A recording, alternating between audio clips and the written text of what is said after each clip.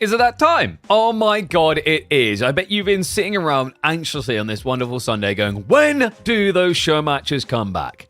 The answer's now.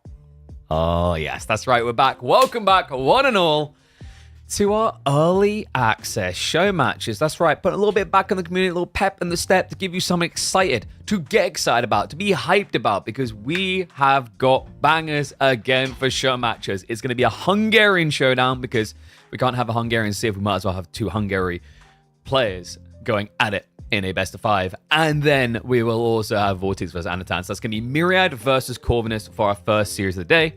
And then after that playoff 5, we're going to be hopping into a playoff 5 between Vortex and Anatan, which if... don't tell them, but if they're quick, if they're very quick games, we'll weigh up the time. But like if it gets very quick, we might turn it into a playoff 7. Originally, the goal was to make it a sorry, I got someone on the screen.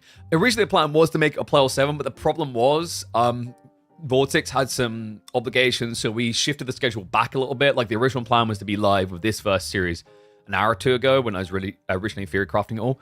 But because people had real-life commitments, we had to push it back a bit. So to accommodate that, we did pad it down, but we'll see how it goes. I'm sure there'll be more show matches as well. I'm sure a few of these guys would love to be involved. Don't know how big the budget will be, but like I'm going to see if we can organize some for Monday and Tuesday as well. And then, I don't know, maybe we're live on Wednesday? I mean, it is launch, isn't it? I don't know. I'm a mixed feelings because like we could then just take the padding to set up more show matches for Thursday. I'll have to think about it because I wouldn't mind the idea in the weekdays of having some KPMM All-Stars show matches, i.e. the people that make Grand Finals being in there.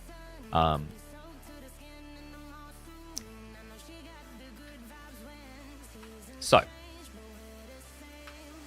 we are getting them ready to draft for game number 1. And yeah, they are doing Dry Arabia. Because I gave them options like, look, you know, let's see. We were straight in there. Corvinus like, I'll let Myriad have the honors of picking the first map. Because we have expanded this a little bit. So, yesterday we had Dry Arabia, Cliffside, and Gorge. We've now also added in Relic River, I believe is the one we've chosen to add in. Oh, sorry, no, Sunken Lands. Sorry, no, Relic was kind of eh. But Sunken Lands has been added in. So Relic River won't be making an appearance. And that's fair because Relic River, there was literally an EGC version made because the tree lines weren't spawning properly. And that still hasn't been updated by the devs. So we're not going to use Relic River because it's still a little bit clunky on the spawn sometimes. Whereas Sunken Lands should actually be quite exciting now, guys, because the design of the deer spots on that map means that Pro Scout shouldn't really be that viable because you just lose way too much food pulling it back.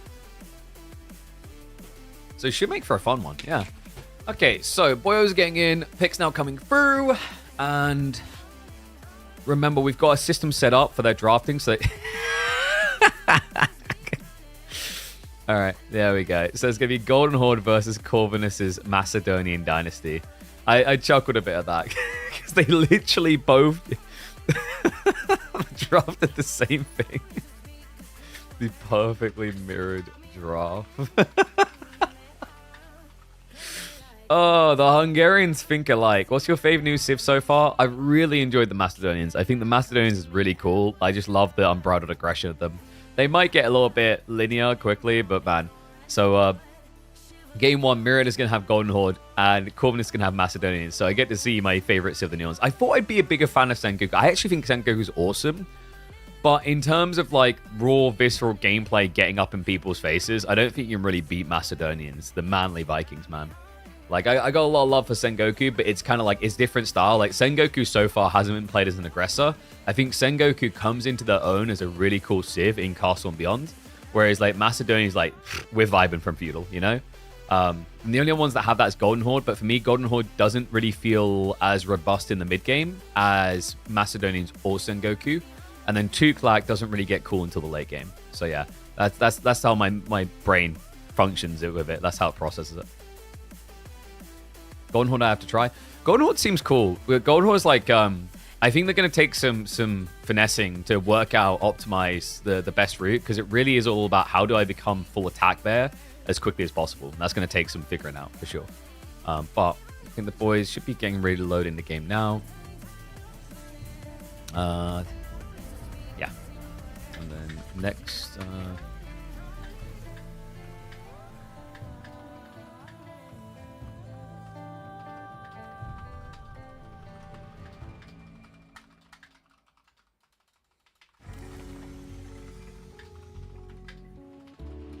Okay, there we go. Yeah, so we are going to be with these playoff fives, remember. It's going to be new Civ versus new Civ, new Civ versus old Civ versus new Civ, then new Civ versus new Civ again, and then finally any Civ you want versus any Civ you want. So that's going to be the format for this. I thought it was a really cool way to just get the new Civs actually involved and actually mix it in with the old Civs a little bit. We already had some epic games. You guys haven't checked the VODs. I recommend going across the YouTube side and having a look for them. In particular, the English versus Macedonian game from the Louis Lucifron series was probably the best one of that series. Actually, no, that's not true. There's two really good ones. There was Macedonian versus English and Macedonian versus the Lancastrians. It seems the Macedonians have some really big issues with English people. We're going full Danes lore here. But really epic games there. All right, looks like the boys are getting ready to hop in. So let's get ready for game number 1 of the day. Wait, I just drank this and realized I haven't even added... I got like powdered energy drink and I hadn't even added it in, which is always great. Give me a sec, guys.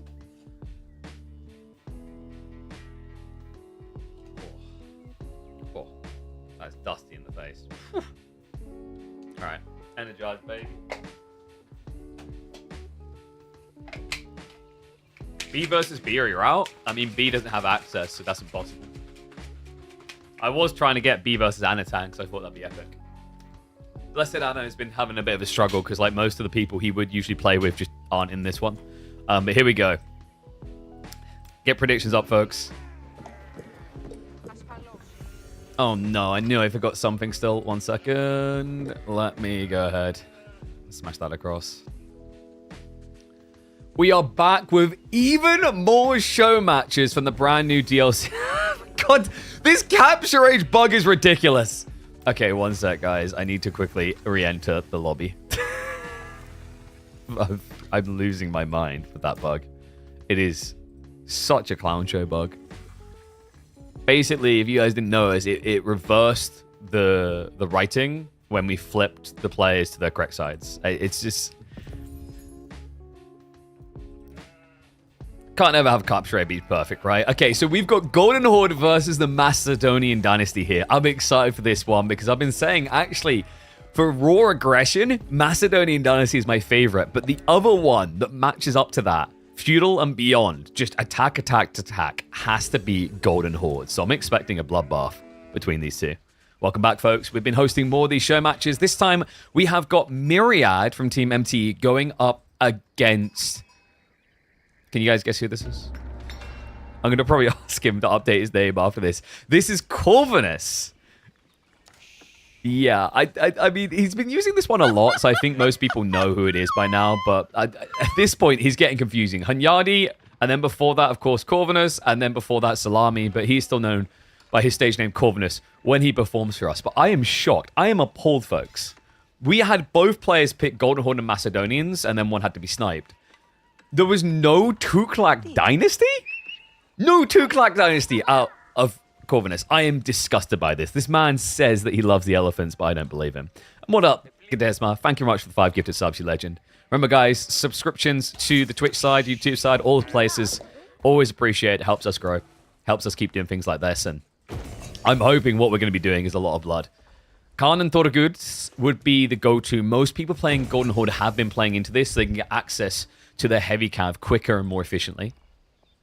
On the other side, I've seen a little bit of a mixture, actually. 1 or 2 players really seem to like the new Grand Winery for Macedonians, but I think most people are going to gravitate towards the Hippodrome. It's just so good for tempo aggression.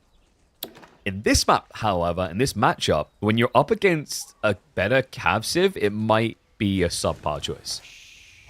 And we are on one of the new biomes, by the way, guys. If you want this one in game, this is going to be the Alpine Spring. With our show matches, we're always using the new biomes.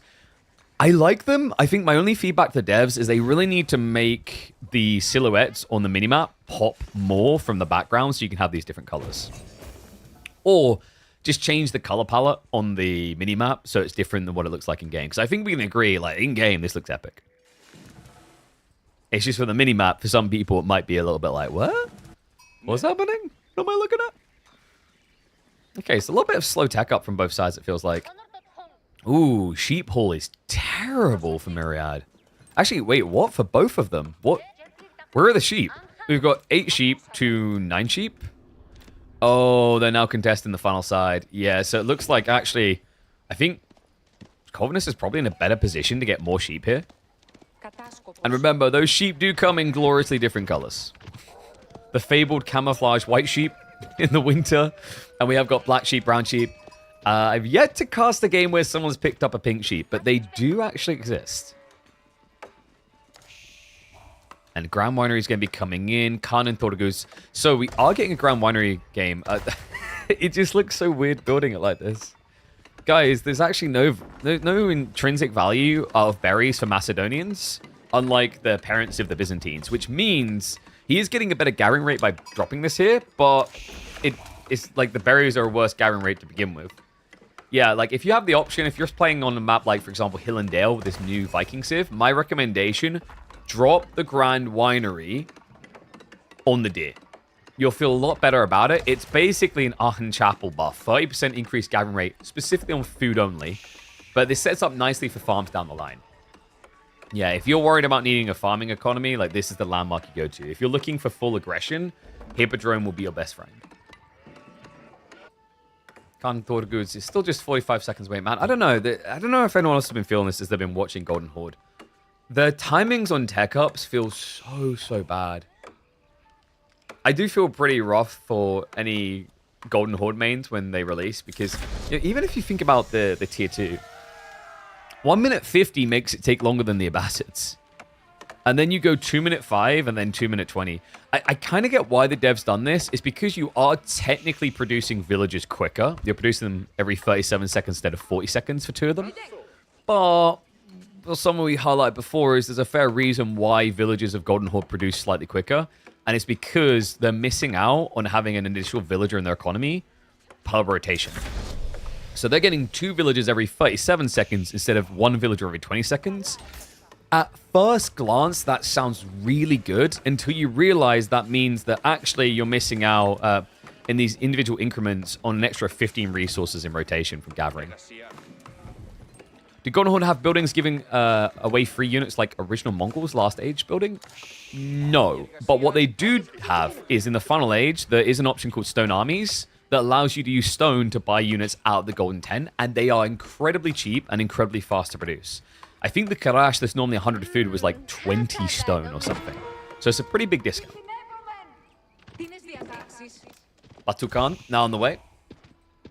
And it is going to be the Spearman coming out from purple. So he's committing into the Adgemafa. And wait, did he do a proxy? Oh, no. He just built it really far back. Ah, that's interesting. He's probably planning to go into Stronghold Defensive Arislets in case he gets attacked. This is a really nice ability. It turns all of your Varangian Raxes into outposts that fire. You can't garrison them, but the outpost fire rate is really high on these Arislets. And if you research it for 150, it applies to every single stronghold you'll build. So if you build 5, you've got 5 Arislets. So it's actually pretty cost efficient as you scale. And what makes it even better than standard Arislets is that it has a better attack speed. It's about 60% quicker on its attack speed.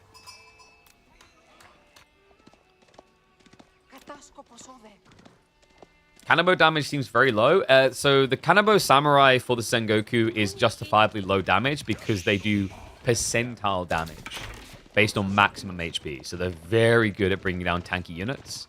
Like if this is a Sengoku play, he'd feel pretty good against Thordagus because Thordagus have 270 HP, which means in terms of like percentile loss, they would be taking, I think it's around 18 to 20 damage from the percentile stat. A melee Khan? Oh yeah, this guy's manly. The Batu. I do love the obnoxiously long little... I don't know what that is meant to be. Does he have a candle in there? Almost looks like a little torch for his falcon, but he doesn't have a falcon. Atgimafa are going to get the brace in. Barely takes any damage. Yeah, this is the thing. You're not high DPS on Thordagus or Khans. You only do 10 damage per strike.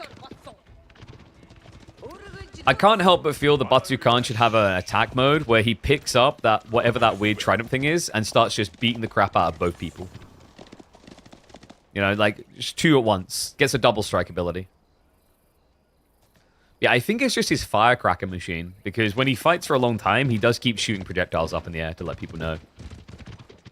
Yeah, this guy is true narcissistic levels of like self-acknowledgement. You know, when he's fighting, every few seconds, he's going to activate the Calm War Cry, which fires an arrow into the sky to let everyone else know he's fighting. It's like, guys, look, I'm fighting. It's like, dude, we're in the middle of a war. We might die. But I'm fighting. Okay, well done. Archers. Well done switch by Myriad. Quickly into Archer to contest this. But we have got purple now switching into the Varangian. Varangian's a little bit tricky here, though. The problem for Varangian is that they are pretty nice against melee, pretty bad against ranged, as they only have 2 ranged armor by default. And you just see how tanky the Vikings are, though. All their units just having padded stats when it comes to health in the Feudal Age.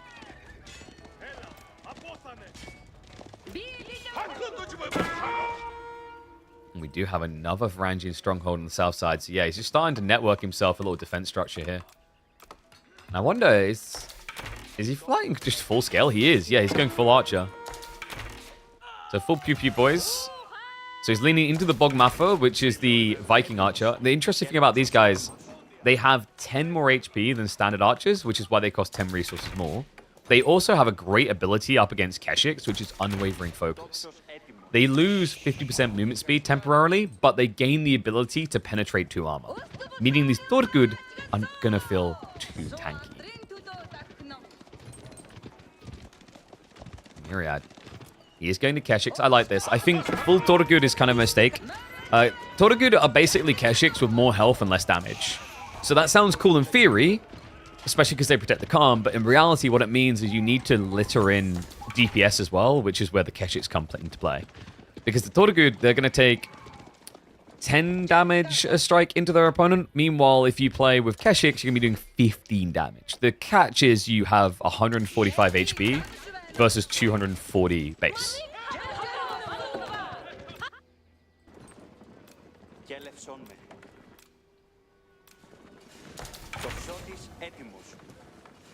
We are getting some farms now. Okay.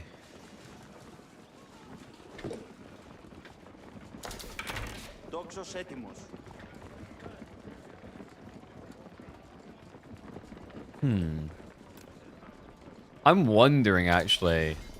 Varangian are kind of sick here against the Torgud specifically. With the 5 melee armor, you're mitigating 50% at your opponent's DPS. Yeah, you're hearing me correctly, by the way.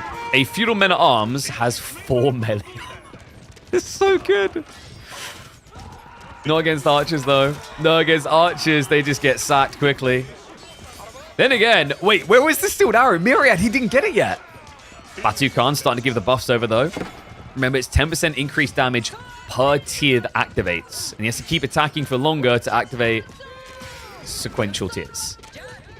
Doesn't look like he's going to be able to actually, like, get beyond this. So remember, if I remember correctly, I think it is per age, isn't it? Yeah, it requires age 3 for tier 2. So he's capped at the 10%. I don't think the Batu Khan for a big fight buff is very good in age 2. But once you get age 3, age 4, this guy is going to be a critical component. But this fight, man, talk about messy. The Bogmaffer actually coming in clutch there. Yeah, using the Unwavering Focus, able to just annihilate the final Heavy Cavalry. Myriad, I think his jaw just hit the floor. Like, what happened there? The fight looked good. He got a split. He went his Torgud onto the archers. You had, the Varangian getting sniped down by the archers from Myriad. But really, what killed Myriad is a failure to get his blacksmiths. The lack of Steeled Arrow just killed him in that fight. Because remember, we already have that coming in via the Arsenal effect here. So you can see that we got both the melee armor and ranged for the Varangian and the Spearman, as well as the DPS increase for the Bogmaffer.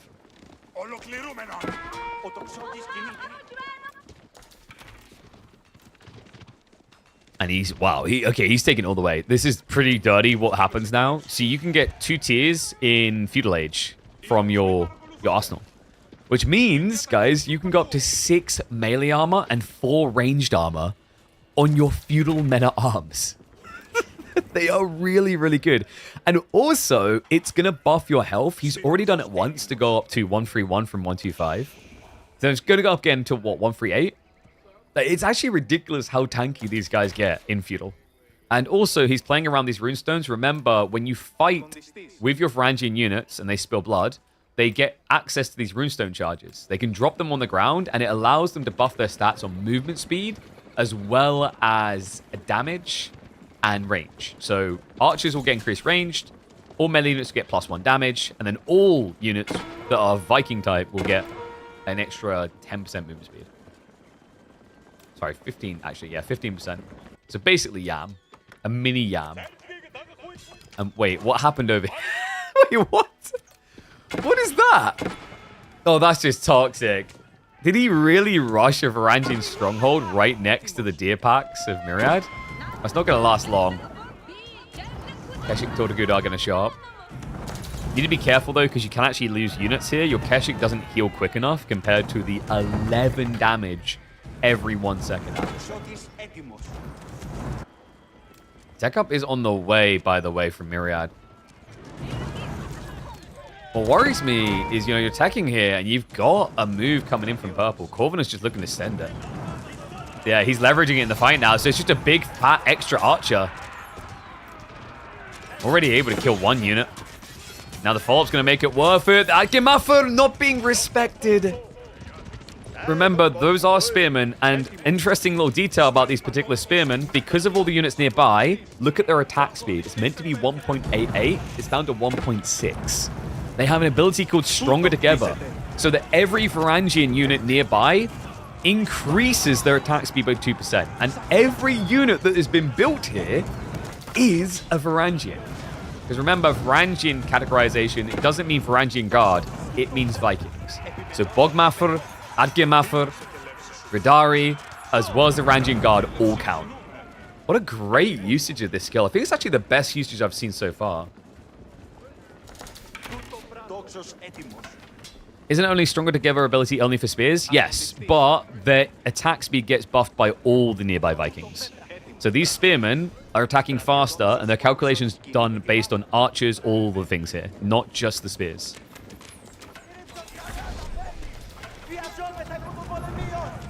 So it is a pretty cool strat, actually. And reminder, you do pay more for the Adgirmafur, but on top of having this perk, they also are tankier, as we've been seeing. System, the first heal now coming in. I mean, it may have been a tech up first by Myriad, but Corvinus' position looking a lot better. Archer's now starting to move in. If he drops the runestone, this is going to be a butchering. In fact, it already is. Myriad sleeping at the wheel here. Wow, he's so lucky it wasn't more. Because the funny thing, guys, you had the runestone charges there. If you're core. Actually, no, sorry, no, he didn't. No. He ran out of charges. Okay, fair enough. Yeah. So just to clarify for people, you might be wondering, well, why didn't he get an extra charge for that? Because it's not an honorable fight. Vikings only carve runestones to commemorate and commemorate honorable battles. If you look, it specifically says in the description, they celebrate honorable victories in combat. So this means worker kills, Gaia kills, they don't count. You have to be killing units that fight. So what we're saying is, Myriad not having enough army to fight with was actually a good thing for him.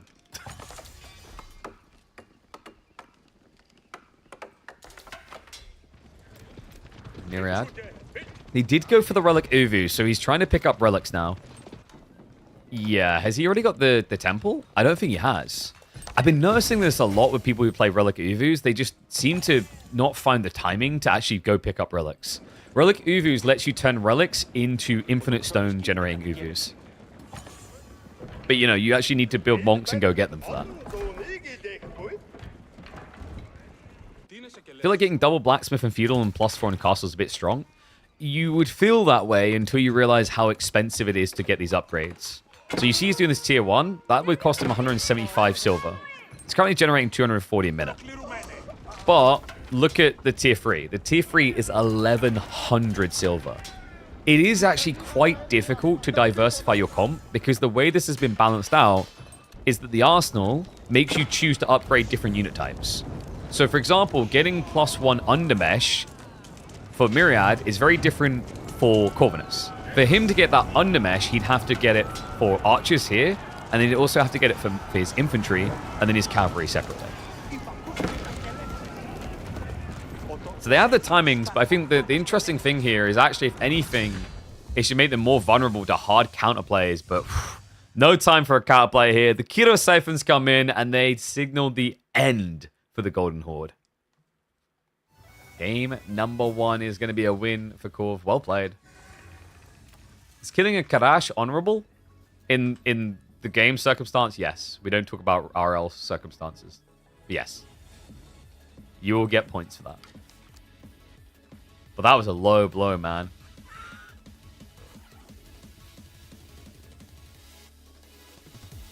By the way, I love how when someone asks me, have you ever looked up Karash? I was like, actually, I haven't. But I'm imagining it just means that like it's some sort of human shield. And then I find out, oh, it is a human shield. I was like, damn, I just guessed it.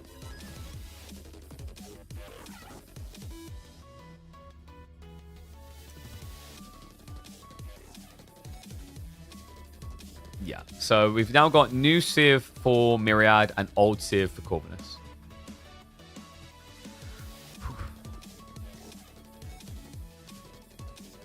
Now I'm just like following the background, making sure that they are like astutely aware, paying attention, etc. as they're figuring it out.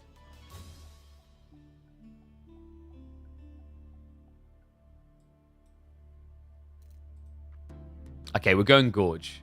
Interesting.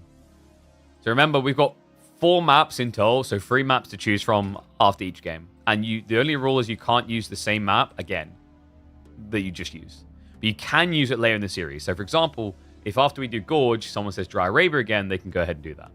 Sponsor? Oh yes, don't forget guys, we're working with Opera GX. That should update a little bit later today, I hope. So we are working with Opera GX to get you guys downloading their free browser. It's a nice replacement for things like Chrome. It has some nice little features in there for gamers. You can optimize your browser to use less RAM, use less CPU. I don't have that problem because I've got a GigaChad PC, but I know some people will have that problem, especially with the maybe a little bit intense on performance DLC. But also they have got cool things in there like the Game Corner, as well as a built-in VPN that should fulfill most people's VPN needs. Like most of us don't really have a high necessary requirement for like what we're looking at with VPN. Most of us just want to pretend we're in a country and get a game cheap. So the Opera GX1 can do that for you. So be sure to check it out today, guys. Use my link to download it, create a free account, and that lets them know that I sent you, and then gets them to come back again in the future. And yes, this is a, well, not a best of 5, this is a play all 5. I just realized, why is the UI not showing? Oh wait, no, it is, sorry. I just realized it looked a bit weird, that's why. Okay, we're good. Okay, so Boyos should be drafting in a sec.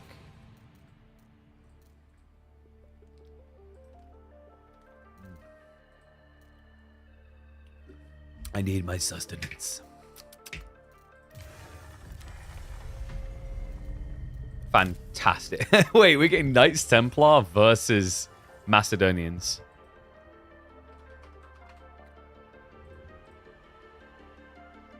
That's actually quite a funny combo. What? I mean, they did get buffed. So...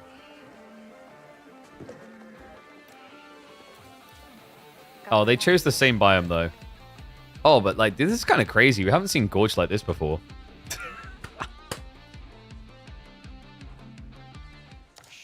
One sec. Let me switch it around.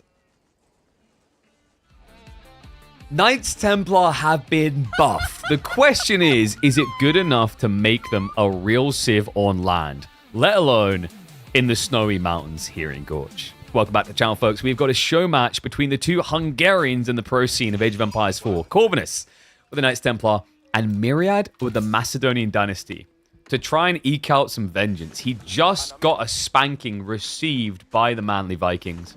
And now he gets to roleplay himself. And what is up, J2 Shots? I see you with the Prime sub. Appreciate everyone who's been dropping the subs. Keep dropping them. My bills ain't cheap, but I do love to create the content for you. So if you're able to afford it, it does help us to keep doing this type of stuff. And this is going to be a popular opening, folks. The Varangian War Camp. So the Varangian War Camp actually only costs you 5 seconds more than a house to build. Everything else is the same. But it sets you up down the line to start getting reinforcements when you lose units. So remember, it's going to give you a free Adgimafa every time you lose 10 Spearmen worth of value. And Johan back, you are a slick Rick. Thank you very much, mate. Appreciate the subs. Dude, what a legend. 10 subs. Absolute god. Remember, everyone who gets those subs, pay it forward when yours runs out. Make sure you renew it yourself. I don't want you guys to have to worry about ads. Oh, but I am curious to see what we're getting out of Corvinus here, because Antioch got buffed. You see that, guys? The least used of the free landmark choices for the Knights Templar in Age 2 received a 50% buff to its bonus of melee damage. So it gives 15%, it used to give 10%. The other interesting thing is they did actually also buff the Hospitaller unit, the men-at-arms unit that you get from choosing Knights Hospitaller. So there are some different options now for Knights Templar. What do you guys think of this, by the way? this is a... Oh my god. Guys, I think... Wait, let me just double check we didn't select Black Forest. No, this is Gorge. This is definitely Gorge. And thank you, Johan Bag. Appreciate the extra stuff. This does not look like Gorge at all. Oh my god. Yeah, be forewarned. Biomes can have unforeseen consequences. Turns out the Alpine one does something pretty different. Oh no. I mean, we can't predict every behavior. You would have thought that Gorge would be one of those maps that works with every biome correctly. This is ridiculous. Oh my god. I think right now, Corvinus is like, I wish I picked Roos. Okay, so he's straight on the stone. It looks like we're going to be getting some 2TC action. Could you imagine if he's actually just planning to rush a castle drop? Because you do get access to fortresses in Age 2. Are trees harder to click on this biome? I don't think so. I can see why you would think that. I think it's the ground foliage around it. It blends into the tree more than on other maps. Like, if you think about it, the trees look a lot more bushy. They look a lot more full in this. Whereas, like, on a standard temperate, whatever type biome, the trees are very individualist. I know, right? Could you imagine it? Why not just conform? Like, you're a forest. Look like a forest.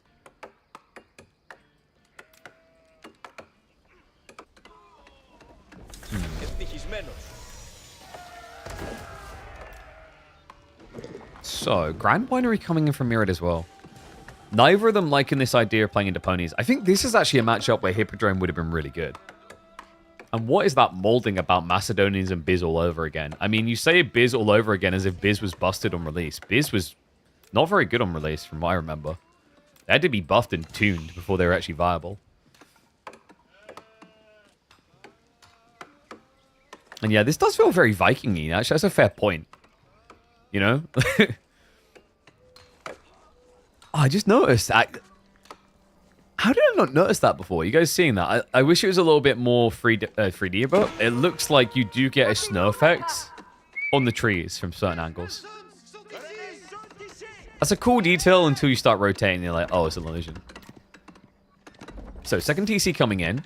Now, Deer Play is going to be pretty good here for Knights Templar. Did he go for... I missed that. I wasn't paying attention. Was it Hospitaller? No. Oh, he went Antioch. 100% he went Antioch. I know the type of person Corvinus is. It's not the first time he would be experimenting with it. He was one of the first people who was trying to make the axe throws work. And it's kind of a cool idea. How do you counter crazy axemen? By throwing axes at them? Because, you know, the thing is, Macedonians have to wait until Age 3 to throw axes. If you go axemen, you can build them from Age 2. You think Macedonians isn't a one-star civ? I think that in theory, the idea of them is linear and simple for people's mindsets. But it's like, I think often when you look at the difficulty rating that they apply to civs in the menu, if you're thinking about it from like a micro standpoint, it's disingenuous. For example, French is 1 star, and so is Macedonian. But the requirement to micro round fights, etc., are much higher. But when you think about their economy, while the economy is different with the Varangian arsenals, which is now coming through, which is the way that you get blacksmith techs, the concept of how you're meant to execute seems simple. But, like, you know, you compare it to China, Shushi, like, these are 3-star civs because, oh, yeah, you've got these taxmen, you've got this overlap of supervision to worry about. It's all these extra little macro details, I think, that tends to ramp up the difficulty rating. An outpost going up. Okay, so Corvinus... Was this a bait and switch? It is. Myriad, he built one horseman to fast castle, so he's trying to force Corvus to do something. And he doesn't seem to be nibbling at the bait here. Corv being chilling right now. He's gathering a little bit of additional stone. Is he trying to just creep castles here? What? No, surely not. And wait, no, was this actually French commandery? Oh, no, it is Antioch. You can see the flag there. I forgot for a second because it buffs your melee damage, but it doesn't buff the melee damage on villages, weirdly enough. Which I don't know if that's an oversight. I think it does specify military units. Okay, system of the first hill now on the way. Myriad. He's going for the Gulp build. Okay, we're going to be guzzling for Radari. This is essentially, when you play this strategy, you're essentially playing Japan. It works quite well as well, actually. Because you can either use these charges from the system to buff the production rate of a military building by 150%. That also works with text, by the way. Or you can drop it in a lumber camp, a mill, a farm, or a mining camp to get 160 of the respective resource across the course of the minute. It's a really nice little buffer to your economy. I think this one is a little bit more tempo locked than Floating Gate. Like, i.e., you're going to feel better when you've got Floating Gate capped out with 4 Yoroshiros. But on the opening, I do kind of prefer the system, especially considering it gives you 3 charges. So you're instantly able to just plop down a charge here on the stables to ramp up production, and then plop another one on the mining camp, as well as the Grand Winery, to be able to afford the Radari you're trying to spam. But is this Radari? Why is Myriad buffing melee infantry if he's going Radari? Oh, no. Myriad, no.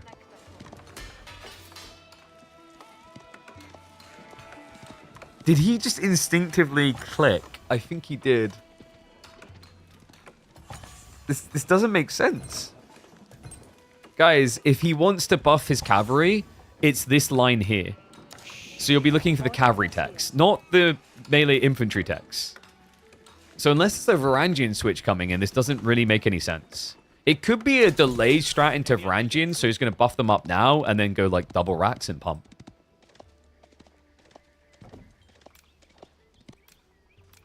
And Corv, we have got Kingdom of Castile. Why? Wait, what? Wait, why? I guess he wants to fight around the sacred site.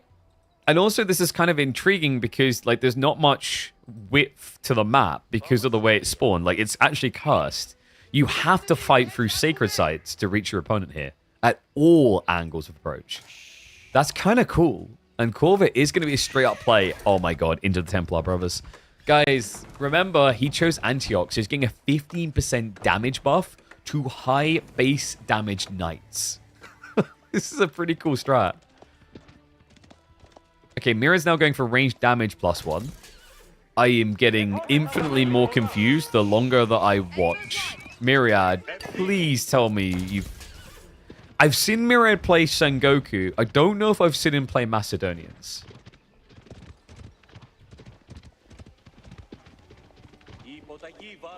Vidari, remember, pretty good unit here. So it doesn't have a charge, but it moves faster than standard knights by default, 1.75. And it has 10 HP more than a standard knight would in castle. Yeah, and then it also has its hybridized axe thrower mode, and it does benefit from those runestones that can buff the stats.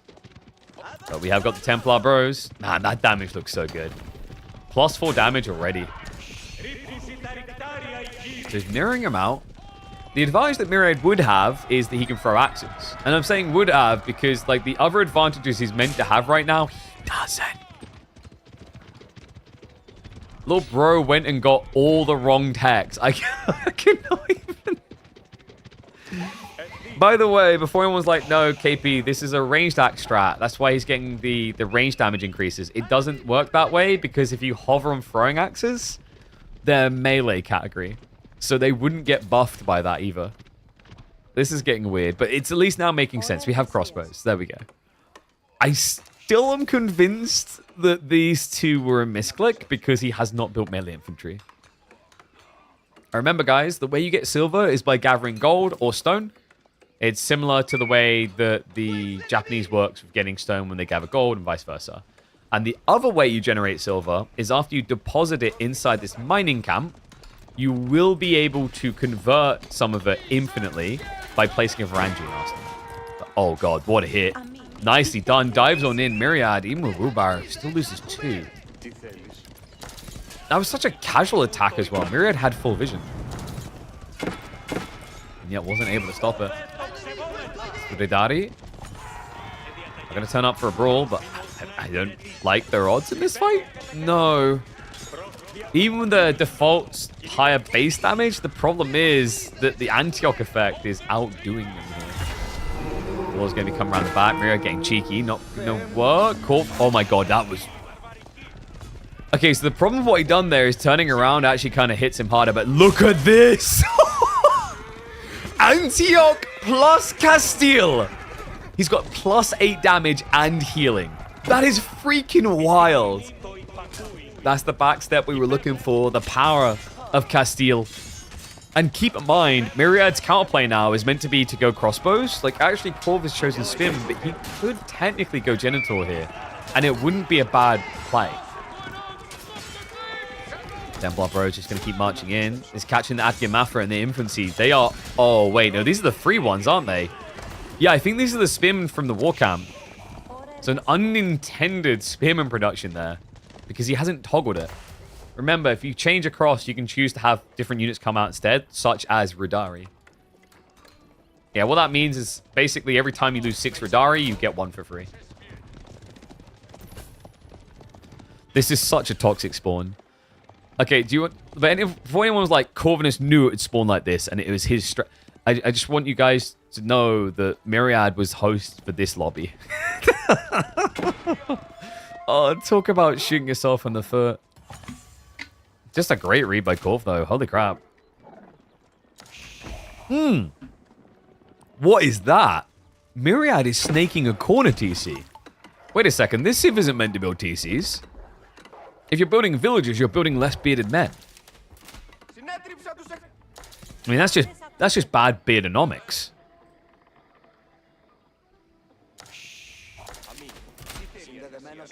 What a wacky game. I don't know, like... So here's the thing. I kind of don't mind the idea of certain biomes changing the way that maps look and function, as long as it's clear and consistent. Because then you can just create different versions of the same map. And then draft that into a tournament like Gorge, and then insert biome. Spinning down approach. Corvinus just going full melee buff wherever possible. We do have the runestone drops, but that does not impact the crossbowmen. Only the Ridari, which get maximum movement speed. But again, the villagers left to the wolves. Rather, the ravens here. He's going to try and sneak away with heavily injured Templar Bros. Some extra Atagamafa coming out. At this point, toggle or upgrade them, man. I think Myriad's just forgotten about the button. It's very awkward right now. I think there's a lot of things subtly for Macedonians that people forget. For example, you have to remember to keep pumping down the runestones when you are fighting, because you're going to generate more anyway. You only need 5 kills to get a runestone. They lost 150 seconds. So when you're in the mid-game, you need to pump, pump, pump.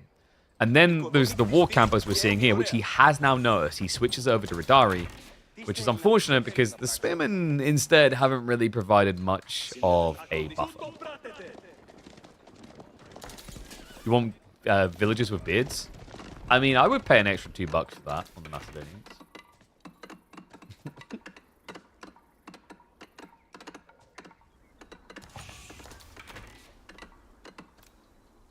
And well.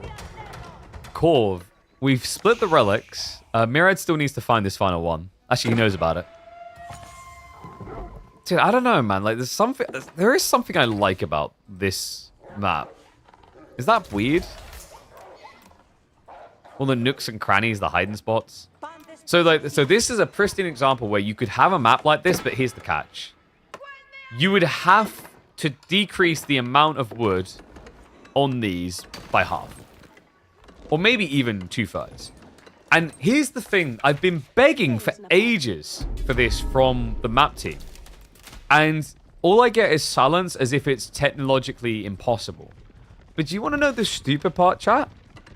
They just shot themselves in the foot on that argument because the Crucible mode has a Conqueror mode, and when you activate it, it halves the resource size of every deposit on the map.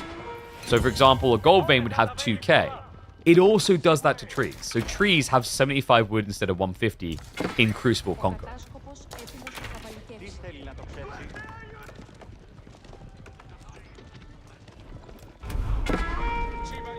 Cool. We've got extra castles. Okay, this gets snowballing, man. I don't know how Myriad's meant to win this now. He's so far behind. You know, Myriad's playing a Civ that doesn't really play well economically. It plays tempo. Like, my perception of Macedonians so far has been they have to be controlling the state of the game. They are incredibly powerful when they do, but if you fail to, it just kind of feels like your game is over. These three. I mean, that is a deceptive sneak through, to be honest with you. It's a good thing he went all the way into the corner. And farm's also now being set up by him. Gold creep as well. That's a really good Phrygian arsenal. Double mining camp potential.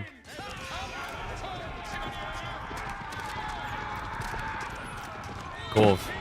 But hold on a second. This doesn't look safe. He's going to try to find his way out the way he came in. And the wall. Ooh, myriads. Close, but no cigar, Papa. The villagers are coming by. Corvinus, the greedy duckers, hops off, even gets a kill. I mean, he's going Imperial. So remember, like, the primary changes we saw around Knights Templar is the early wood game gathering got crippled a little. But they buff better into Castle and Beyond on wood gathering. The Antioch got improved. Knights Hospitalier got improved. Genoa got nerfed. And the others went untouched. And then finally in Imperial Age, they did buff the Teutons. So the Teutonic Knights got a slight improvement. Yeah, nothing too wacky, like, overall. The main focus around the Knights Templar changes was to make them less oppressive on water, but more viable elsewhere. And yes, of course, Genitor got, was it +1 damage? Woohoo! Which, of course, as a buff has worked out really well, because when we look at Corvinus's unit comp, we can see that he's built so many Genitors. He has, however, started to build axe throws. Okay, so now we have an ego chow to see who can throw more axes. The Templar bros or the Macedonians. The ultimate axe showdown.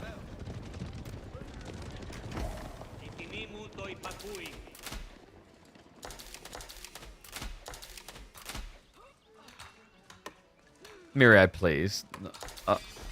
Has he... Oh, Myriad, no.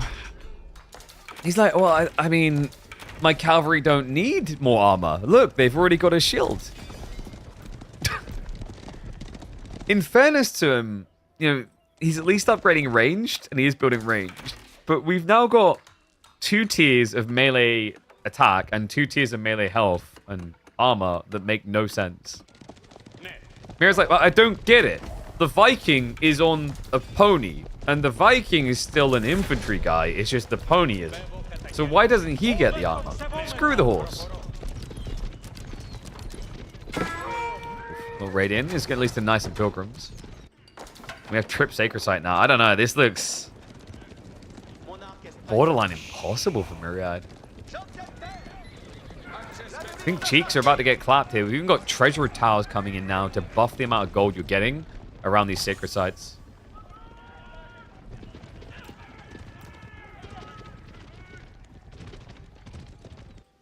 Cavtech costs olive oil, which he doesn't have. You just need to press the right button and it costs silver.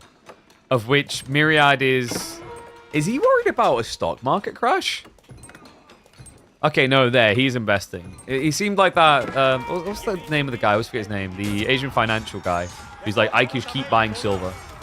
All he does is buy silver with all his money. He's like, one day you'll all regret not doing it too. Just buy more silver. Imagine all the Vikings you could arm with them. And That's, well, in fairness, this is actually now making sense. He's gone Rumfire. That's going to buff Radari by +3 damage. But what's more interesting is he's finally building Varangian Guard, which are about to get +3 damage against light infantry. I would like to see them vetted, and that is also on the way. And Corv, wait, Corv, why do we have Genitors? Why have we got Genitals? Why are we doing this? The game was looking so good, Corv. Now, in fairness, I mean, there's a lot of crossbows and archers for them. It's like, I guess it's not the worst choice. I'm not going to say it's a great choice.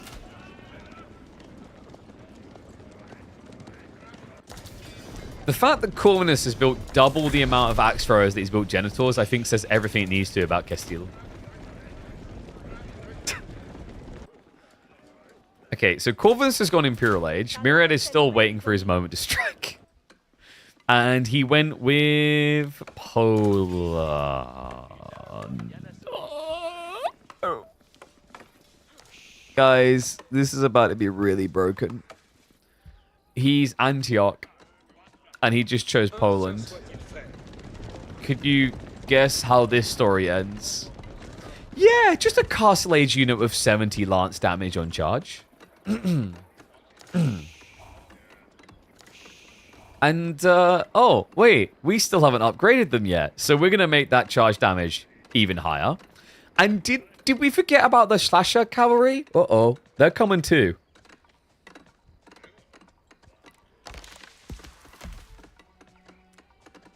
I think this might be a Templar win. So Templar Bros are now doing 74 damage with a lance charge. And remember, that scales based on the amount of nearby cavalry units charged. Sorry, 83 damage. We have a higher bid because remember, percentile scaling gone crazy. If he fights near the sacred site, which is his win condition, he'll get an extra 20% damage. Oh my god. Corvinus has just turned this into a math class. Yeah, at this point, Mira's like, I think I can win the fight, and Corvinus just comes over and slaps him around the face with a calculator. He's going to be stepping up, though. He thinks that Mirad's teching, and he's not wrong. He's trying. Deny on the mining camps, just there's no Varangian play afterwards. Reminder, you can rebuild the mining camp to get the silver deposit back. Dive now coming in. Myriad, wait, what's going on? He's getting backstabbed as well on the farms. He's trying to stand his ground, but it's not going to work. There's just too many units here. Runestones have been dropped. His Varangian guards do have 7 melee armor. But I don't know if that's going to matter considering you're mainly being peppered with arrows. Then again, the backline is looking good. Corvinus doesn't need an outright win. He just needs to grind him down, remember. And he's done that. Look at the worker kills. He's still winning the fight. Like, the tail end of this is crossbows versus these archers, but they're elited up. Knight's now still shuffling in. And end seems nigh. I don't see the way, man. God, this strategy is so dirty to think about, though. So he said 15% on damage buff. Then he gets 50% more on charge damage. But then remember, when he's near a sacred site, he gets 20% more flat damage increase. This is vile. His lance charge on a Slasher Cavalry is 89. Oh my god. It just doesn't seem balanced. Cool idea, and it seems Corvinus found the perfect map for it. Right. Tail end of the dive, done. Myriad, what's the damage here? A lot of idle time, extra dead workers. 4 minutes left on the clock. But Myriad's a man's man. He's got his manly Viking beards and his manly Viking foot soldiers and his manly Viking bows. And it's pretty much full Vikings. And he's going to give us that one broken fight. Not for him. It's more that Knights Templar is going to look giga broken. Seriously. Just crunching the numbers in my brain of what's going to happen here. Oh my god. So you got Spearmen doing 19 base damage. They don't even have elite army tactics yet. So you remember we said about percentile scaling? Add another 15% on top of that. Yeah. The sergeants hit for 23 damage. Oh, God. Yeah, let's also not forget about the desert outposts. He could also go for desert citadels to get +1 armor. This is so many things to add on with this type of tiering.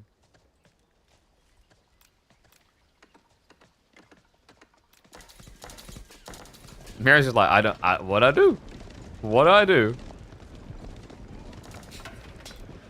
Myriad has one clutch up to get him out of a bind, guys. It is the ultimate clutch up.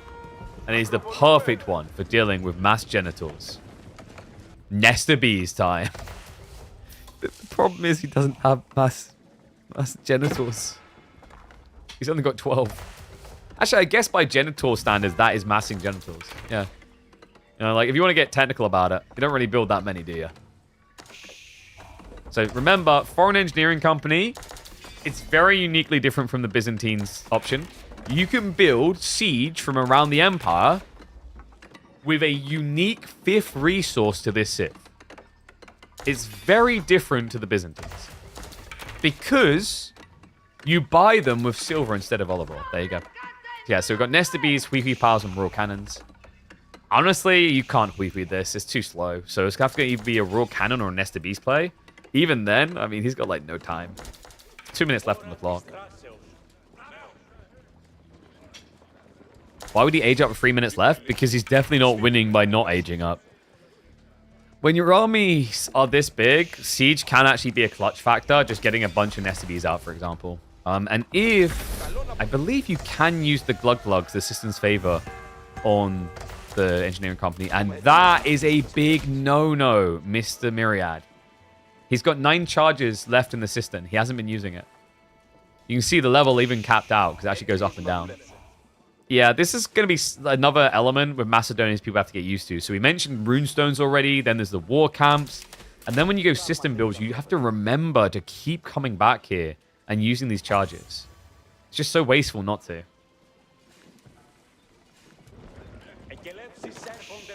Well, we're at least going to get one big fat fight. Corvinus is as fat as he can get in this. 200 pop. And he's building up 15 plus slasher in reserve.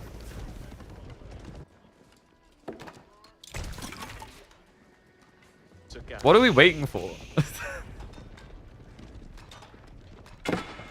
Just go and meet your maker at this point. I mean, he's trying to wait for the elite tech. So the strategy here for Myriad is going to try to burn through him, but... Wait, did... Myriad, please tell me you know about the stone walls. Oh, come on. You can't. There's no... Okay, yeah, no, he knows. He's got a cannon coming. I was about to cry. Alright. He's going to try and sneak a decap. But that's difficult, folks. We've already got Core Architects coming in. On top of that is going Iron Clamps, which is going to decrease the damage that the cannon does to the walls. The wall that just got an extra 1500 HP.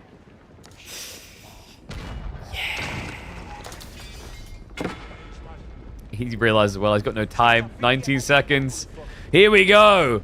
The most manly of Viking. I don't feel so manly anymore.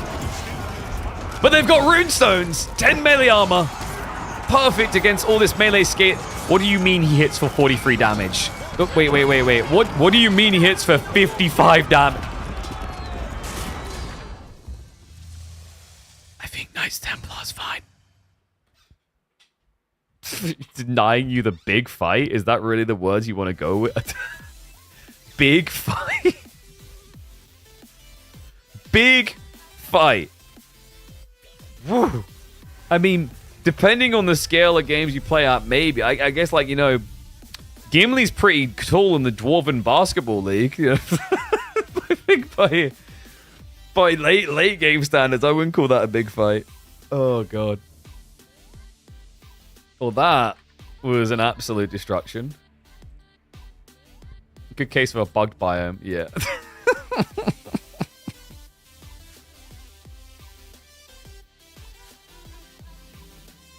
I think that one, we're just going to call this one choice turns it into Black Forest.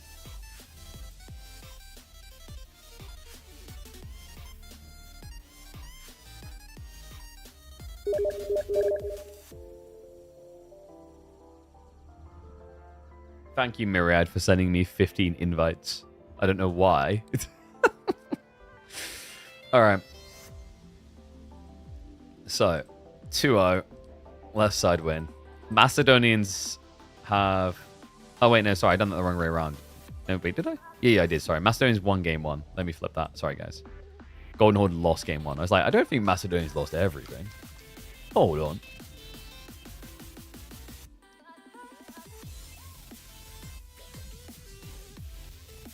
Very unclimactic? What do you mean? You got the fight you wanted. You saw the last stand of the Vikings. Okay, we're going Cliffside next.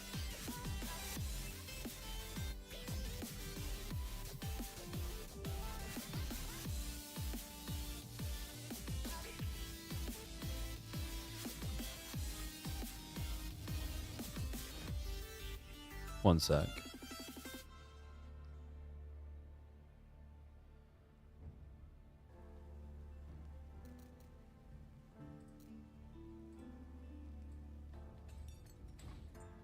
Need to check something.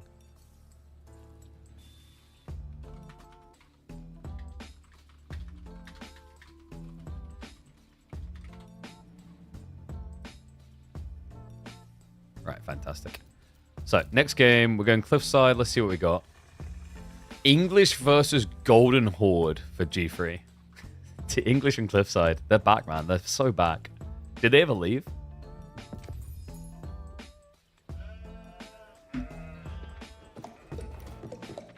Alright, we got a different biome now.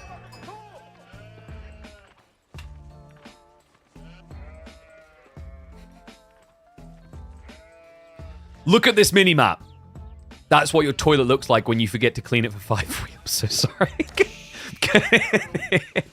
One and all, we're going to good old Black Saturn here. Cliffside, game number 3 in our show match here. Corvinus is going to be showing off the Golden Horde, one of the new civs, up against an old civilization. Myriad with the English pick here. English, I think, are actually pretty goated on this map again. They received some interesting buffs, specifically around Council Hall, as well as playing out onto the map. Things like deer and boar are actually good targets now for the English. Yeah, I'm actually quite excited for this one. English, they came close to getting some impressive wins on this map before, actually. We had the Macedonian versus English match between Lucifer and Louis, which was one of the best ones from that series. Recommend checking that one out. But, you know, I'm convinced Council Hall could be back. I don't think you necessarily need to go 2TC all the time anymore with English, which is so refreshing. And really a big shout out to the devs. The way that they've buffed English has taken focus off of farms a little, because now their campfire ability has an additional effect. If you spend that 25 wood, you'll buff the gathering rate of villagers nearby it on huntable animals, i.e. deer and boar. And then maybe, hopefully, eventually crocodiles and hippos and elephant. Seriously, guys, like, devs, when are we adding these to the game? Okay, because someone checked in the files, and there is reference to these different animals. In fact, I think some of them may even have... Did they even appear in the campaign, possibly? I just hope we get them soon, man. Like, that would be the perfect Christmas present, is his chickens, his crocodiles, his elephants, his bison. Like, I gave an idea for bison, where bison should actually patrol around the map. So they should have a fixed patrol loop that they establish when they spawn. It's going to be a little bit of a technical, like, hurdle to get over because of the random generation of maps, but cool once you figure that out. So that basically every once in a while you can club food coming nearby. There's loads of cool ideas there. I just wish we used it. Okay, so Council Hall it is. Myriad is going aggro.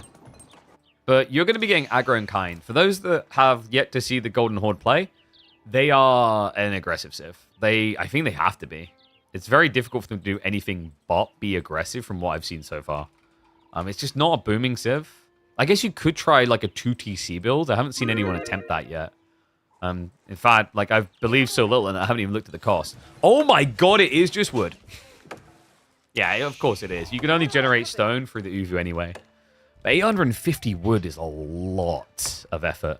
The difference with Mongols is they can optimize around building it next to the primary TC and then moving out somewhere, you're just going to have to do the full walkout.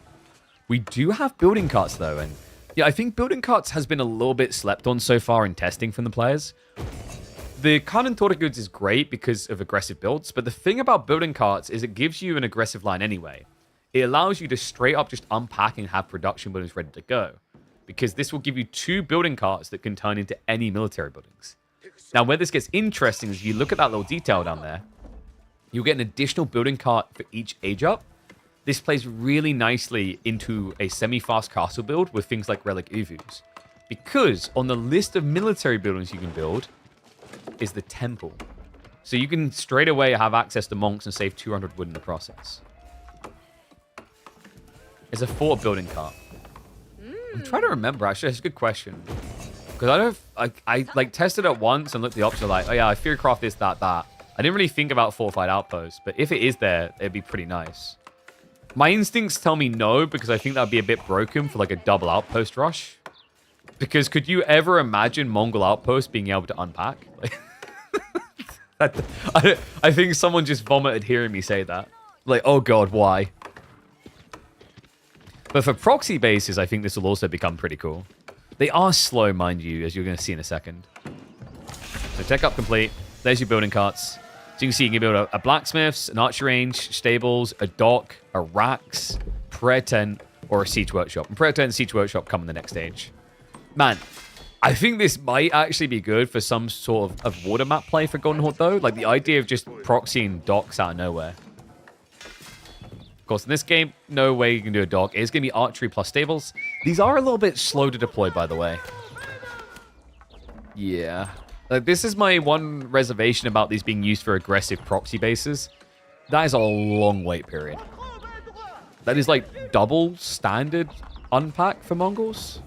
And reminder, now that he's deployed it, it can't change. It's infinitely that. Until it gets blown up. Whoa, spoilers. Myriad now with the longbow play. Longbows got buffed with this build. Council Hall now has a 5% discount on it. It's not a lot, but it's good living. You know, you save yourself 5 resources, basically. Well, technically, mathematically, not 5. It'd be 4.5.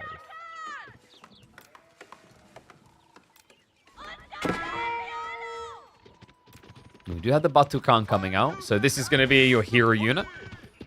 But you're going to want to get some assisters in there. So he's going Keshik straight up, no Tortogud, which means he doesn't have a way of dispersing damage away from the Khan in the fight. In fairness to him, though, he doesn't really have the stone to easily get there. Remember, you generate stone passively, and that's going to be needed to build Tortogud. It actually requires quite a lot. If you don't go for the Tortogud and Khan discount, you spend 200 stone, i.e. 100 stone per Tortogud.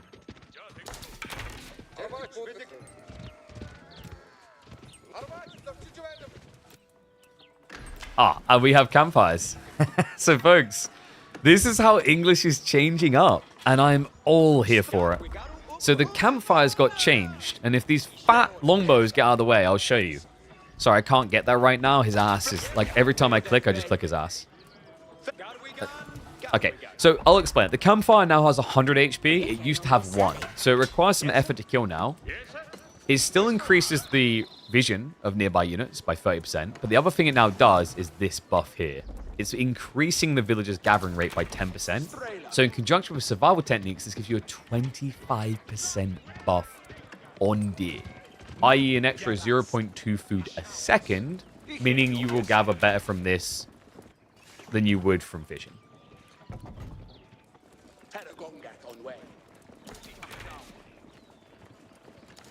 How do I get access to civs in early? So you know, Bill Gates, me and the homie, we go far back.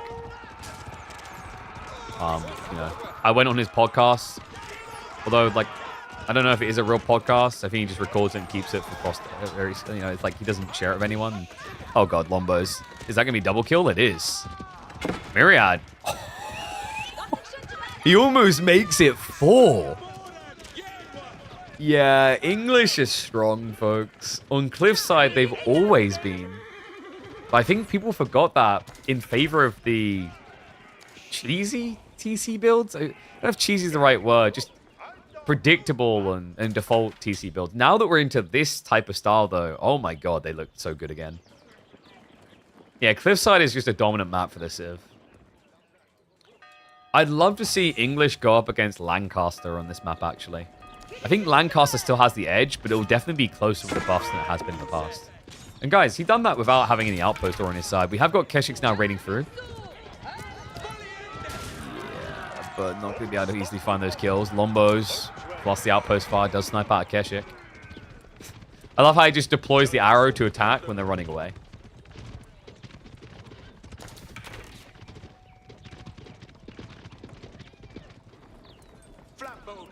Okay, so what are you doing now if you're Corvinus?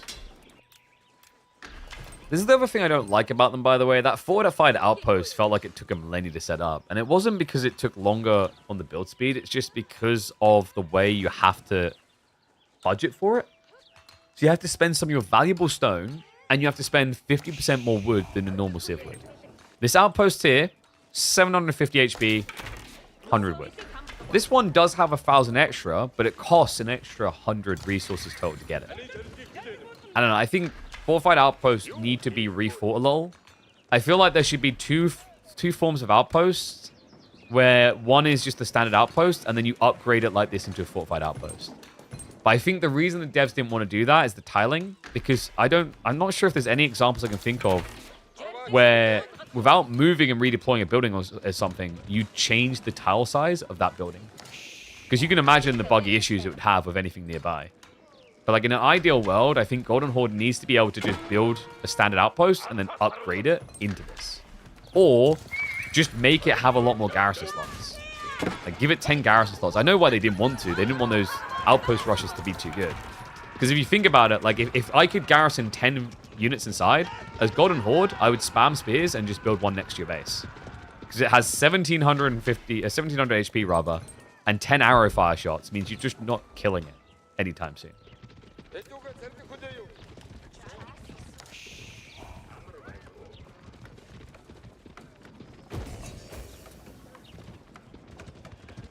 Corv. He has got stockyards coming. Okay, so he's getting some infinite food. Did he go for grazing tech? He did. Yeah, so this is really nice. He's buffed his gathering rate there by 10%. This is a really lean, efficient food type, by the way. You're going to watch what happens here. When he stands up, he just drops it off. Like, there's no wasted movement at all. So this is a very efficient resource. And you can build them wherever. It doesn't need to be near the TC. Like, you could just build them in the corner. You don't need a Gur there. They'll just drop off. Myriad, we have got double round play coming in.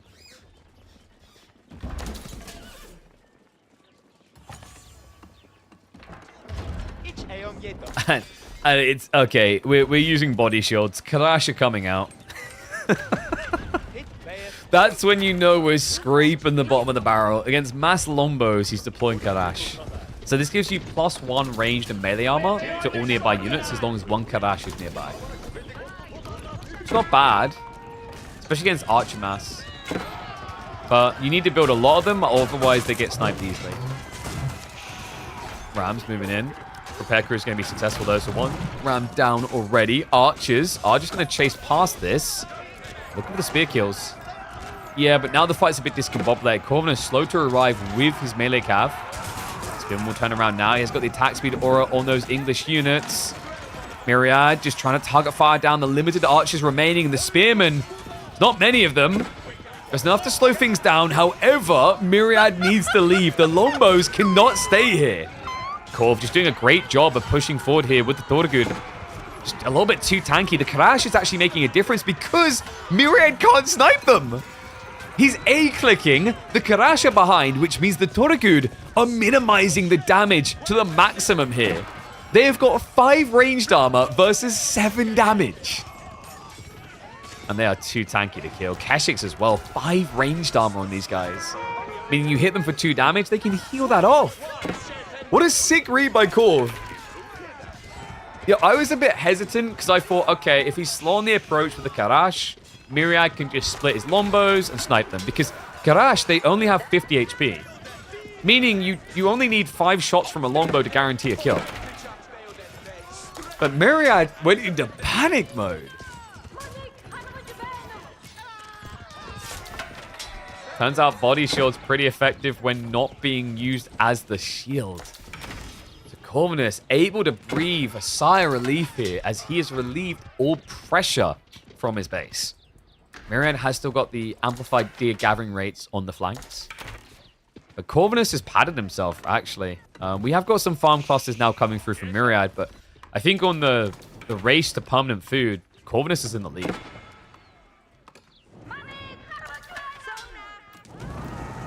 Yeah, I think the challenge a lot of low-ranking players are going to have with Golden Horde is sniping out these really flimsy little units. And what is up, Hamlet Jaeger? Appreciate the sub, buddy. Welcome to the Swarm. And speaking of swarms, like, this is how you swarm. It's just this extra trash alongside it. And, you know, you can say, well, it's only 50 HP, KP, I can kill that easily.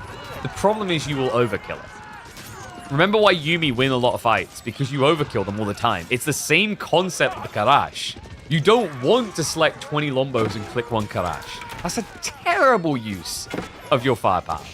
So it ups the APM requirements. If you're against a good Golden Horde player, your APM needs to be through the roof. You know what's crazy about that to me is Myriad does have that type of APM. I've watched him. He's very much a meticulous clicker. Now, whether he was meaningful APM, different discussion, but he's capable of hitting that high bar. Just didn't do it there. Myriad does lose the outpost. We'll try to reestablish it. Corvinus now with a 2-worker lead. No castle play coming from either side. Damn, we're going long on the Feudal.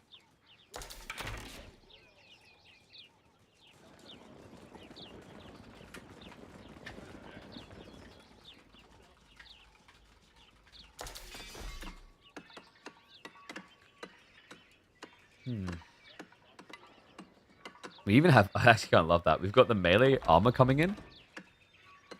If he goes Tortugud, that's going to be 10% damage loss. Even the Keshiks, it's like, you know, 7.5% damage loss. Speaking of the Keshiks, nice raid on the flank. Yeah, because the game slowed down a bit. And remember, Myriad is all slow. It's melee infantry, it's longbows. He doesn't move. The Keshik raiders do. Does have to camp here with the archers, because otherwise there'll be a repair attempt. Myriad does seem to be rallying troops over here, but slowly. Corvinus, he sees it all. Yeah, he knows for the outpost when it's going to come. So villagers now getting sniped as they attempt the repair. And he's keeping it in burn range. 2 workers down. Not bad find for Corv. Actually gets the 3rd. And yeah, like, you could lose the archers now and be happy. But even what? This psychopath is still going for those final 2. This is so greedy. He's going to force another repair. Dive in. Looks at the connector. And he gets it. Oh my god, he gets both of them. Yeah, no, Corvinus is just on point here. The execution is just clean. So shuts down the deer, gets the worker kills. Now 10 eco ahead. Remember what we said as well. He's already padded himself for permanent food. He doesn't need to take that risk. The men-at-arms numbers are getting up for Myriad, though. The problem, however, you're not as tanky as your opponents here. Yeah, Keshik versus men-at-arms. Keshik versus men-at-arms will be a win for Keshik, especially with the Karash armor. Lombos that meant to be the difference maker. They're just getting target fired down. Batu Khan now comes around the back. That buffs the attack damage by 10% on the Keshiks. So an extra 1.5 damage per strike. So just chase him away. We'll have to restart. I wonder if he just switches horsemen at any phase. I guess you can't now that your opponent's going men-at-arms. You're kind of stuck to Keshiks, which isn't a bad thing if you can afford it. I said he could just go for the sheep, but he did actually sneak out for the deer as well. He has got both of his Uvu still operating, so a lot of stone coming in there. In fact, he can afford to start pumping quite a few Tortugud. It might be more worth it to go for something like the Khan debuff, though. The Khan debuff arrow against a low-moving comp is really good. What it does is you cast it over an area, and in a 10-tile range, it will increase the damage received by units there by 10%. So, you know, doesn't sound like a lot for a feudal army, but because you've got heavy cavalry, it's damage that adds up. The alternative is, and this will be a very long-term play, is just going for the Edict. If he can get his hands on the Karash Edict, he can break this game. Because the Karash Edict would allow him to pump out a free Karash with every unit production rate. And we saw how effective that was last time.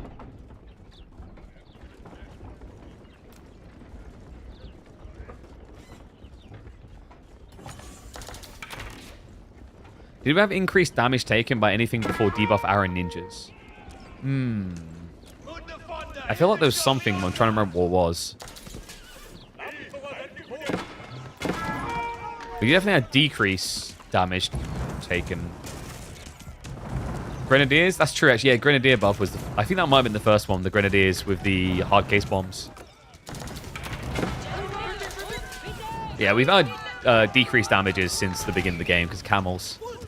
Anyway, round play coming in. Myriad. Up to 15 men-at-arms now. Corv. Not as impressive on the cavalry count. That's going to come in, and it is going to be the debuff arrow, so there you go. You see the glow, the purple tint. Are they dying or slowly being converted to the Golden Horde? They're dying. They're taking increased damage now. This is rough. Corvinus, what a timing as well. He played that perfectly. The debuff, just wearing down that men-at-arms line quickly. Archers just chasing in after the longbowmen now, ignoring the men-at-arms line. And then the Keshik's clean house. Corv now with the military lead. It's once again the Karash. And you're going to see the impact towards the end of this fight because the Lombos soon won't have enough firepower to insta-kill the archers. Now back to this ugly situation where the Keshiks mitigate 5 of the 7 damage. How has neither player been able to find Castle? Oh, I love this map. Batu Khan just leading the charge again. Always maintaining that 10% buff on damage. Every little counts, especially the Kekiks. Myriad, this is starting to look a little bit cooked for him. Remember, Corvinus has infinite food. He's got 5 of these stockyards set up now. Now, there's a lot of food for Myriad as well. It looks like he's trying to save up for Castle, but he might be forced into a new wave here. Going back spears doesn't feel great. Like, when you have this much food, you want to be spamming out men-at-arms. I guess his thought here is, if I can afford that many men-at-arms, I can double up on spearmen, and then his archers won't be able to kill them quick enough. Another Khan debuff coming in. Last of the longbows now falling. Keshik, he's still not killed the Karash. Legit, he's losing this game because of body shields.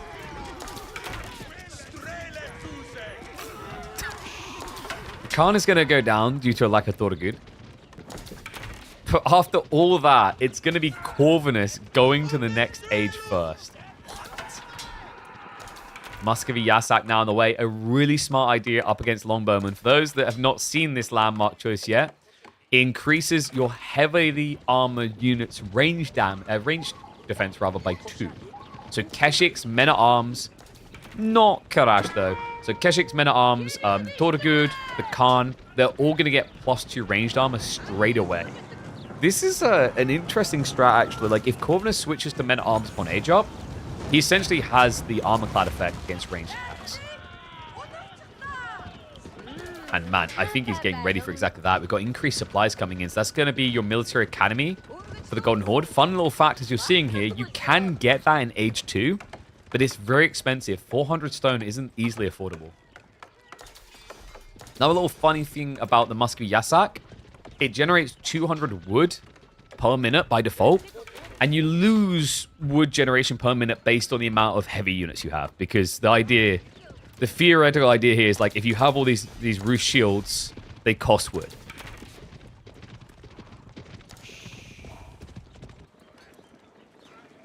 King's Palace now coming in from Myriad. So he'll be looking to inflate eco, and he needs to. He's 12 workers behind. Keshik are going to intercept it and try to slow it down. Myriad, well, he just commits the workers anyway. I don't know about that.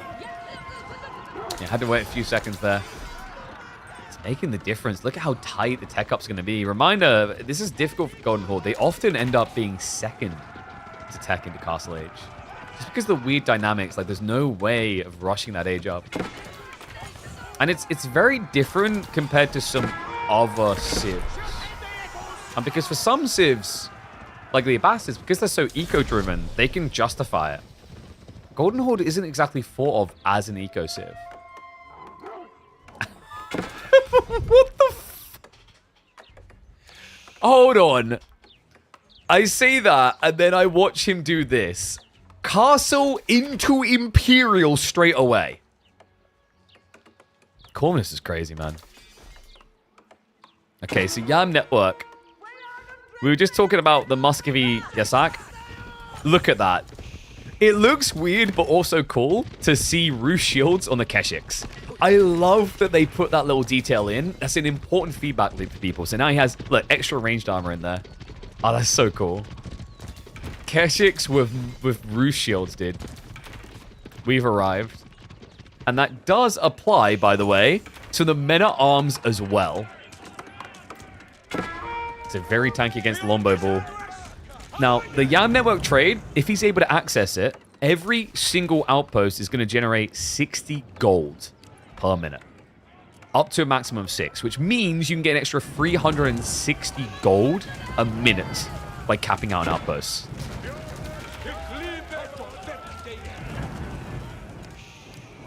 And he's just a minute away from that. Really just needs to start pumping more units, though. Like, I don't know what he's waiting for. Because remember, you know, he can start building units now. There's no harm in it. Unless he was trying to straight out go hand cannoneers, but I can't imagine against Longbows that that's what he wanted.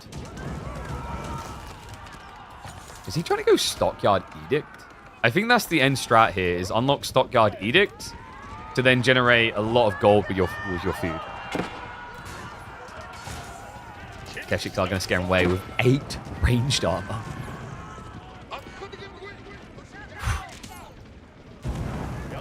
Yeah, Myriad needs to switch up fast. I mean, crossbows is the correct call. I think it's the only logical reaction to seeing the Yasak shields. I don't think Myriad even saw him, guys. You know, these sweaty gamers, they have their camera out here.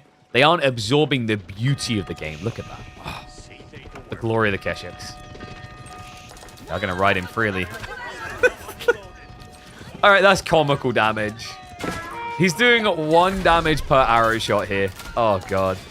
Even the primary TC is only doing 2 damage with the initial shot.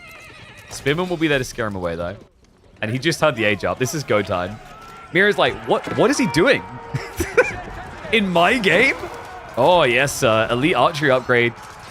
Just 45 seconds out. Men-at-Arms in with a clash. They've got the Network of Castles buff. Archers are target firing down the crossbowmen on the other side.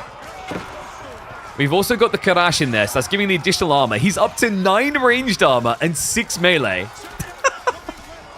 And that's why he's actually duking out against the Men-at-Arms reasonably well here. Yeah, taking him blow for blow. The Batu Khan has now been Giga Chad upgraded 575 HP. He marches into battle.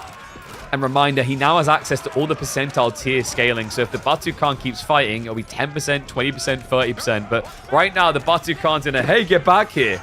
As he has to chase after his army. 10 ranged armor. Okay, I seriously feel like without body shields, this game would have been over. Corvinus has multiple times been able to clutch up off of the armor interactions. First the Karash, then the Muscovy Yasak, and then the Karash just adding the cherry on top. And that debuff. Veteran Longbowman taking more damage on the dive underneath the outpost as well as the TC. Army size is evening up. I think Myriad is running out of steam here. What? That's wild. Batu Khan is still alive this whole time. He has not had any bodyguards to absorb shots for him. He's just been sustaining for it all. He'll pull back now.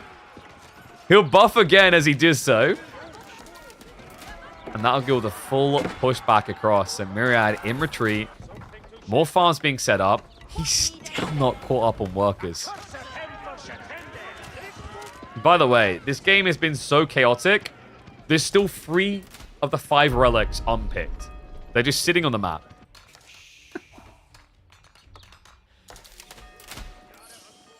Oh, and how about some more heavily armored units? We did just get some freebies come out for Corvinus. Where did he rally them, though? Ah, here they are. The Roost Tributaries. So reminder, you get these for free after a while from the golden tent, 4 at a time. Or you can rush produce them by paying some stone. The amount of stone decreases the longer you wait.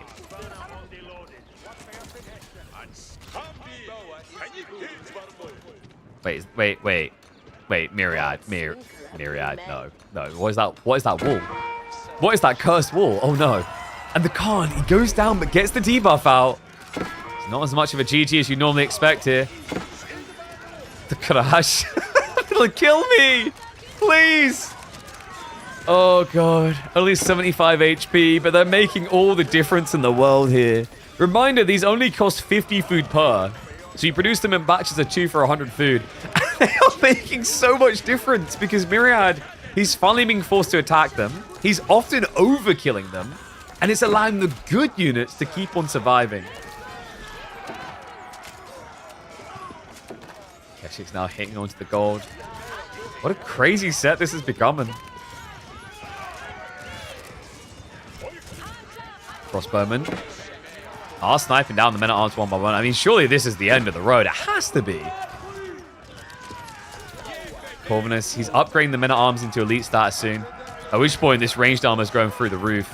This is just the roof's tributaries for now, but more MA on the way. I'm starting to get access.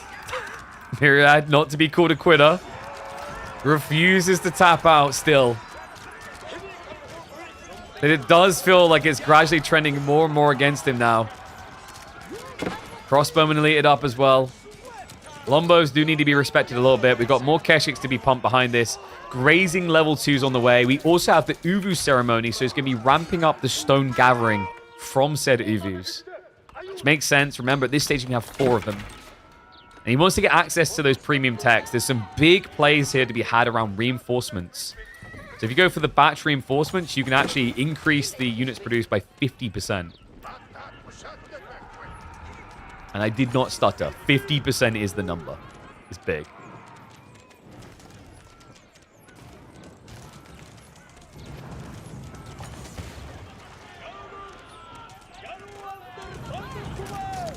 March batches to clear any little sneak-ins from the outpost play. I think Myriad is going to try for our attack now. Corvinus has the right idea. He's finally switching to siege now that he feels comfortable.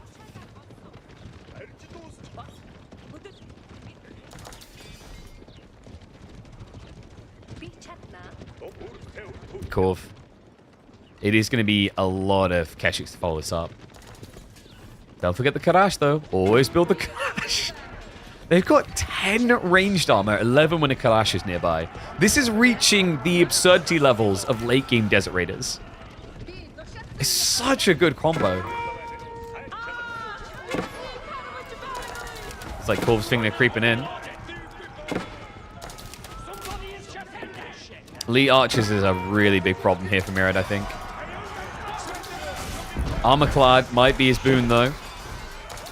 The Karash, the men-at-arms, they jump in. Debuff's going to come through. Archers now diving into the melee just to trade out against the back line of the English. And the Keshiks, they're into the farms. They're looking for that shutdown on the economy. Corv, main fight. He has cleared the front line, but he still needs to deal with the back. He's got Bombards starting to arrive. They're going to start sieging, and this is also a way that he starts to snipe out Longbowmen. I mean, I'm impressed at how well the Longbows have been holding on. I mean, this is a reminder that English is a civ, and in some ways a toxic one. Good lord. It's that attack speed that's making the difference. I don't think Longbows would have held this without it.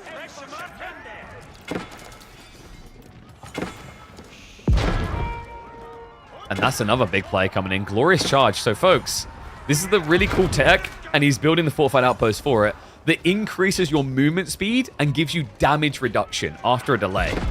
You announce it to the map like some guy turning up at a diplomatic meeting between leaders and unzipping his trousers and slamming his nuts on the table. Everyone on the map will see you as you drum. They'll get a small window to go, oh no. And here it comes. Myriad, he gets a warning about it. The drums of war decree a march. Look at them! 1.88 movement speed. The men-at-arms 1.69. The perfect speed, and the charge is underway. Dives on into the farms. Myriad. What was he? Oh no, he was really trying for the tech up now. He wasn't expecting this. Even though the drums were banging? I mean, that's one of the problems. He already saw that area of the map, so he maybe didn't think anything of it. Batukan debuff's going to come through. Corvinus wants this game over, and he wants it now. Remember, he's had that debuff running this whole time, which has been decreasing damage taken. It just ran out, but it's done enough. Myriad only has longbows left, and not enough of them to Agincourt up this moment. The Golden Horde knows no retreat as it brings him to knee. Never underestimate the power of a good old body shield.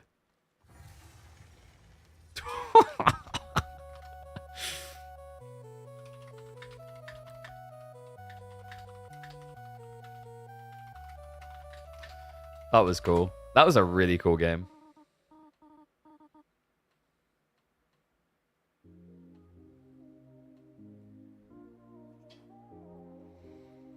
I'm trying to think what we call that one.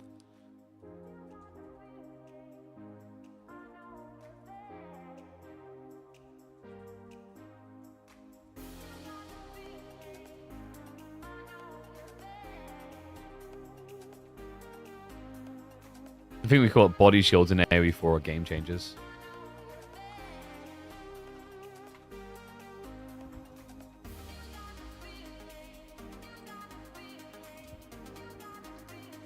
Alright, so, let's see.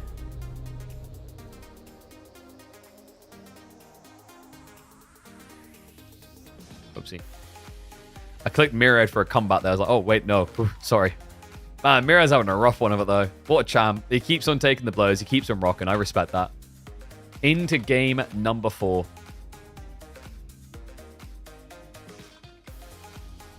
Let's see which map he's going to choose. So, now it's Myriad's turn to be on a new civ.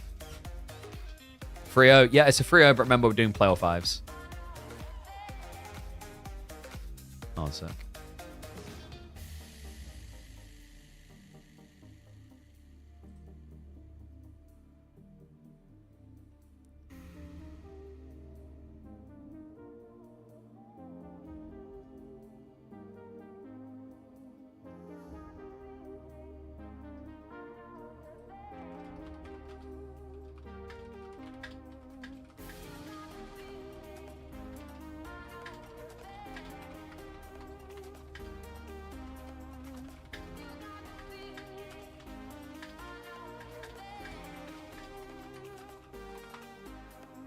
Yeah, just letting them know. Because he's like, Sunken Land's the only one left. It's like, no, no, no.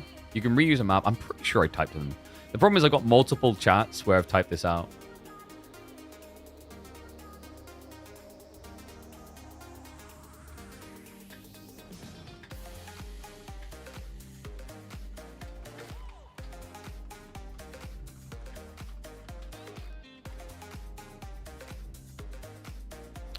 Sorry, I'm just letting them know the exact rules.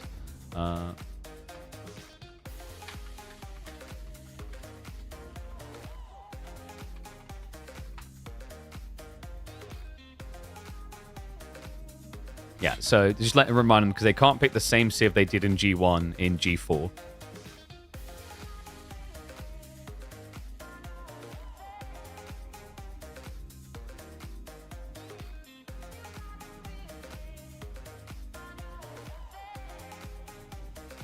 Okay, we're going Sunken Land.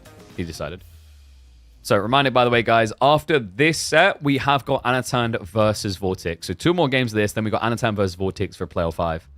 And then I'm going to raid you guys through to a cool tournament organizer in AoE 3. What's the little keyboard for? What, this? You mean this thing here? This is a stream deck. It lets me switch scenes on the fly and everything with great freedom. These are great for people that stream, but they're also great for people that just do production, editing, even just general like setting up a bunch of hotkeys. Like, you know, if you're like, I know people that use these that are like in Excel all day because it lets them hop and switch between and set up macros. So yeah, they're really cool. If you ever want to get one, go across the Elgato website, !Elgato. If you use the code KP, you'll also get yourself a discount.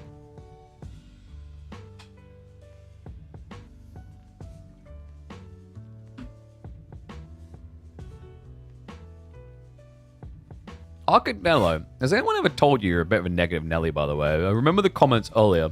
There was one where you were like, the way you win this game as Golden Horde is by going back and not picking the deployable buildings, going for the Khan Tortgood instead. And then he won without doing that. I did find that quite comical. They finally added green skin to AoE4, right? It kind of feels like it. Maybe you should have to play them in green. Okay, so we've got Tuklak versus the Golden Horde.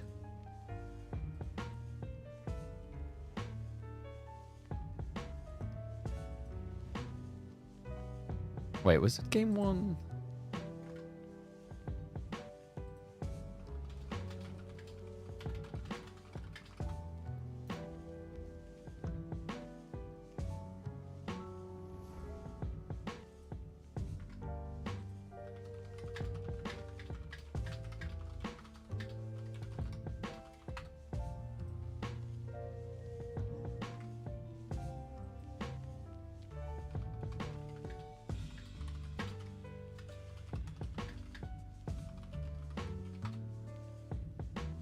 Sorry, I've been confusing Myriad a little.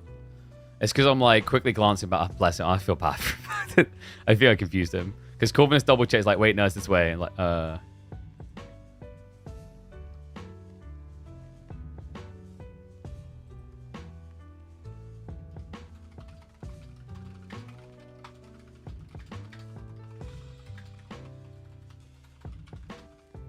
And like, I'm not like, Corv, you okay with this? You gotta play Tuklak. It wouldn't be Corvinus. There we go. They're good sports. I mean, it's all about the good fun of it as well. So we're gonna have Tuklak versus Sengoku, which is a really good sign for Myriad. I think Sengoku should be heavily favored here. They're better at eco and flaying, and they peak. Well, not even peak. They just come online a lot quicker. So we should be going to Sunken Lands for this one.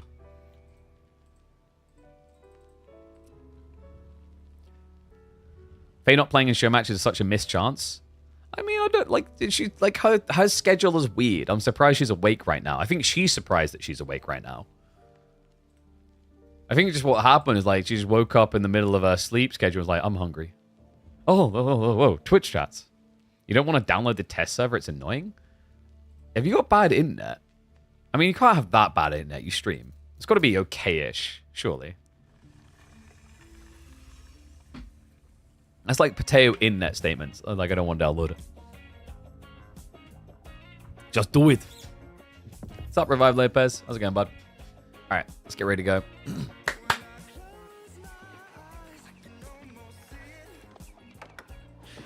I think it's what you've all been waiting for. It's what you've all been waiting for. The original Elephant Master, the Elephant Obsessed, the Dumbo fanatic from his childhood, Corvinus on the new Dumbo Civ. Welcome back to the show match, folks, where Corvinus has been absolutely stomping, stampeding over Myriad, almost like an elephant. So this seemed appropriate. We have got the Elephant Boys coming in the purple, but Myriad, I wouldn't write him off in this playoff 5. Sengoku Daimyo is pretty lit. This Civ is crazy strong. With these opening builds we've been seeing, their economy setup has looked really nice, and then their aggression afterwards has looked unrivaled. Now, what's interesting is, I think as the meta develops, Sengoku are going to get hamstringed by aggressive Civs because of the way they set up eco. But this isn't an aggressive Civ, folks.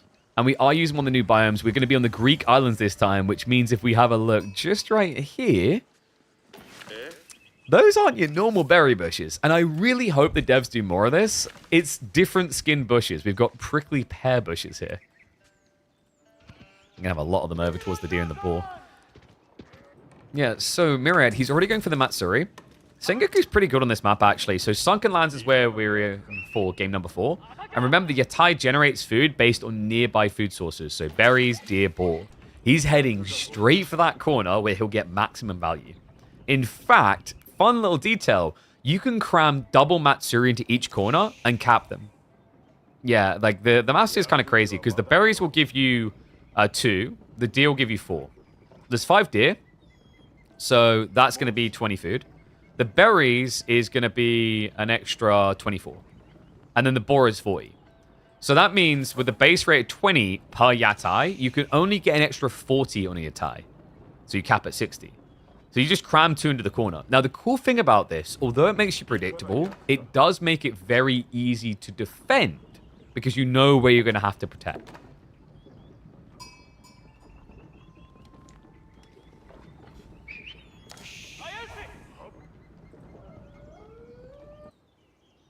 So, Dome of Faith, now on the way for Corvinus.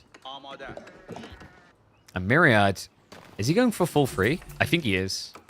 Wait, actually, like I just realized Myriad's Matsuri placement is quite unusual. So the Matsuri isn't just about building these yatai to generate food. It's a marketplace, and it's also a universal drop-off building. So why didn't he place it here? That's a bit unusual. Myriad, he could have saved himself 50 wood on the forge and another 50 wood on a lumber camp later if he just built it here. And the other reason like why that comes to mind is now this is only going to buff the berries and a baby gold. No, it doesn't even do that. Yeah, I'm a little bit shocked by that. It's a small important detail because the Matsuri itself costs 100 wood. And remember, your yatais you've just been producing, each time this bar fills out, they're going to send a care package back to buff the gathering aura around this thing. Early farms, even with early farms, like you could just place it here. Because if you place the Matsuri here, it's going to buff this area, so you can set up farms here. I think Myriad maybe just kind of forgot about it at first, and then he built a farmhouse and was like, oh yeah. Because there is probably that element of, wait a second, these are bushes. Because, you know, that's something that people will have to adjust to. The first time you load into Greek Island, this is really cool that we've got different versions of the berries. But at first look, your brain isn't necessarily going to process it that way. You'll be like, oh, that's different. That's not berries. So tech out complete. It is going to be Dome of Faith. Healer elephant time, folks.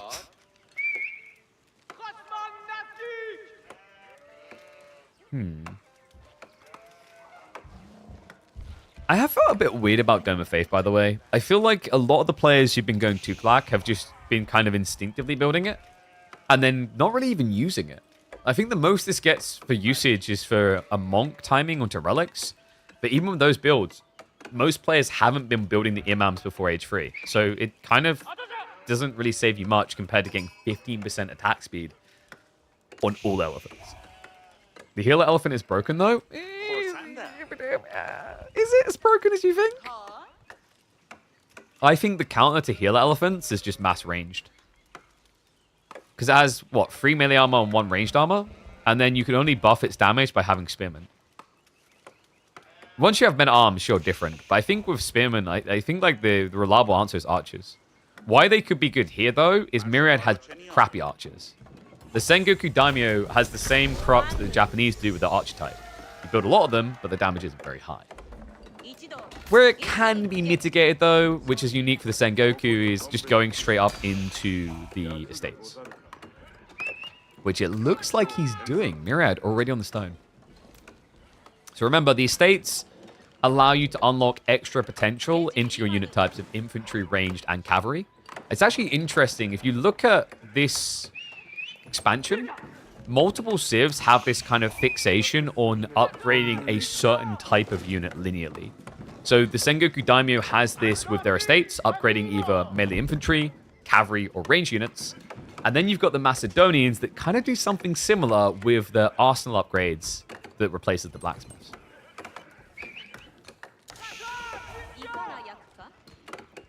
So Korf, spin beginning. Wait, more spears? Okay, yeah, misclick. We're getting the archers. Oh, Yari cavalry straight up though. So Myriad, this is kind of interesting actually because Yari cavalry do kill these elephants quicker as they have the cavalry tag. Yari cavalry are a very unique cavalry unit in that they counter cavalry units. They have +2 damage against them. Now you're not going to win a fight one-on-one. You're definitely going to need some scale here. But you can see there's a different fixation. Like one wants to go raiding, the other one's going all in. I do find this refreshing, though. Shout out to Corvinus for finding a different way of playing Tuklak. Because so far, the majority of players' approaches with this have been to try and either 2TC and Fast Castle, or Fast Castle and develop into Governors. The Governors are very difficult to do. Part of me feels like that system might need to be overhauled because it's just too expensive to lean into before Castle. For those who don't know what Governors are, by the way, you build these cheaper keeps, which you can start building at age 2. And then you put Governors inside them that give different buffs to you. Economically, technologically, militarily.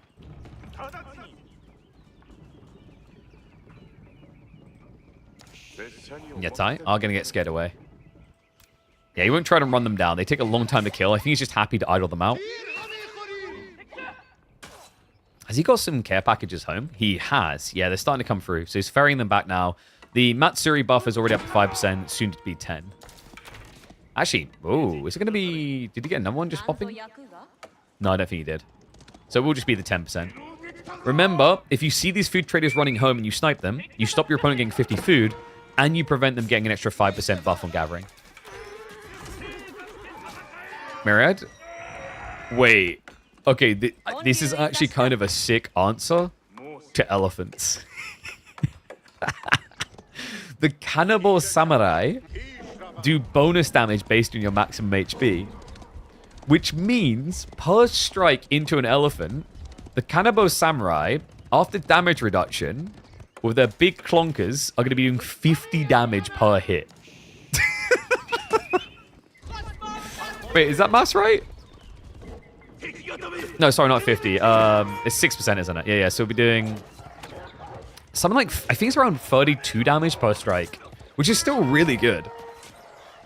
These aren't cheap, by the way. Cannibal Samurai do cost 160 resources. Wait, is it 27? I thought it would be about 30. Have you calculated the free damage as well? So it's a 450 HP unit. So you're going to do 26%. 26 in percentage. And then, yeah, you got the free melee versus free. Yeah, you're right. Good job. Basically 26.5 or 27. Yeah. Because your base damage is free. So if you upgrade your melee, it'll offset. It's still pretty quick, though. Challenge is you need a lot of them. And as you just heard me say, there are 160 resources. The Bonker Boys are pretty hard to spam. He did go for the... Is that the Hojo estate? Yeah, he's gone Hojo clan. So he's looking to buff up on his infantry. The problem here is, like... Do you just switch Spearman now? Because he's still going Cannibal, but the interesting thing here is Spearmen get more movement speed, so you'd be able to gap close the heal elephants. I guess he just doesn't want to because he is, of course, against archers. Whereas the Cannibal Samurai, they don't have much armor, but they have a lot of health, and they are categorized as heavy. So archers don't do double damage. This is looking weird for Myriad, though. It kind of looks like he's scrambling for the answers right now. Like, the heal elephant's shown up, he's like, okay, try this. Okay, how about this? How about this? We did talk about range being a good answer before, but the problem is he just needs so many Yumi to justify it. And the healing. Oh my god.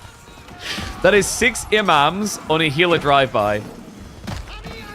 Myriad, this littering of different units doesn't seem to be ticking the boxes. Horseman Artley's going to dive in for the archer kills. The Clonker Boys can begin to get to work soon, you'd think, but come on, just die. Horseman able to start killing off some of these, but I think Miro's just dead again, man. This guy is not having a fun series. 4 melee armor. I think like the healer elephants just heal too much in combat. I'd be curious to know if they're getting impacted by the reduced healing when the unit's tagged as in combat. The problem here is actually, quite simply, the elephants heal while they move. That's what kind of makes it silly. This is even, in some ways, even more silly than the dervish heal. Because the dervish heal is at least a fixed increment of, like, was it 1 or 2 per second? Whereas these guys, you know, they're going to be healing... Each entity will be healing 7 health on a combat unit. If they're not in combat, they'll be healing 14 per second. That's freaking wild. I mean, at least he can't get herbal medicine. Oh my god. Do you guys remember the Delhi herbal medicine meta? when it was in Feudal Age. Imagine that here. Thank God we realized that before. Although I do feel like we're repeating history now that I'm watching this. Like, how is this reasonable? It's crazy as well, because, like, Sengoku should just be the Giga-Busted Civ. At least that's what most people have been convinced of.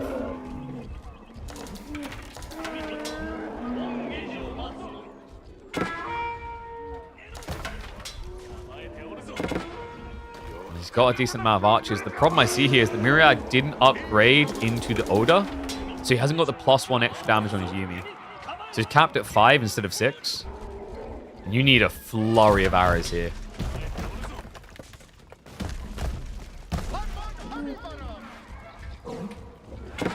Kanabo spam? I don't think Kanabo spam works. They're too slow. Remember, they move at samurai speeds. Their attack speed isn't that great either. Raider Elephant's not mine. Corvinus is just soul reading him here. And this is soul crushing. And there is indeed a new season of AE4 and a new expansion in T-minus 2 days, but you know when like you feel like you have an ethical responsibility? I feel like I'm there on that. Oh, I just realized before, thank you question mark for the gifted membership. Sorry I didn't respond about that earlier. You're a legend. But I appreciate everyone who's been subscribing and getting memberships or whatever. It does support us doing these type of things. And I guess because you guys keep subscribing, I am somewhat required to reveal these broken ass strategies. Like, this doesn't look balanced.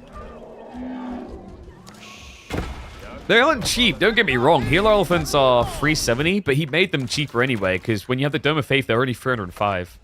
So you're basically paying 1.25 times a night for this, and I think it's wholly worth it. And holy crap! Corvinus is like, KP has another show match to get through. We need to speed this up. A bad 4-drop coming in. Yeah, we talked about this in the chat. People were like, wouldn't you just keep rush? And I was like, I don't think it's viable. But like this. Oh my god, that delay on heal, but... What? No! That's ridiculous!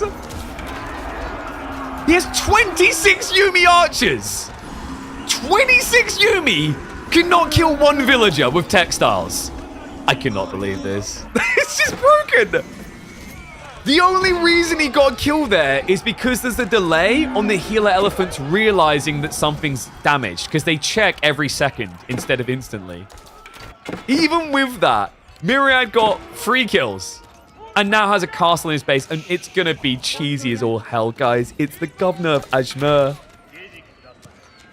So this spawns men-at-arms for free in the Feudal Age even. And by the way, those men-at-arms can just be very tanky and healed throughout. Yeah, as long as he stays in aura, he won't decay. Even if he starts decaying, who cares? You've got heal elephants. He already gets a worker kill. Oh my god. This is gonna break the game. I mean, in some ways, I'm happy for the Tuklak fans because this Civ was looking like pure trash. And, you know, one's in chat if you agree with this. Like, we've cast quite a few Tuklak games, and they were looking like the worst Civ out of all the new ones. But this strat is wild. I do think for Myriad, there was kind of an element of, like, not being sure how to respond to this that has left his response a lot weaker than intended. That small little gap, that little doubt moment of not being sure what you should build has enabled Corvinus phenomenally well. And we do have the Clonker boys. Kanabo now coming out. So remember, these are the ones that deal damage based on maximum HP. Corvinus. He's going to just front the Emir Warriors and the choke points. Remember, as long as he's back near the castle, he'll regain all of his stats. The longer you're away from the castle range of the Emir Warriors, the more stats they lose. Health, armor, it all starts to go down. Yeah, basically, Emir Warriors, the best way I saw it described... Oh, he's not even getting the series. The best way I heard it described is the way that Emir Warriors function is how they should have made the Kremlins function. And I agree. Alright, good job there, by the way. The Clonker boys, the Kanabo Samurai get percentile damage against Rams as well. Not a bad idea. Like, this is ridiculous. We're now up to 6 healer elephants. Okay. Are you kidding me? Can we get any closer? A keep drop next to the TC. And the healer elephants. They're actually starting to hurt a little bit. The Emir warriors are buffing up the damage of these elephants. They're getting a +7 there. What? I think like these elephants might need a toggle mode on what they're doing between fighting and healing. I don't know. They might need to actually just have... I think it's finally time, guys, to just say it. Healing needs to have a mana pool. Infinite healing with this is not balanced.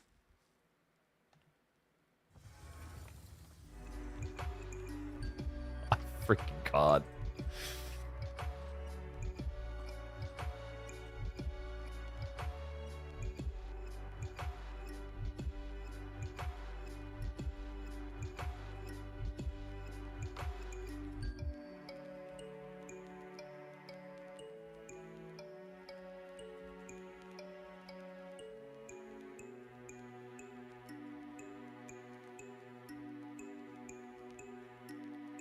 Most broken feudal healing ever.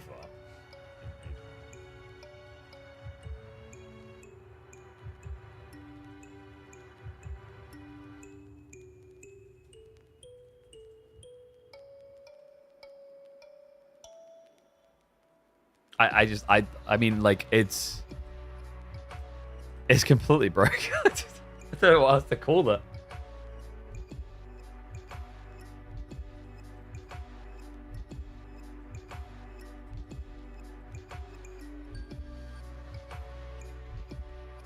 Like I've actually titled it "Feudal Healing has never been this broken," and I'm not sure if I'm just misremembering it, but even herbal medicine somehow didn't seem that ridiculous.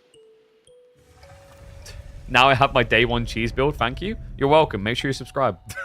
Share it around. Oh my god. All right, final game coming in. They can pick whatever civ they want. My jaw is like floor.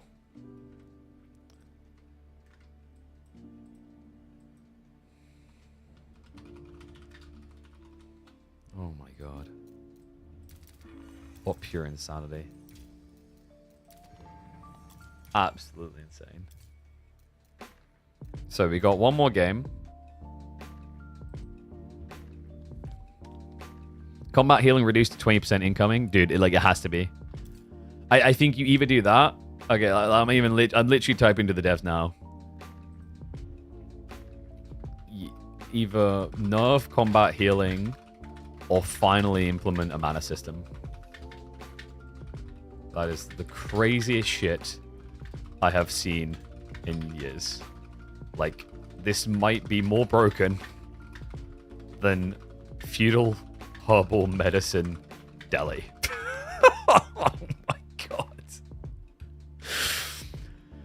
Oh, it's insane. It is actually insane. Like, both me and Corvinus just messaged the devs about this. 2024 guys destroy the game. 2025 KB show matches give people... Yeah, this is why you should be watching here. We get everything. Well, weren't we the first players to show off the Lords of Lancaster cheeses? We were the first person to show off the Fast Castle Lancaster Earlsguard cheese. Because we done it on the test server when we played against Warman. She mentioned that the other day. I was like, oh yeah, we did discover that straight away. Oh man. Unbelievable.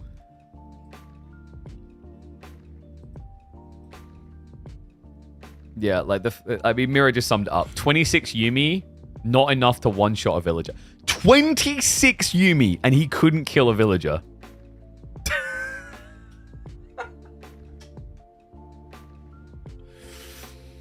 Oh my god. I don't think those... Like, I mean, you say you're getting your day 1 strats. I'm not even sure that it'll make it to day... If that makes it to day 1, we have a really big problem. Like, that is... I think that strat might legitimately be, like, House of Lancaster's release level of problem.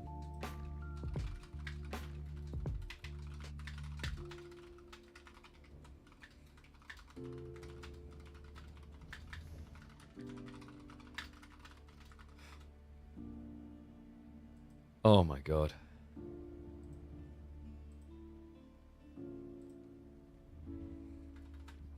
Ah, they started. Fantastic. All right, final game, and then we got Vortex versus Anatan. We are heading into Dry Arabia, Golden Horde versus Mali. Oh my god, dude! I mean, I thought they just weren't going to start the next game because that. Oh, so let me just update the map and I'll say what I'm going to say. I honestly didn't even think we were getting game number 5. Like, at this point, I thought Myriad was just rocking back and forth in the corner because we just witnessed the most broken strategy we have seen on the new expansion so far. What is he going to do next? Corvinus is already 4-0 up in this playoff 5. He can make it a clean sweep and take all the money, and he trusts the Malians to do it. Myriad goes for a new Civ to try and fix that. Golden Horde in his final attempt to get a game from the Hungarian. Oh my god.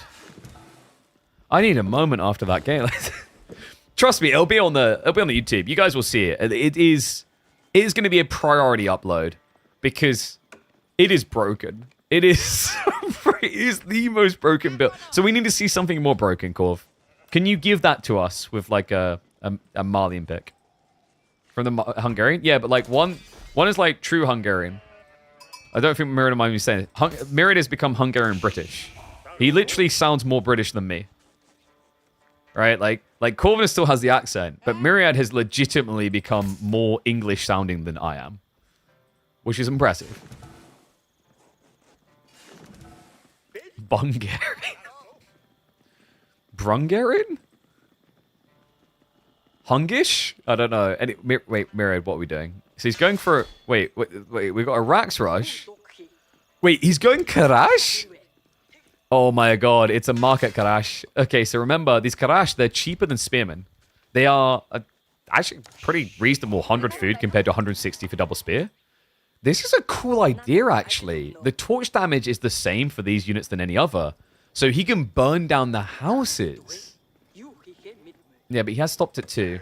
Village is now being pulled. Wait, what? I wasn't sure he was going to try this. Guys, these outposts are not cheap. He's going for a fortified outpost rush, and these things cost 200 resources. Yeah, so if he flops, let's say, for example, the villagers rush out and burn it down, it's going to be a critical loss. Holy.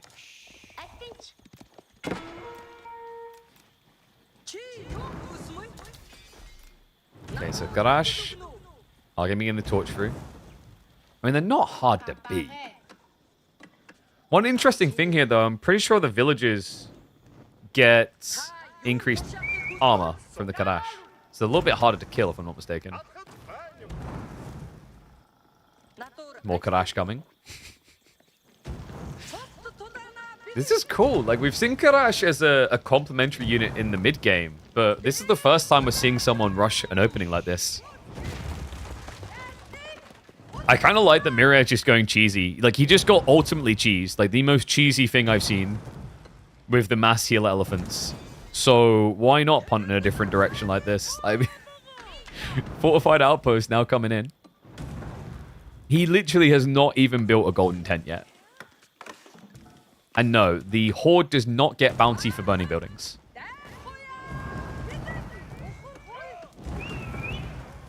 Don't use your people to try new strats and more. I mean, you might, if like it's from a superior position. Fortified outpost is a drop-off? No. It is... The reason it costs so much is it has more health and it provides an Edict aura. They're not that good early on, in my opinion. They're great in the mid-game as you start setting up your economy and the Edicts come through, but early on they feel a bit weird. Okay, so Corvinus, plenty of food to work with. 14 sheep. Oh god, Myriad only has 4! I'm screaming inside. I am deeply screaming. And no, it doesn't have arrow slits by default. Like, this is what I mean. The fortified outpost for 200 resources to get, what, 1,000 more HP? And then eventually the edict value. Like, that's the problem. It's just, I think it's too pricey out the door. don't get me wrong, they're great in the mid game because when you start scaling your production and adding in stockyards and getting these new edicts, which you can build out of the golden tent, you get a lot of utility. But the problem is, like, you know when someone tells you that a Civ is great in the late game, you're like, yeah, but if I die in the early game, it doesn't matter. That's the kind of feeling I get around Golden Horde's fortified outposts. It's like you're paying a big premium now for something that is going to be useful a lot later. There's 200 resources this early on is huge. Definitely getting the burn value here. Archers coming out. Wait, is that bugged? Wait, that's bugged. Guys, you seen that? Oh my god, I didn't notice because before Karash were coming out in big fights. They aren't taking bonus damage. Wait, what? Karash are light melee infantry, but they aren't taking double damage from archers. Oh, what? Alright, that's actually a game changer. Like, these guys should already be dead. Khan and Torgud coming in behind. What? No. I don't think Corvinus realized either. Like, you know, the last game where we saw these, normally people build Karash when you have, like, you know, 20 plus units. The human shield, so it makes sense. Just do your human shield doesn't mean you can't have bonus damage against you. We need a bonus against human shields tag in here. So Khan Torgud in 50 seconds. Corvinus is going into siege engineering, so he's looking to clear the way. That's freaking ridiculous, though.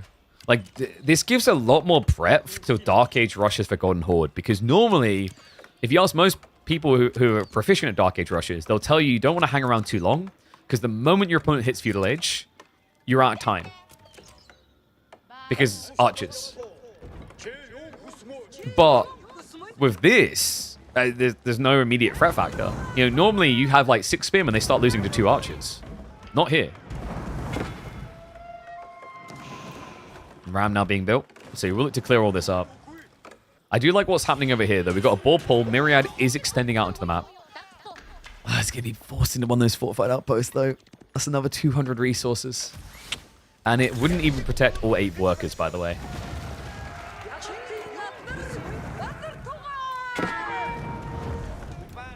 Okay, Corvinus. It's going to be a little bit of clown carring. Someone's trying to theory craft that maybe it's a Dark Age bug and the Karash take full damage now. We'll find out. A bit hard to tell there. That was the half HP one. Corv. No, dude, they're not taking the extra damage. They're still not taking the extra damage. Because that is 6 archers. That should have been 60 damage.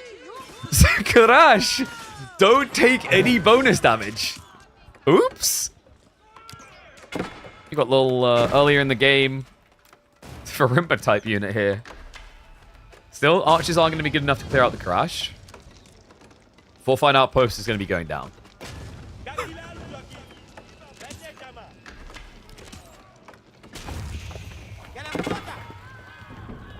God, I mean, I don't know how that gets, like, I can kind of imagine how that gets overlooked, because, like, Karash are so squishy that when you kill them, you're killing them. I don't think many people were Karashing super early in their tests.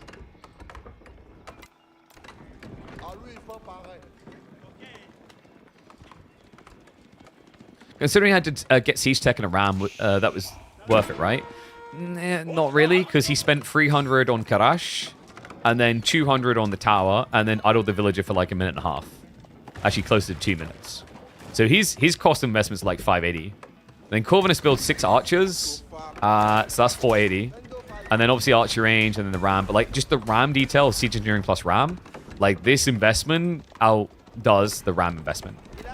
So like the only way it would be worth for Myriad is if Corvinus now didn't want archers at all. And I don't think he minds having archers, and he's about to get more value. That is a disgusting tree line. Myriad doesn't know. Oh, God. Well, 07's in chat. I think it's all coming apart for Myriad. He has got Khans on the way alongside Keshiks. But I've seen Sofa against Tortugud, and they're surprisingly effective. Tortuguds are much tankier than Sofa, but Sofa have a lot higher damage. Yeah, they have 70% more damage, in fact. On the upside is that the Khan and Tortugud attack quicker. The Keshik is a game changer, though. Well played by Mirek going for those instead. Didn't catch that. I was just expecting Tortugud, as we always get that with the Tortugud and Khan tech. Ram now going to be moving in. Arifar focused on the Sofas right now. Desperation mode, Myriad is just trying to get rid of the Ram quick enough, but it doesn't look like it's going to work. Yeah, the Sofa's taking too long. Where's second Ram? It's the one from the first outpost. Yeah, he's waiting to receive as well. Archer's in position, so Myriad about to be -5 over here.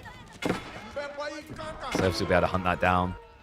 He needs some counterplay. Myriad has been able to achieve one worker kill, but nothing extra. Keshiks are starting to arrive, so they should eventually be able to deal with this army comp. I'm worried about the villager count. Myriad, like, they're just standing around. Claps down a few more. This could be another villager kill. Keshik's not quick enough. So Corvin is now 7 eco ahead.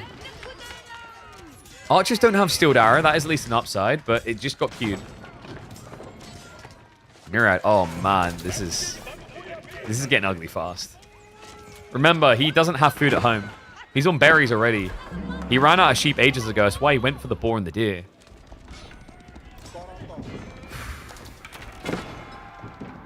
Meanwhile, Corvin is in chill mode. No ranch at all. But double pit mine. Onto the deer now as well. I mean, life is just good for him. Wait, is he? I don't know. The way he's spreading his economy, we might be getting a fast castle build here for, like, Farimba. Just to try and Etegigi the game quick. And wait, the village... Oh, God, Myriad. All right, 07s, mate. The idea was cool. You did show us something ridiculous. Karash do not take bonus damage, but that's not going to be enough to change it. It turns out it's a little bit harder to win just off of body shields. Oof. 5-0. GG's to the lads. Myriad having a bit of a rough one. I don't know. I think he said something about he maybe didn't have as much time as Corv. But Corv, we know he likes to be in these environments. Very creative when he gets into new gears. And now we should be ready with Anatan versus Vortex. So ridiculous.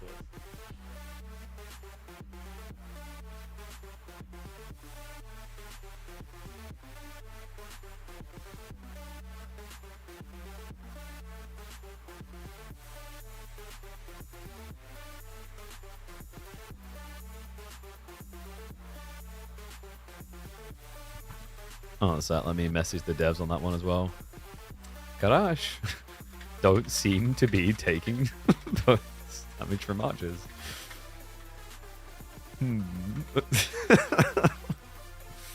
Alright, so Corvinus with the 5-game victory.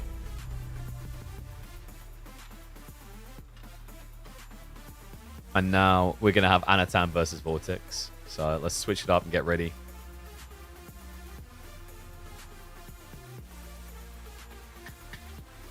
The place to be for all your content, folks. Oh. After, like, I mean, I know it was a 5-0, but it had some great matches. So shout out to both the boys. Now we're going to get into Corvinus, into Anatan Barra versus Vortex, which I think... the thing they both say is, like, these will probably be fast games. So we'll see just how quick they're going to play this. And then I feel bad because the person who's, like, willing to sponsor this... we're going to be raiding through to their tournament afterwards. So I was like, yeah, I don't mind doing that. As they put some money up in the AO4 scene. I was like, we should be done around X time. I was like, uh-oh, might be longer now.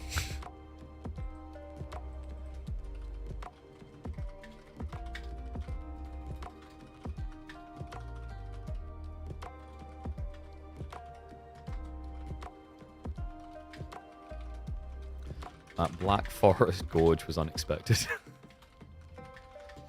Oh my god. Yeah, I was not expecting Gorge on the new biome to spawn like Black Forest. That took me by surprise. How much money do they get for each win? So these guys were on 5 buckaroos per map win.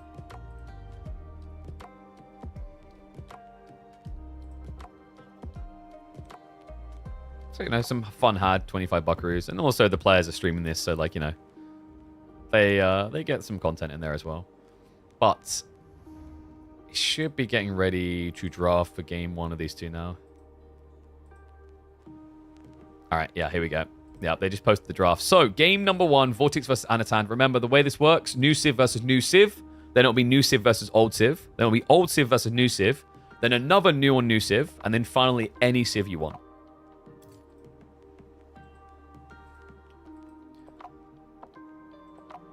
Yeah, like I still can't believe the Easter egg of Gorge turning into Black Forest. Actually, let me message the devs on that, but it's ridiculous. Alpine biome turns Gorge to Black Forest, by the way.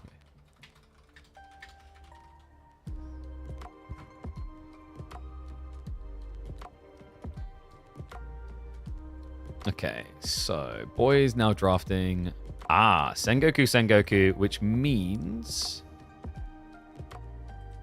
the player with the snipe, which is Anatan, I believe. That means he can force Sengoku up against his Golden Horde.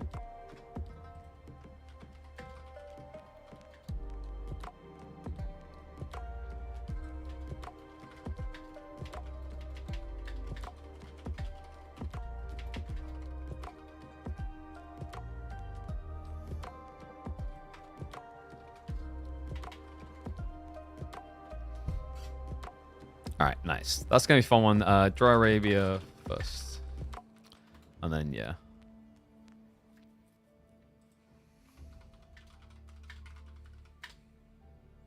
Let me see. Feel free to skip Alpine Spring biome and use the other 5.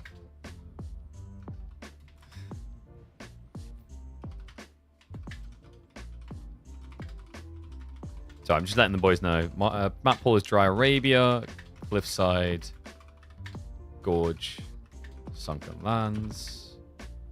You can choose any map that wasn't just used in the last game. There we go. Well, OP broken and glitch stuff we witnessed, that is what your first message to the devs is about? Yeah, dude. Like, Black Forest is back. What are you on about? That's not my first message. You guys literally heard I already gave a bunch of messages. I've literally told them that combat healing is broken, the Karash are bugged, and the Alpine biome turns Gorge into Black Forest. Like, you know, like they should be paying us all. We're doing great Q&A, yeah, QA for them. All right, so I think the boys, are they in lobby now? Yeah, getting in lobby. So we should be starting a second. Wait, have we had predictions going up, by the way, or has this been another? Oh, sorry, guys. Dude, I need to get more mods, don't I? The problem is, like, my mods are usually about on weekdays, and we're doing weekends, right? So, mod check. Do we make Faye a mod? Does Faye want that responsibility of setting up predictions? I don't think she does. What's up, Jules? Can you tell them, please, that disconnect crashes are still a thing? Yeah, I think they're aware. We've been complaining about it. It is what it is, though. You don't even want to mod your own stream? There it is. I knew it.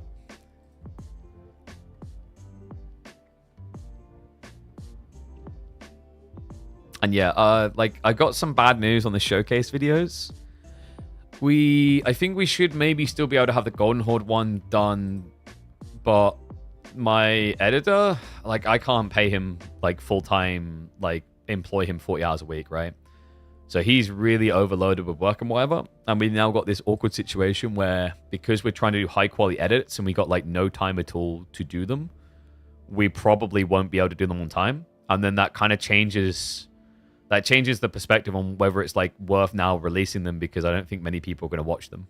They're just going to go and watch, like, the low-effort edits that are already out, because I think there's already, like, 4 or 5 people that have done them.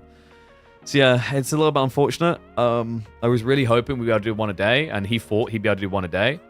But, like, we're talking 7-8 hours plus at least into each of these videos to get them right, to get a 10-minute video right. And we're already behind schedule. So it kind of sucks.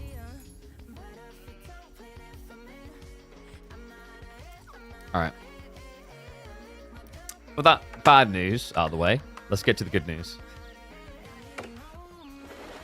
Put them out anyway. They're not edited. There's literally nothing to put out. There is a voiceover that will be like 10 minutes plus long. And then there's loads of footage that hasn't been crammed together. I think you're missing the point of edited content. I'm not doing these shitty, look, I'm just going to like record 40 minutes of me talking about the Civ like in game. I wanted to do something like curated that literally could be used by official channels if they wanted to. But like they kind of crushed us on the time period. We didn't have much time to get early footage, and then I was ill, and then it all snowballs. In an ideal world, I make enough money that I'm able to like employ an editor full time, and we just smash the content. But we don't live in an ideal world. All right. Anyway, let's get ready to go. Another show match coming your way early for the new expansion. We've got Anatan versus Vortex. 2 top 8 players, top 6, I think you'd even argue easily. And it's all new Civs, baby. Let's get to it. Game number 1, it is going to be Vortex on the Sengoku Daimyo, while Anatan will take to the Golden Horde. This is going to be a fun one. I can sense it. You know, like, I was talking to the lads. I was like, I don't know, we might be starting a little bit later. I don't know if I have enough time to squeeze them all in. And the confident statement from both of them was like, these games won't take very long. Because both of them are quite aggressive. I would say Anatan likes a little bit of setup, but once he has that setup, he pushes nonstop. So curious to see what he's going to be doing with what should, at least in theory, be the most aggressive Civ of this new DLC. Yeah, mimicking the roots of the Mongols, usually the Golden Horde are the attackers. Other side of it, Sengoku Daimyo has looked a little bit slower.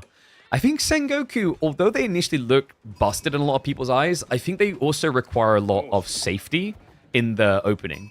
If they're against aggressive Civs, I think they're going to start to struggle, especially Dark Age Civs. And I love this from Vortex. Great optimization early. He drops the Matsuri. This is a marketplace. This is a drop-off building for all types of resource. And it's also how you produce your Yatai.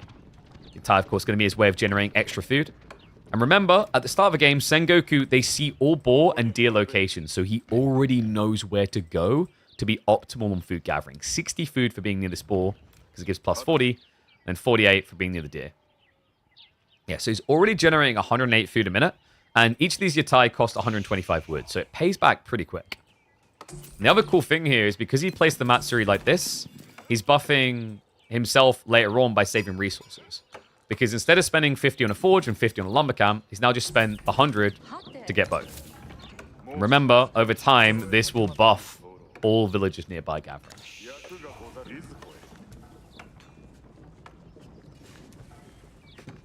Both all your friends you car drive along with clubbing are familiar with my voice.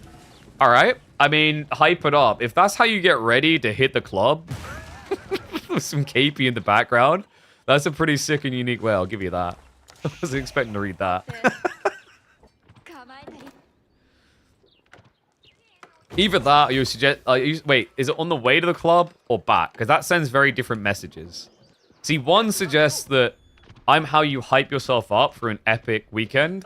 The other suggests that you have to be drunk to listen to me.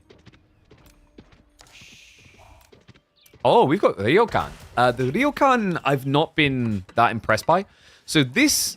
It's sad, actually. I think of the new landmarks, it's like top 2 for themic looks. Like, you know, of all the landmarks and what they do, this one visually I love.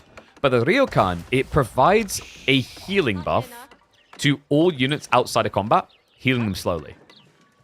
But it's very slow. It's free health every 5 seconds. It is, however, a pretty nice rebate on population. You get 60 population from this, meaning you save 350 wood. Sorry, no, 300 rather, on housing. So it's not bad from that POV. Like, when you think about it, you're getting 50% of your resources back. But yeah, compared to the Koka, I think at pro level, Koka Township is just going to be the winner. Because if you go Koka Township, you can dominate with the Shinobi. Because they're very, very powerful at high level, what they do now. Yeah, the Shinobi are now free, and they scale well into the game. We'll see what Vortex can do with this strat. I think this is probably going to be a fast caster build. He's already got 6 on gold. And that's where Ryokan makes sense, because if you go for Ryokan, you can heal your knights. It's like having poor man's chivalry, which is great for a mounted samurai strat. Anno's goal, of course, will be to stop him from doing that. Folks, we've seen one Spaniard try something similar already. We had a Lucifron versus Louis MT series, in which we got to answer the question, can you rush Castle Age with a Sengoku Daimyo? And the answer might surprise you. Yeah, Golden Horde with heavy cav spam can surprisingly enough shut down the Sengoku. Let's see if Anno can hit his timing here. He's already producing into the Tortugud. So he's getting 2 of these. He did go for Khan and Tortugud, which is the correct way to go. If he didn't have the stone discount, this would be very hard to do. The stables follow-up is going to be Keshix. I think Anno knows exactly what this strategy is.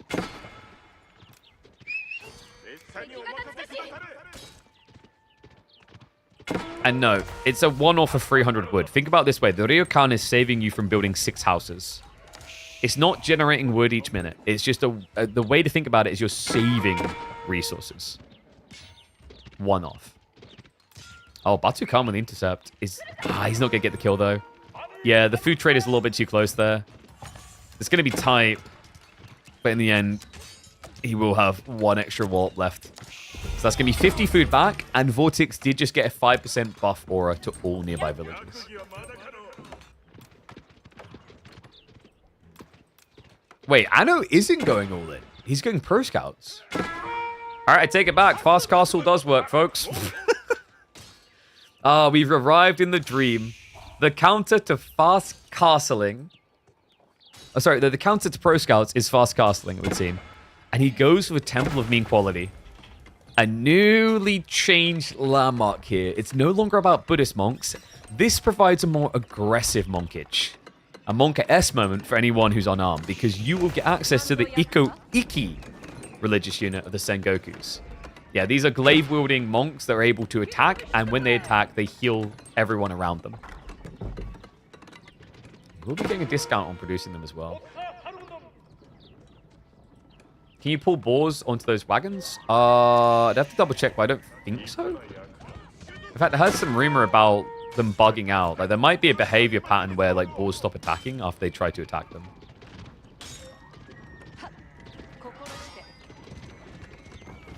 And Yatais can be healed, by the way.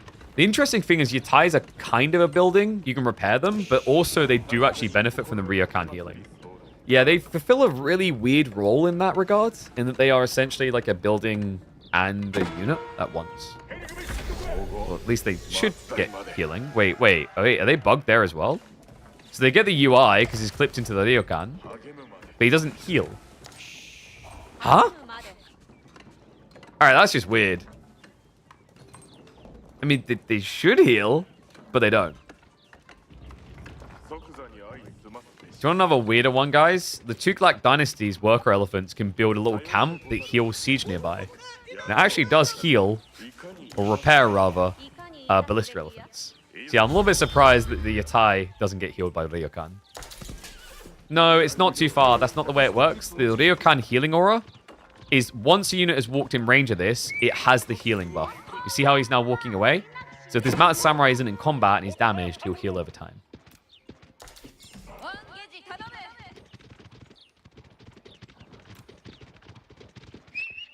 I mean, I could believe that they could heal themselves, you know? Like, dodgy little food cart with a meat cleaver. I could probably do some, you know, black market lung trading. This game feels weird, though, compared to what I was expecting to see. And I love that. I love that we've got people with different ideas, and we're not just getting predictable straight away. That's what I want. It's Anatan. He's going to go on the flanks. Deer being picked up. Remember, Pro Scouts has now been nerfed. You lose food while carrying deer with the Scouts. So when these get back, you're going to notice the number's not as pretty as it used to be. Yeah, on this distance, he's probably losing about 50 food? Maybe 60? Whew, even higher. He loses 69.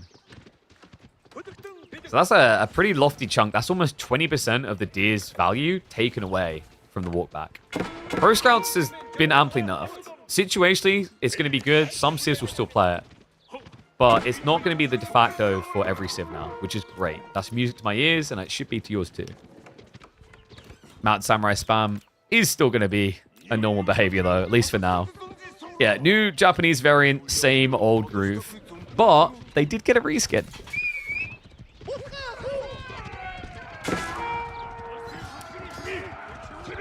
And that assumption on how your tie works is incorrect with the Ryokan. It doesn't matter if a unit was built beforehand. It gives you the buff if a unit walks in range. So, for example, the starting villages all now have Ryokan healing. The way to think of Ryokan is like the old Tower of Victory, the clunky one where you had to walk nearby, build nearby to get that effect. But instead, it's now a unit has to walk nearby to get it. Ikoki, doing pretty well actually. This is a second relic being picked up. Thorogood is going to try to be annoying, and he is just going to run for it. But the Knights, I mean, this Anatan is painful. Remember, Anatan, he's still got 20 seconds to go until he's aged up. And this is a relic race now, officially, with the relic Uvus coming in for him. And the club down is real. 4 worker kills. Vortex, these guys are just too tanky. He's got Keshes coming out, but they're still the Mountain Samurai they always were.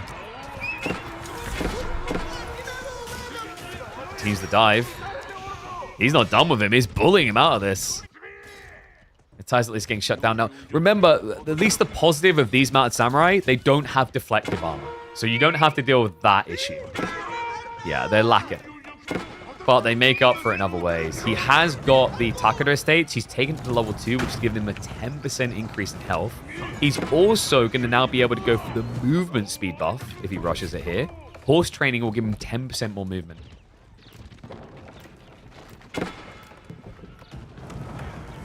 If he goes really wild on this, by the way, on the stone, he could just rush tier 3 and then get Odachi so he can beat down infantry.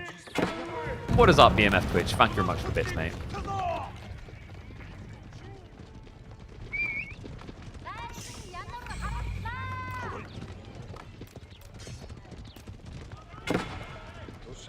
Mountain Samurai, this is getting out of control.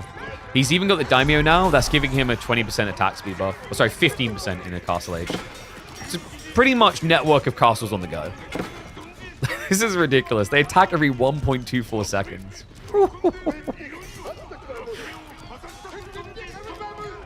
I think Anno's dead, guys.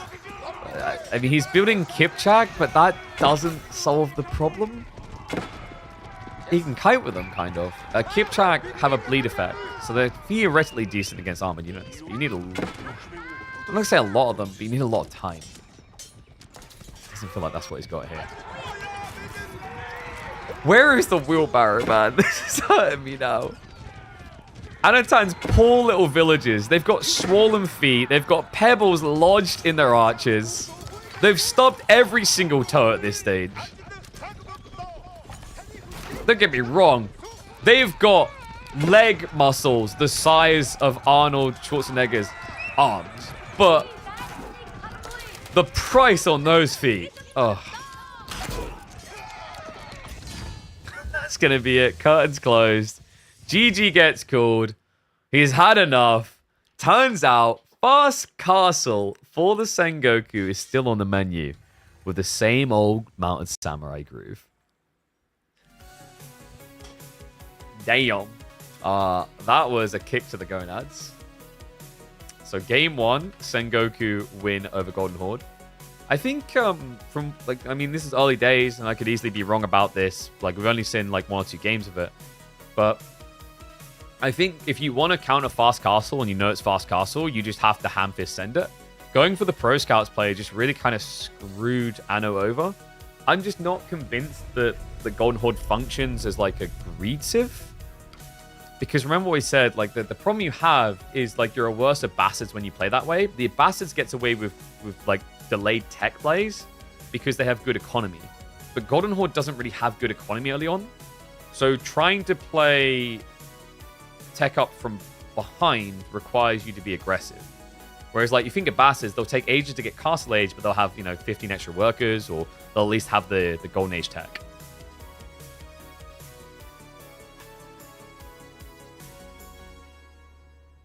Naked Castle Kipchaks. I think it's still challenging because of the tech timings, though. It is tricky, but like, it might have been like better than what happened there. Like, especially, this is the other thing. If you know it's fast castle, you can technically play out onto the deer. Obviously, you have to come back when the castle triggers, but you'll still get a lot of resources.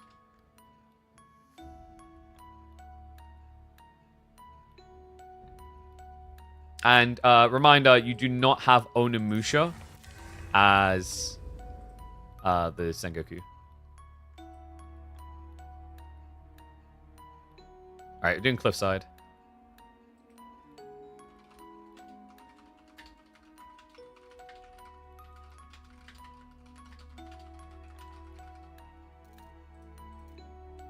Alright, so we're getting English again, I'm pretty sure.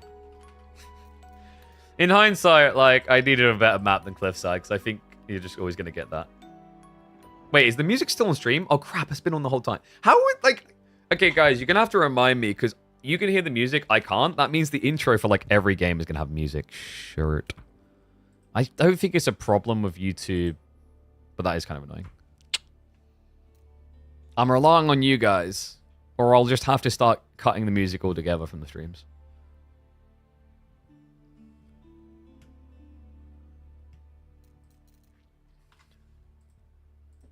God, that's annoying.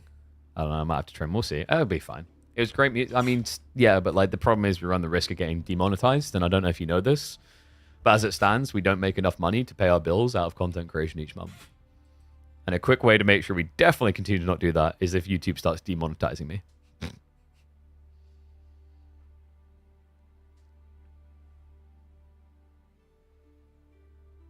Golden Horn's eco really goes into 5th gear when you get the stockpile edict? Yeah, because once you have stockpile edict, but that is a late game tech, because it's so expensive. Once you have stockpile edict, you essentially become... Oh, sorry, they're redoing. Okay, sorry, yeah. So once you have stockpile edict, you essentially become English enclosures. The music's off now. No more music. It's just annoying. Like so basically the way I have it set up, it's very challenging to not get music issues from either Twitch or YouTube. So the way we do it is that Twitch's VOD track just gets muted, so it's not a problem there. And I just have to figure out music that YouTube won't demonetize on a live stream. That's how it works. The trade-off, of course, is like, because of the way our setup works, I can't hear the music. You guys can on the laptop. Maybe there's a rejig around that, though. They'll demonetize you because the idea is if you have like music they identify, you're like, no money. But we are going Cliffside. Let's get ready for game number 2. Let's make sure we've got it marked up as well, because I forgot to do that, didn't I? Game 1, Vortex win.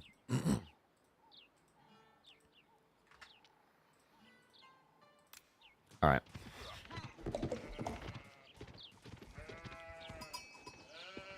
All right, so far this series, Japanese fast castles have been good, at least the new Civ.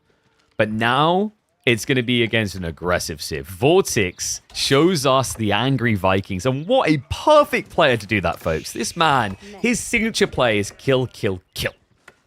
Actually, that'll probably get me demonetized. Oh. There we go. Like, de-lifed. It'll get you de-lifed. These Vikings are so good at ending lives. I'm looking forward to seeing what he can do here. Vortex with the Macedonian Dynasty pick into Anatan's Japanese for Game 2 of our Play All 5 show match. Welcome back to the channel, folks. This is going to be a fun one. I actually think the Macedonians have to kind of like just play aggressive. There's no other way to do it. They're not really an economical Civ, but I think that serves a player like Vortex so well. I know. Man, he's taking a step further earlier. It's a good old-fashioned Dark Age rush from Japan. By the way, guys, if you are enjoying these, reminder that we do stream multiple days a week, and we are always casting incredible content. So we've been organizing these show matches in prep for the new upcoming expansion. But once the expansion releases, we'll also be back to our weekly format of tournament games on Mondays, Tuesdays, Thursdays, and Fridays. So always make sure you're tuning in here live. Support the ecosystem, support what we're trying to build, because the goal here is to keep getting the numbers bigger so we can keep getting the show matches bigger and more prominent. Okay, so we have got Spear on Spear. Now, that is an interesting choice by Vortex, because technically, the Macedonians still have the same issue Byzantines do with this idea. Your spears are chunkier, they have more health, but they also do cost 10 resources more. In some ways, it's better than the Limitane situation, because Limitane are 80 food and then 10 wood, whereas these guys are 70 food and 20 wood. But still, it is going to be tricky to keep up, considering how Japan was already lean. They spent 75 wood. Your Varangian stronghold costs you 200 wood. It's a big premium this early on. And it's worth it once you get Feudal Age, because once he has Feudal Age, he'll get access to all these bad boys too, except for the Radari. He'll be able to build archers, men-at-arms, and spears out of one building. Never underrate the power of being able to produce multiple unit types out of one structure.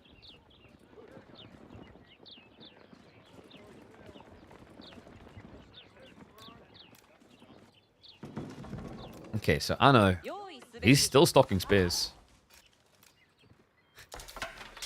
This play does feel a little bit weird, but it makes sense because of the gold being there. So the part that's weird, guys, is Macedonians might want to go for Grand Winery, but Grand Winery isn't necessary on berries.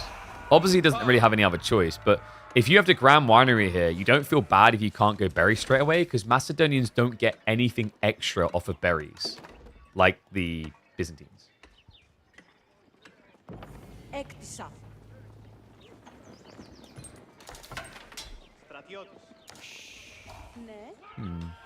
Yeah, so like technically it just matters if he's got enough sheep, and he has got 15, which is pretty good.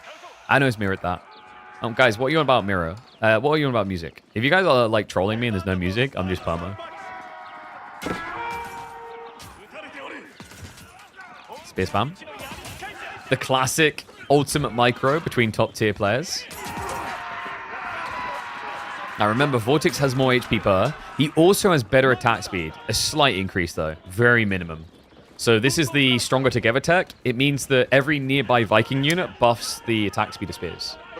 So he's at 1.82 instead of 1.88. It's very nitpicky at this stage. It would make sense for Vortex to place the Varangian camp near the gold. It would have, but I think he was just trying to rush out the units.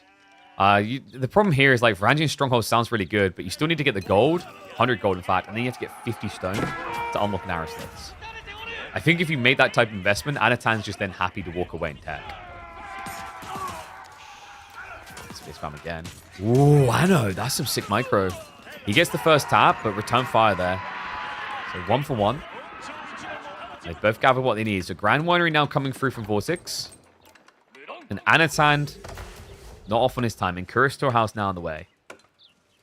And no, there's technically no cap to the attack speed. Amplification is stronger together. But it's a very small radius. It's like this.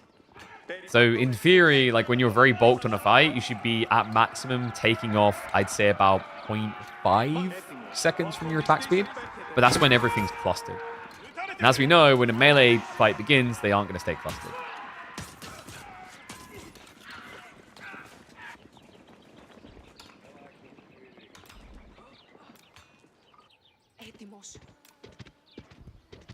Wait, Anno went for a samurai. Nani? Why would he do this? Because I don't know. I'm not entirely convinced it is worth. A curious choice. Wait, he's going multiple... Double Nani? Okay, so... One problem with this for Anatan is if Vortex starts adding in Varangian, which he's about to get access to, they should beat Samurai. Because Varangian Guard have additional melee armor. And they snowball really well with runestone kills. But it looks like Vortex is going to opt for archers to begin with. But he has versatility, that's the thing. Like, he can just build both these types out of here. He's even upgrading the spearman, though. How interesting. I love that neither of these players wants to play a boom game, by the way. We did say they warned us, like, yeah, it's probably going to be aggro. And I'm all here for it, man. Who knows? Maybe I'll extend them up to a play all 7 if they're up for it.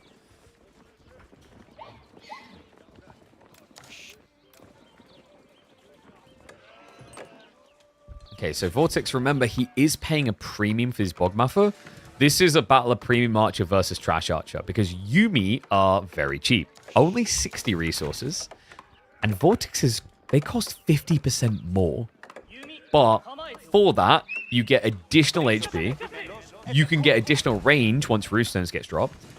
And I would argue that Yumi's probably the worst way to go against Macedonians. Now, this is early day theory crafting, of course, but the thought process is with the armor upgrades from the silver. You can get +2 armor in the Feudal Age. That's a lot. Against Yumi that starts 4 base damage, then get up to 5. That means you can reduce them down to just 3 damage per Yumi. Against units that all the Varangians have more health, remember. Bogmatha, the Adgematha, they have 10 HP more than standard units. I think Anno probably feels like it's still worth it at least to beat down the Adgematha. And then maybe do we go like Horseman or Delay? Because it looks like he's just doing that strategy the Canadians loved on Enlightened Horizon, where you just mass up Samurai. And the Bogmatha, if he just presses Unwavering Focus, this is an easy kill. Because he's going to take off half the armor of these guys. But he's waiting. Outpost being rushed up. Vortex will be able to get it online. Too many workers out here, though. Yumi now with the dive past. Looking for a solo kill. Not going to be able to find it, though. Still, the Spearman not really able to fight in this type of situation. Workers. Oh, good body block. The spear's got in the way there, so Yumi punished for the dive. Anno, just in a bit of a brief rush here to try and find value. As he should be. You know, we've now got the sharpening stones on the way, so that's going to give you the +1 attack on all your range units. All bow types and bolt types. That means outpost emplacements as well will also get buffed. As will the Varangian strongholds if you ever get the arrow slits. And he is rushing on the stone now. This is a fast castle build. You can see it by the numbers. He's just getting some stone to make sure he's safe with the arrow slits. Anno is pretty committed at this stage.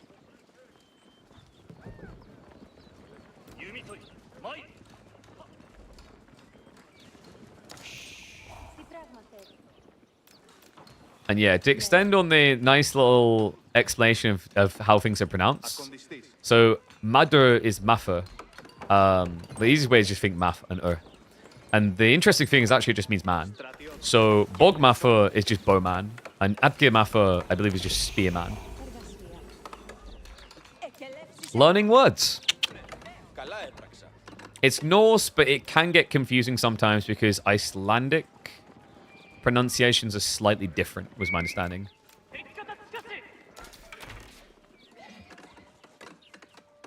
In some ways, I'm upset they're called Radari.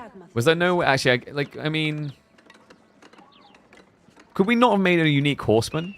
Whatever horse would be in Norse. Okay, so Anatan is at least starting to save up for an age up now. But System of the First Hill is a smart move.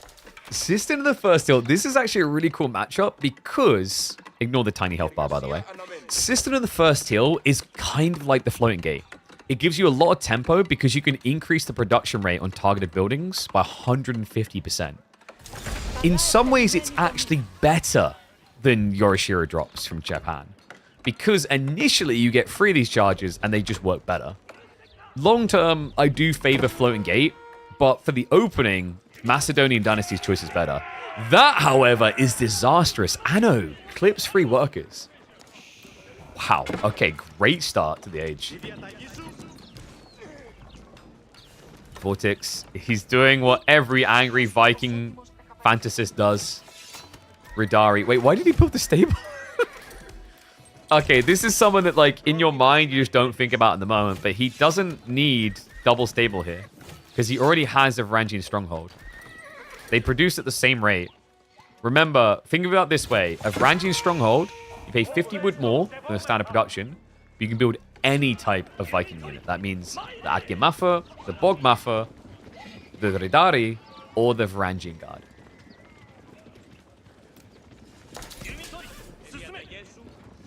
Floating Gate now on the way. Pretty far out, actually, from Anno, but he was forced wide. And you are hearing the Sippy Cups. It's empty. I think he's got 1 charge left in there. So Vortex is optimizing here around wood. Yeah, so by using this ability, the Assistant's Favor, on the lumber camp, you see right there, plus 40, he'll generate 160 wood in the next minute from that. So you can place that on a mill to make it food. You can place it on a mining camp to make it gold, which is what he's doing. Love that. The other interesting thing here is if you use it on a production building, it ramps you up to Chinese supervision levels. Dodari now with the +1. Oh, this is ugly. Anatan, he's going to sack a lot of his Yumi. And wait, the runestone got bugged. He didn't complete it. I didn't know that was a thing. Wait, what? Yeah, guys, it has a build bar. Technically, it takes you like a fraction of a second to build a runestone. And Vortex didn't complete it. He didn't cancel it either, so he's wasted 5 kill charges. He can still produce more, though. He's gotten enough kills up to this point. And worth doing. It'll give him +1 melee damage as well as movement speed. We do get the axe throw mode to deal with the spearman. Yeah, remember, you get 5 axe throws out if you just optimize around attacking as quickly as possible. Tech up complete. Anatan upgrading the Yumi. Vortex just sticking to his guns, though. Should I say his axes? Flash, Anno. Put Lumen around. And you are correct. They have indeed upgraded the floating gate. Man, that is a sexy looking ward now. Sadly, for some reason, Sister in the first hill didn't get that dream. Hopefully, though. With a little bit of time. And Rodari clearing house, though. I think this might just be a easy peasy heavy cav GG. Moving in for worker kills now. This is a lot of idle time as well. I know, he's trying to get Onimusha. That's a smart move. The problem, however, is that axe throwers can counter that. Remember, they have an ability to just toss axes at you. Warlord's going to buy some space, however. Vortex. Forced to retreat. This is so tanky. 264 HP. Plus the 2 extra ranged armor. Means Yumi, even when they're vetted, are doing nothing.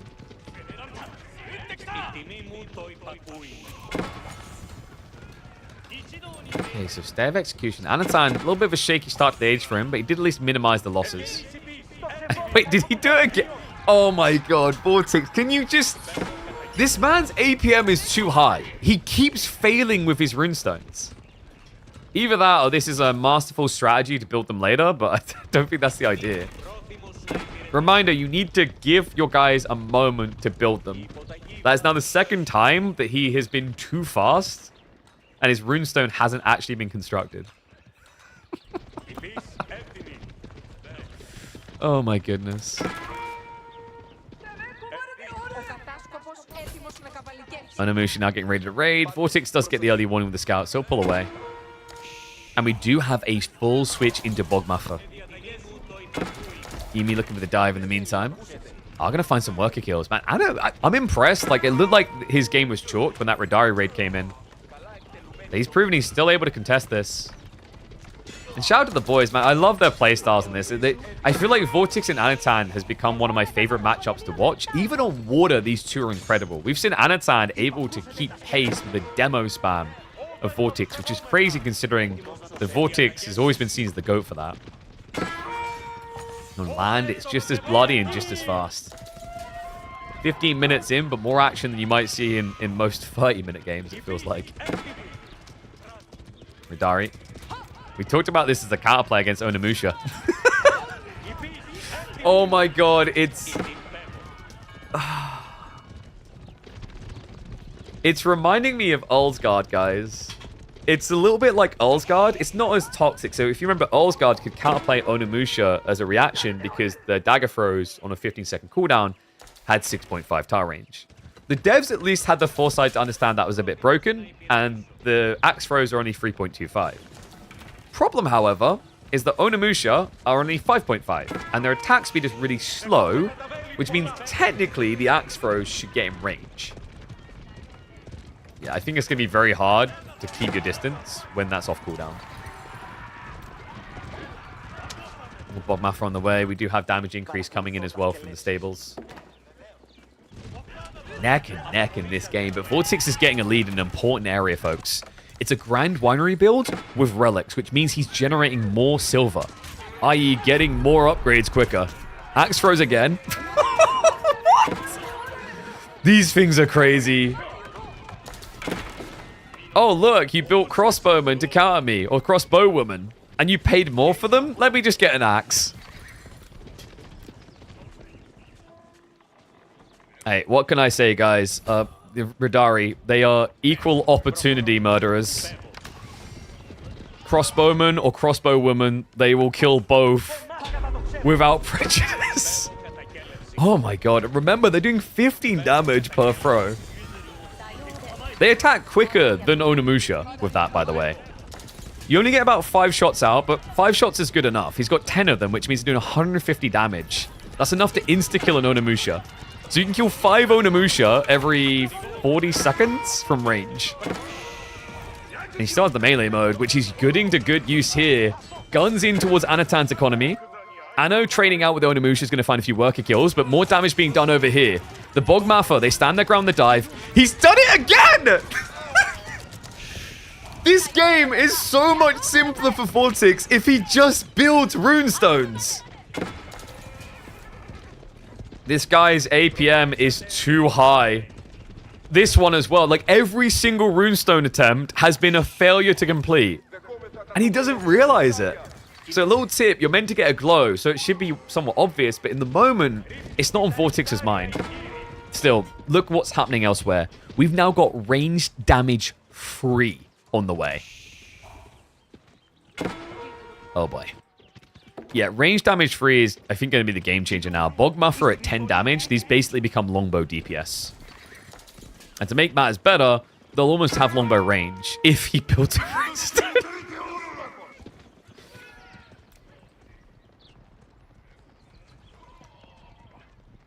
It's like, I already know what this one's called. New game feature is anti-high APM. Oh, I feel bad for him, man. I know afterwards he's probably going to look back at this and go, oh, no. It's not a caster bug because you can see the movement speed isn't increasing.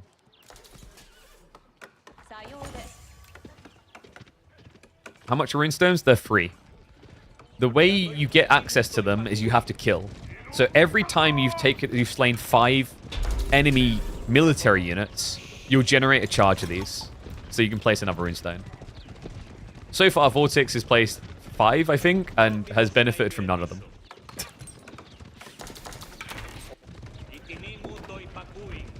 Interesting. We're going back for the ranged armor now. So he's looking to contest the Yuumi. Remember, he can upgrade that ranged armor 4 times in Castle Age. It's a movement towards the production line. Relic game looks like it's been solved, so Anatan will get 2. Vortex happy with the 3. And the Glugs are also buffing up his economy now. He's using the lumber camps to get additional Bogmuffer. It's never a good look when you're trying to go Yuumi and you're outmassed like this. I mean, Onimusha, sure, they're a bit more expensive, but this isn't exactly Mad Samurai. This is hard. And if Vortex just uses a runestone correctly, it could be impossible. He does it! He finally uses it! The runestone is down! Increase to melee damage, increase to movement speed, increase to range. The Bogmaffer now outranged the Onimusha. But it looks like he maybe overstayed his welcome here. Yeah, the Radari died a lot quicker than he's expecting. They'll recommit now. Onimusha have been doing a good job of cleaning this up, though. The count is low. Bogmaffer now need to clutch up. He was using the unwavering focus, but still, it took so long to kill the armored units of Japan. Still, at the tail end of it, it looks like it's going to be Archer versus Onimusha mainly. He just needs to re-rally. Vortex, I think he needed that next wave. This is a little bit slow to get reinforcements in. More Radari committing. He has got the runestone. Okay, he placed one. Seriously? This guy has like a 25% success rate at placing runestones now, I think. This is getting rough. But the Bogmuffer at 10 damage, this is a really weird strat from him, but I love it. The Radari are basically cannon fodder. His goal for winning is build more bowmen. Well, for cannon fodder, the Radari do take a long time to die and hit pretty hard. Look at this, 7 ranged armor, 276 HP. Anatan, not with many Onimusha left over here. But more Bogmuffer are starting to arrive. You see how small the runestone range is, so it's clipping from here to about here. So that's your distance. Seriously? Okay, this one is a blueprint. He hasn't even got to the point where he's constructing it. Oh my god. Outpost coming up. I like that idea from Vortex. A little bit of arrow slits fire, maybe the game changer. He's using Unwavering Focus. It's on cooldown right now, so not able to penetrate onto the Mad Samurai. Anatan able to push him back. No! Vortex, how did the numbers turn around so quickly? He had, what, 10, 15 Radari. This Onimusha wave so impactful. Now a Mounted Samurai switch trying to catch Vortex before he remaxes. Anno, I believe, also, yeah, he's got the farm set up. He did go for the Yorishiro drop, so his TC is building quicker. Yuumi are going to get mopped now, though. This is such a messy game. The villagers, they didn't even stop gathering. They're like, we're still vibing for the deer. I think Vortex getting the free relics is the reason why he's still in this.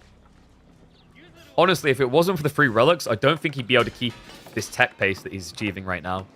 Remember, if you get a very long castle age, you get a huge boon when it comes to technologies, because you can upgrade your damage and your health and your armor 4 times in castle age.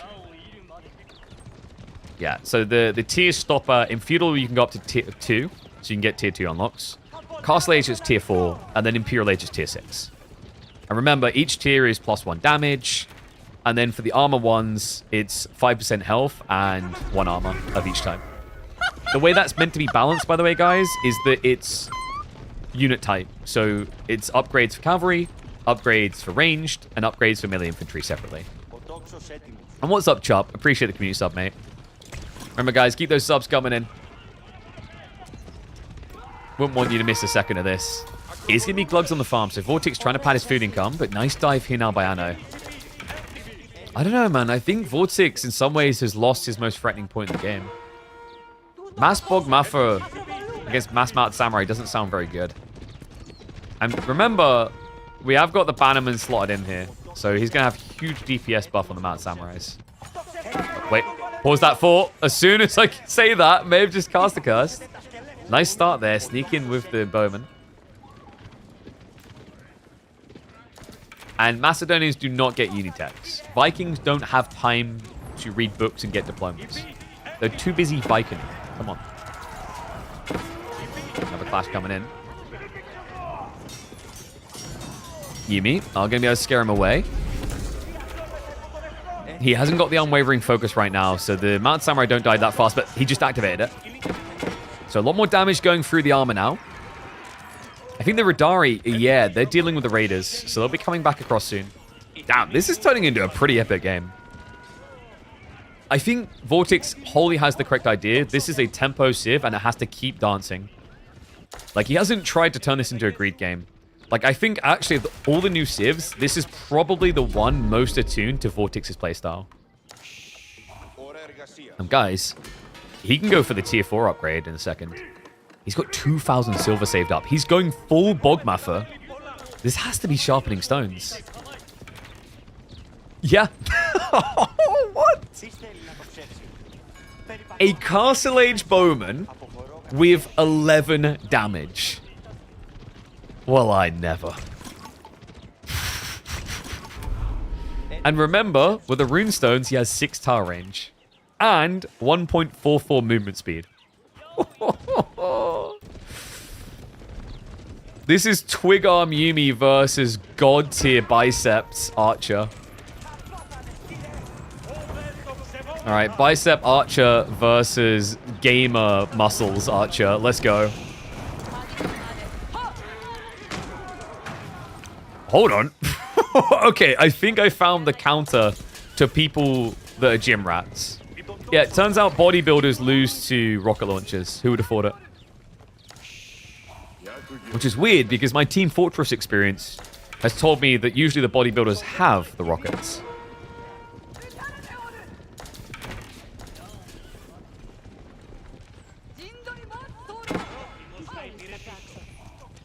More farms starting to come in. He has got the Bogmaffer now to come up. Dude, these are so good at sniping these as well. 11 freaking damage. Also, I didn't even mention the health level at this stage. He's at 99 HP. I think you just keep buffing here. Maybe just go for the extra armor next on them. Then Yuumi are useless. Like, if you get to +3, +4 armor, Yuumi do nothing.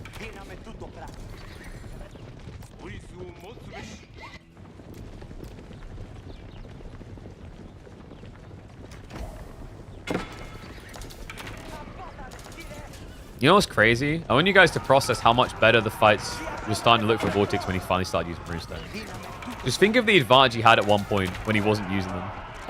And then pause that thought and realize this looks like a disaster. Vortex, he gets caught out!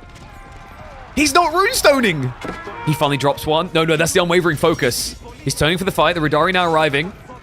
There's not many Onimusha here, so the heavy cavalry of the Macedonians should do well. They start to spread out. 28 damage versus the 29.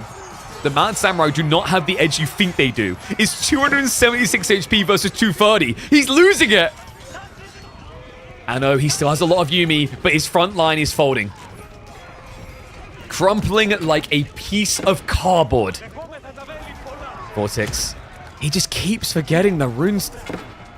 Okay, he doesn't keep... He keeps overusing them. It's such an annoying detail to keep track of. This is what I mean about Macedonians being more complicated than you think. It's on the micro level. They require a lot more babysitting to get maximum value out of. You know, it's like a finely tuned bicep. If you don't keep up the gym work, if you don't keep working out, that muscle just turns into flab. You got to keep bench pressing. And the runestones are the bench press in this situation. Farms coming in. It's interesting just how many farms Anno has when really it's been mainly Yumi. But this means that he will be able to get a flurry of Mountain Samurai soon. Vortex is looking more about quality. Like, his food income is pretty abysmal, but he keeps upgrading the cavalry. And no, the runestones do not stack because that would be completely and utterly broken. What does stack, by the way, is the Hippodrome. He didn't go for it, so we won't see it this game. But there's a Radari champion that buffs movement speed by 15%, I believe it was, or 10%. Which means, with runestones as well, you can get your infantry, like your archers here, up to 1.6 movement speed. And tech up coming, though. Anatan, I wonder what he's going to use the food for. It's tearing. So double rocket launcher here.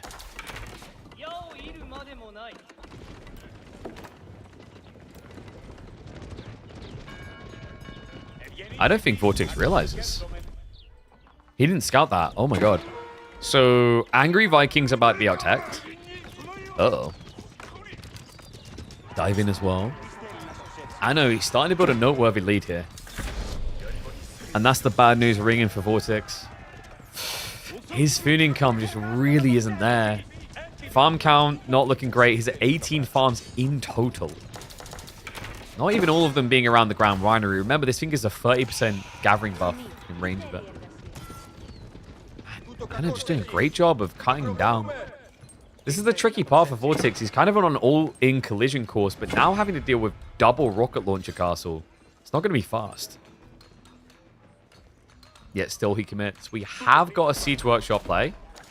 I think this is the first time we've seen a Macedonian player build a Siege Workshop. Some fun techs here, but unfortunately, they're all locked behind Imperial. You still have the Greek Fires, which is great for trebuchets. But the other one that would have been sick here, if he was an Imperial Age, is Prolonged Siege.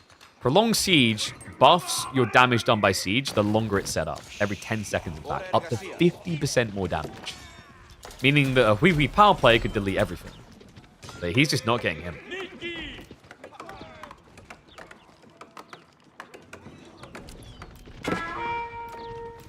I know.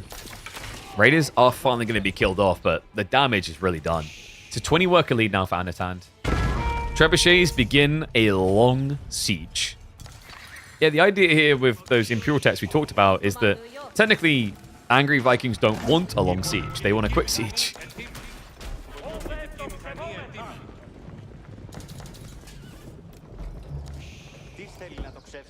You know what? I actually just realized, yeah, is this not every kiddo, like one of the big fantasies for all the kiddos growing up thinking about like the matchups? You've got Vikings versus Samurai, essentially. Oh, I'll save that titling for when we have a true Samurai versus Varangian Guard clash.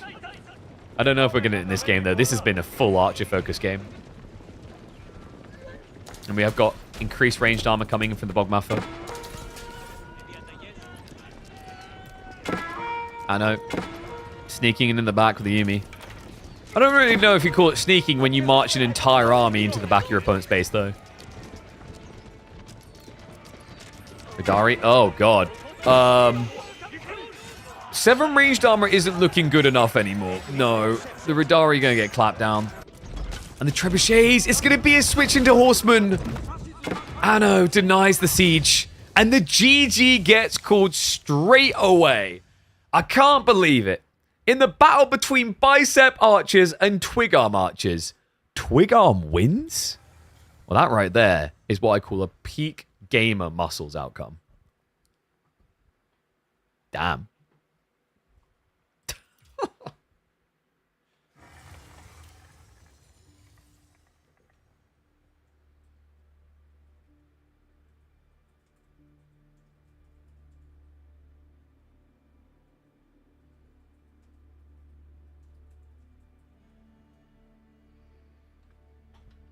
So, Anno able to even it up here with his Japan pick into the Macedonians. That was a really cool game. I feel like Cliffside has actually delivered the best game so far, actually, now that I think about it. On average, it's definitely delivered the best. I mean, obviously, like Dry Raid, whatever gets picked up more. But we've had quite a few memorable Cliffside games already. I'd say like 3 or 4 out of 4 show matches. That's pretty good.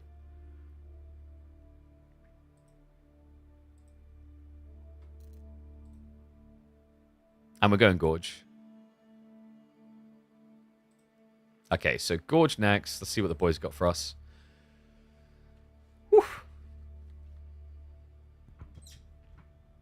It's wild how much Macedon can keep up without much res. They kind of need to, though, because their economy sucks. That's the problem. Like, I don't feel like there's any eco-lean, reliable eco-lean for Macedonians. The closest is getting, like, a Grand Winery.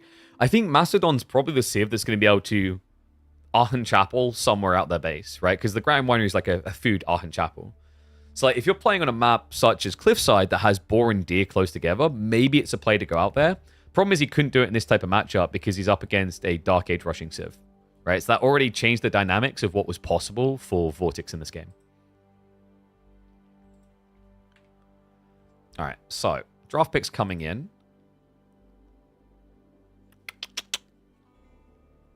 Malians versus Macedonians. He's like, oh, I want to try this. A lot of Macedonian love, it seems. I don't think we've had this matchup so far either, which is cool. And on Gorge, I like the idea of Macedonians on Gorge because it's just a map where you can kind of starve your opponent out of a lot of key resources like gold, food, etc. Oh, the score hasn't been updated, that's why. We already done the map thing, but we didn't update the score. There we go. Thank you.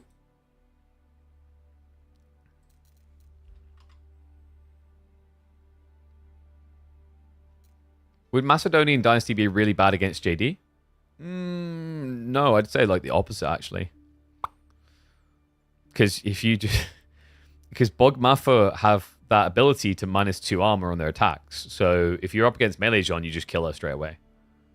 So you just scale like, what, Agematha, Bogmatha, maybe? You could even just go for Ranging Guard. Like, they get... actually, no, I think you just play Agematha. There's probably a world in which you can actually do Hippodrome against Jean, actually. Because you can buff your horseman by +2 damage, avoid the knights, just choose the fights well. I think Macedonians will be fine against JD.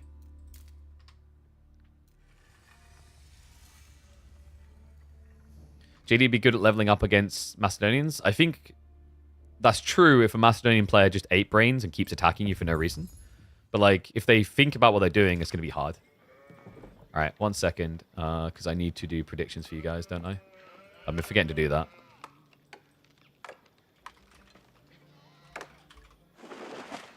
G3, there you go, predickies. All right.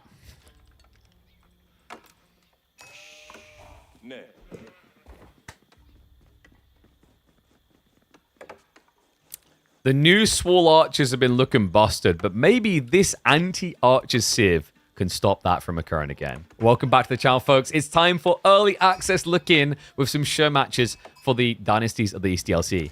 Anatan with the Macedonian Dynasties taking on a classic here, the Malians in the hands of Vortex. All right, let's get to it. It's going to be Gorge for game number 3 of this playoff 5. And we are going to be getting a spear rush. Anatan with a 4th Varangian stronghold straight into the Adgimafa, which is the spearman for the Vikings. Okay, I like what he's cooking with here. The idea is pretty smart. These Adgimafa, they are more expensive, but they're a lot more tanky as well. And also, as you spam more of them, you're going to get a subtle increase on their attack speed because of the stronger together ability. Yeah, I do like the idea of the Civ overall. Like, basically, Anatan chose a map that should reward aggression, because usually with Gorge, if your opponent is a little bit greedy, you can starve them off the map quickly. And that should be doubly true in the current meta, because of the nerfs to Pro Scouts that now makes it worse than it's ever been before. Yeah, I think the interesting thing, though, is like Vortex maybe was anticipating this with a Marlian pick. Because Marlian is the type of Civ that can just stay in their base and eat. Is Vortex going to go Sofa Archers? I don't know about Sofa Archers here. I think Sofa Archers might be a bait against Bogmatha. If you go Sofa Archers, technically Macedon can counter you with just Archers, because of the ability to -2 armor. Sofa only have 2 armor. So I think for Vortex, like this, if he starts seeing Bogmatha, it's actually a matchup where Javelins could make a lot of sense. But great reaction there. Vortex has counter play. But I still like this for Anatan. Now here's why. What makes this play so good for Macedonians, and I think actually Macedonians could be a really good answer to Malians. You build your racks, you build a spearman. Your opponent has either now done the outpost opening to protect the pit mine, or they haven't. If they haven't, you add more spears. If they have, that's fine. Now this Varangian stronghold gets usage in the second age. Because remember, it allows any Viking type out of it. It allows spearmen, men-at-arms, or archers to be built in the second age. And then the third, you can go into knights. Sheep are so hard to see now? Oh, I don't know. I'm not sure I entirely feel that. I guess it depends on the biome and whatnot. I think what would have been nice is like an option to customize your sheep if you just want them white or whatnot.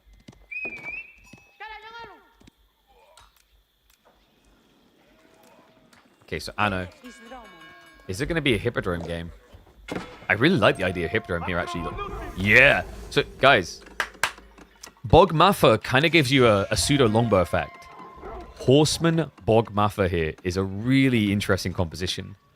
Because we've seen how it actually can deal with Marlians quite well in the past. So, if you guys remember, you used to have the Kira Siphon builds with longbow horseman timings on Byzantines. Macedonians have the Kira Siphons. They have their own budgeted form of a longbow, and they have premium horsemen. Because remember, with the Byzantines, with this type of build, they would get +4 damage temporarily.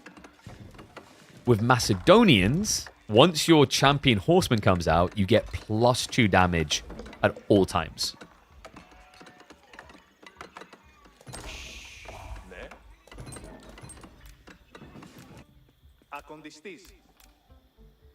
I do think, by the way, the Macedonians have a lot of diverse openings. Like, there's some highlights about the placement of the Varangian. Part of it was forward push, but also part of it is it protects with the Arrotlets. But, like, the other thing you can do here is, like, let's say you saw Vortex start to play Dark Age aggro.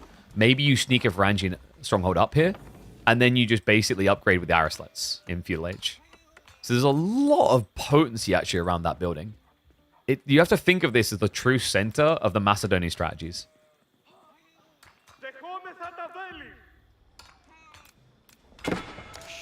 Okay, so Anatan. Remember, the way this works is you get each of the champions for free the first time around. You cannot build them early either. So Hippodrome coming in. And look at that. In 45 seconds, he's going to get a Hippodrome Scout for free. And then after that, I think it's 120 seconds for the Horseman. And then I think it's 4 minutes for the Radari. That sounds like a long time, but remember, you're getting it for free, and that means that you can technically get a Castle Age cavalry unit in the Feudal Age for free eventually. The balance is reasonable, and it is going to be the Horseman strat.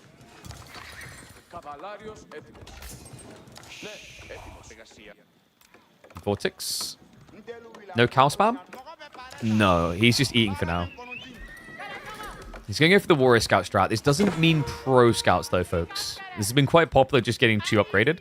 Little fun detail, that Champion Scout that just came out can also beat the crap out of a Warrior Scout. He has the same damage, but look at the health. 220 versus 110. Like, bro, do you even calories?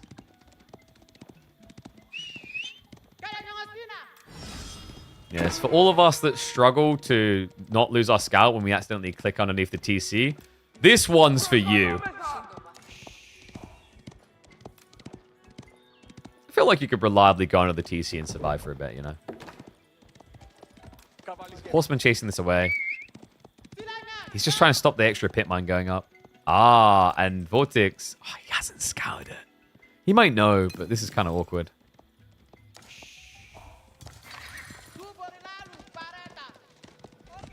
And we do have horseman upgrades on the way. Yeah, this strat, I'm not surprised to see it from Anatan. It's actually what Vortex Lutheran have been doing before.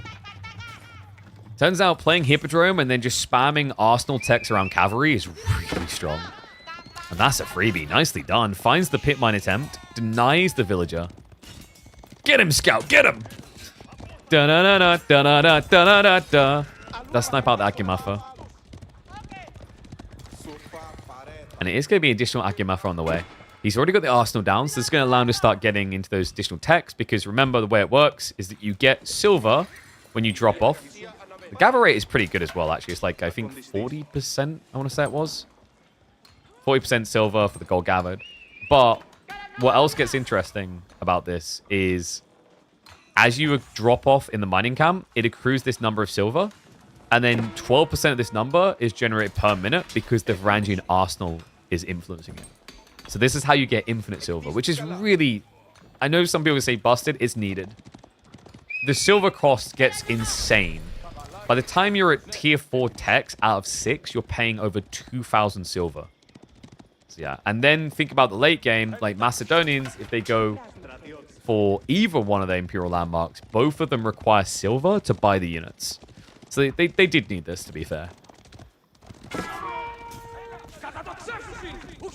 Now, we have got the Horseman champion. Look at the health. That is a Castle Age Knight's health ball. And remember, he's providing a buff. This buff gives +2 damage to all cavalry units in range. That does include scouts, by the way. Ah, yes. The mass scout strat you guys have been waiting for finally arrived.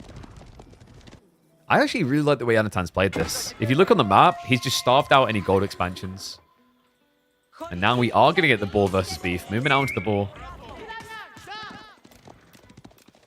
Vortex looking for a switch into spears now. Yeah, he's been forced into archers, which feels pretty grim here up against Hippodrome. Reminder, the clock is ticking. We're 2 minutes away from the Radari champion. That's where this game gets scary for Vortex. If Anatan starts bloating Adgimafa, the spearman, you can increase their movement speed twice. So you'll be able to increase it once with the Radari champion, and then a second time by placing runestones. I am not exaggerating when I say that these spearmen will move as quickly, in fact quicker, than Onobu Geisha from the Japanese. Yeah, like when they charge after sofas, they'll be moving as quick as horsemen.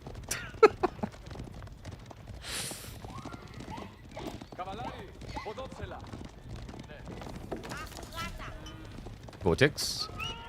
He'll be fine here. He's got spearmen starting to show up, so I think there's a bit of hesitance. Anno is pivoting, though, and you start to see the power of the Varangian stronghold. Spearmen now switching to archers, and you don't need to build an extra building to do it. That's the potency here. And I do love what Anatan is doing, by the way. One of the big flaws of the way you generate silver, you need to harvest a lot of gold. He has no use for it. So if you're playing Macedonians and you want to optimize around techs, you're going to need this building. A marketplace is critical because you're going to need to sell a lot of that gold buying food instead. It is a weird element of their economy, actually. Also, I think with the correct civ, you can grief them. Like, if you're a civ that can afford to start shifting resources around, like, you know, you get a lot of gold. Like, for example, Malian's here. If he was using his gold to buy food, he could actually grief Anatan's timings. I do wonder if that's going to be part of the meta that develops. Because, like, the theory here is if he ever gets to cap out on the cavalry techs in H2, he's going to be pretty heavily favored in these fights. Like, the health increase is already starting to matter. He's got the tier 2 coming in. He'll be about almost 140 HP per horseman. So we're hitting Ghazi Raider levels of health, but he's not paying Ghazi Raider prices.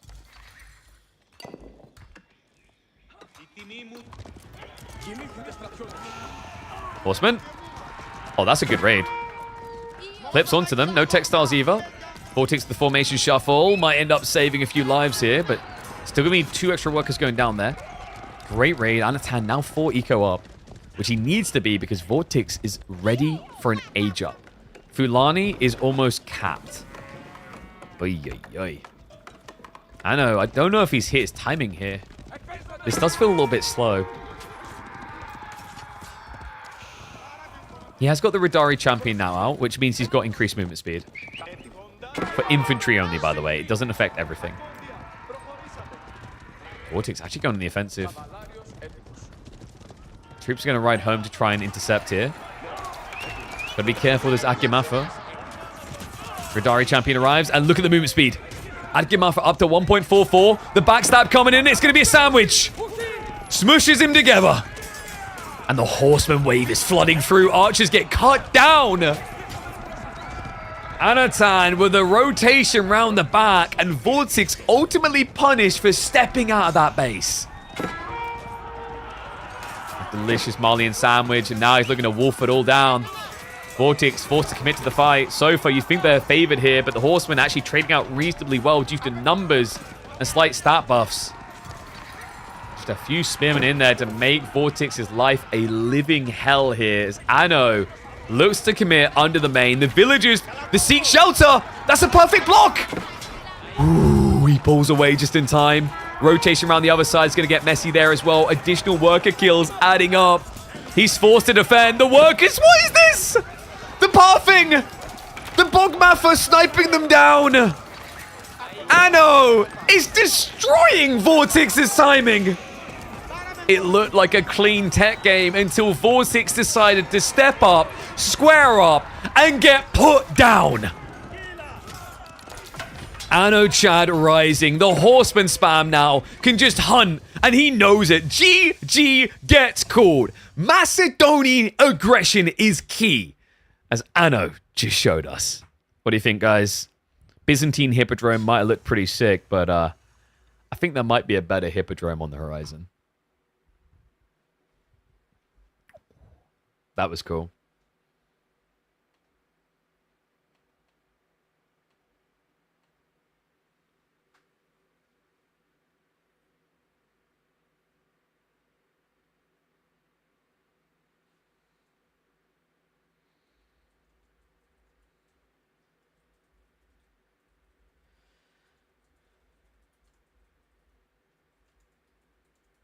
Very short game. I don't know if it'll be uploadable or not. I'm weighing it up in my brain. But still a really cool game. Curious how that would fare against Donzos. The problem is your opponent can go into Bogmaffer.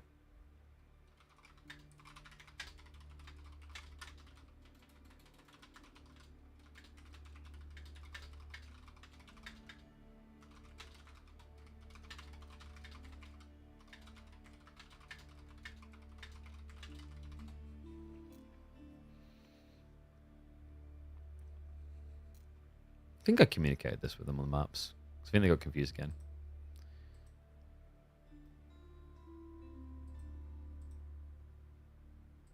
Yeah, there we go. They didn't realize. They were like, sunken lands now? I'm like, dude, you can do any map that has not been used. I don't know. Like, maybe I need to put a rulebook together, but like, dude, it's like last second show matches. It was in the details commed. Is the new meta going to be genitals? Hell no. I'm pretty sure we're safe from genitals. The aura, though. The aura is kind of interesting. I think the aura is very, very interesting.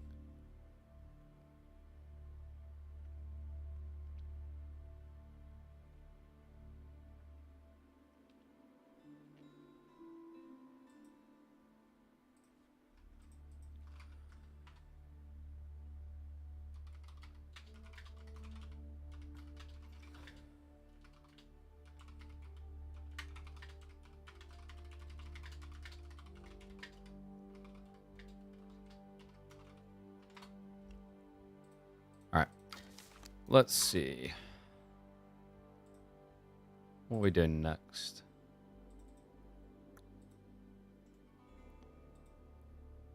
Okay, so we've got Golden Horde versus... Are they doing Golden Horde versus Tuklak? I think so.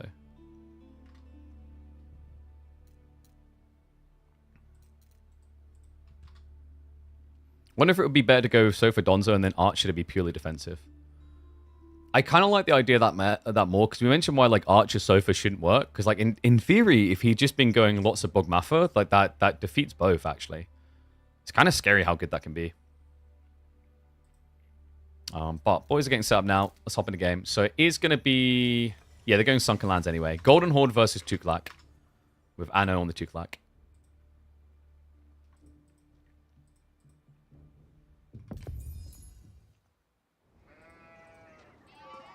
And we'll go left side win. It's Anatan now with the lead. Yeah, set up perfectly.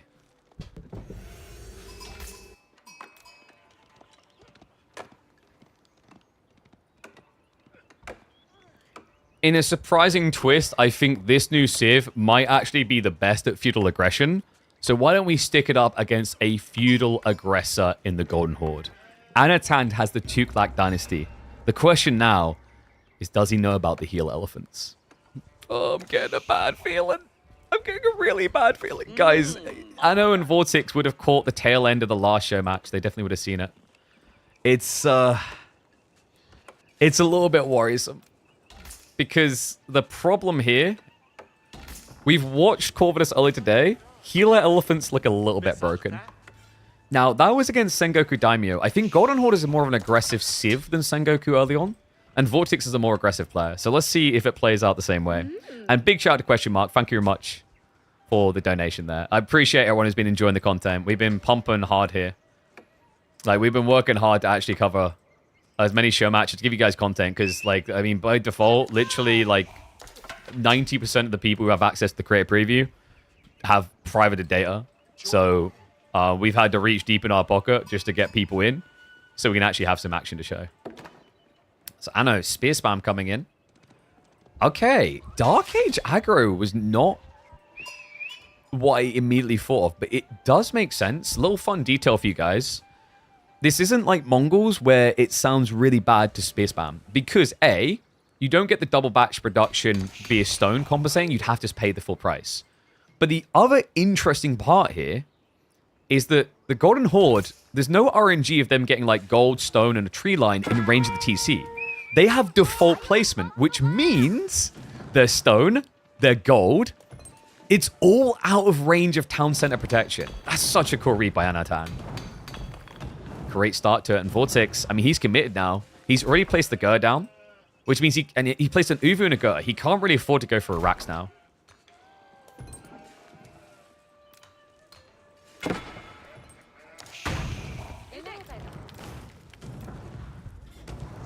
Anatan. He's going to creep round towards that gold to try and slow things down. So Vortex. Do you have to go building carts here? You actually might need it. Because you want a quick reaction to archers to like get back on your resources. And yeah, he agrees. So Vortex, building carts has been forced. And I really do mean forced. I feel like most people want to go Khan and Thordaguds here. So he's just kind of having to go for the option that gives him tempo. Because Anatan's just messed with the vibes. By the way, I believe we are on the Greek coast again. We are, so meet the new berries. Though this is something unique to the biome right here, Greek islands. You will get prickly pear bushes instead of old school berries. Love that, by the way. Feedback to the devs, more of this stuff.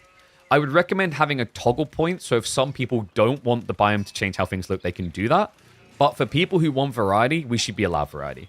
Like, same with, if we're going to like an African map, why don't we just reskin the deer as zebra?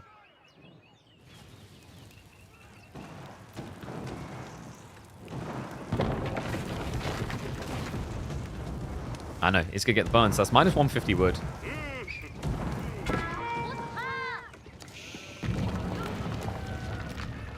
This is always just a rough thing I think about when I watch Golden Horde. Like, anytime pressure comes in for them, and I don't know if anyone else has been having this. Like, one's in chat if you've been feeling it as well.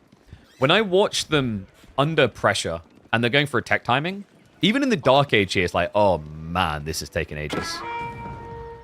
In actuality, like the time in the game when he's going Age 2 doesn't feel that long. But the fact that you have no way of accelerating that time feels really bad for Golden Horde, I think. Like, maybe it'd be broken, but maybe there should be a way that you can worship at the Golden Tent to get build speed from your villagers. And the way you could balance that out is make it half as effective as a standard villager would be on building a landmark. I think that is an interesting mechanic that is kind of missing from Golden Horde. Because timing builds just feel a little bit weird. Like, the way I've been describing this is it's kind of like a Bassids, but worse. Because with a Bassids, you've at least got the benefit of being able to buff your economy and gather a lot of resources. But the thing with Golden Horde is the early game economy is not very good. Oh no, guys, it's happening. I think it's happening. Dome of Faith. Yeah.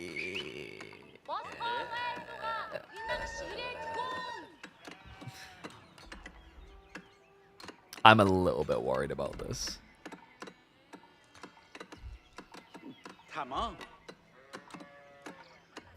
So the problem that I have with this is if he just goes 2 or 3 heal elephants, I think it's very hard for Golden Horde to play their best unit types. Like, if we're getting the build I think we are, this is... One game, like, the build I'm thinking of, the heal elephant build, one game of it was enough for me to be like, this needs to be completely nerfed. If we get 2 games in one day... Like, that thing... I remember that game finished between Corvus and Myriad, I'm like, is he still at the keyboard, or is he just, like, rocking in the corner? Okay, no, Anno's doing something different. Alright, we're cooking different. Okay, that's cool. So it's going to be Raider Elephants beginning, which makes sense. He's seen archers already. Raider Elephants are pretty cool. I will say, while Healer Elephants look a bit too good, Raider Elephants to me felt a bit unusual. And we'll see them in this game and you'll see what I mean. It's not that they feel tragic, but their attack points are a little bit staggered in an odd way compared to other units. Because by default, for those who don't know, Raider Elephants take over 2 seconds to attack once. It's 2.3 seconds. For reference, a Horseman's 1.88.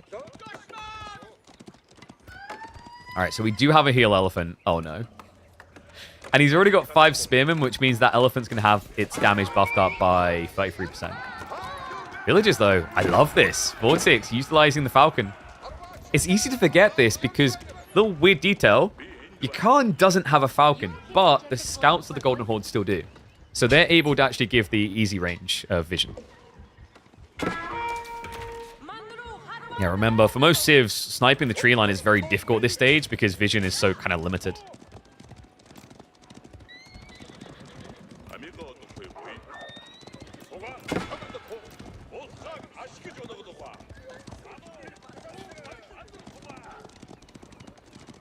Vortex. We are getting Keshik. So I like this approach with Golden Horde. I think a lot of the players are going to start coming around to this. At first, it was always Tortugud. And they're great. They're very tanky. They let your Khan sustain for ages. But their DPS is very limited. So having Keshik littered in gives you a lot more balance between tankiness and kill power. The Macedonian is really a 1-star difficulty civ. I think from a macro standpoint, they are a 1-star, although some people would be like a bit confused by the economics of silver. So I give them like 1.5 stars there. I know that's a pop out. But from a micro standpoint, I put Macedonian Dynasty at easily 2-star. Maybe even higher, because they require a lot of micro. You need to make sure you're placing your runestones. You've got a lot of abilities to think about as you go. Like, for a player like me, I think Macedonians I'm going to like a lot because I'm the type of person that likes skill expression through micro. It's like, I really quite enjoyed the idea of, like, French. When the Rus hunting game first existed, I didn't mind it because it was a way to outskill. Obviously, my mind on that changed over time. But, like, at first, as like, oh, I can outskill my opponent by being micro-intensive, I like that.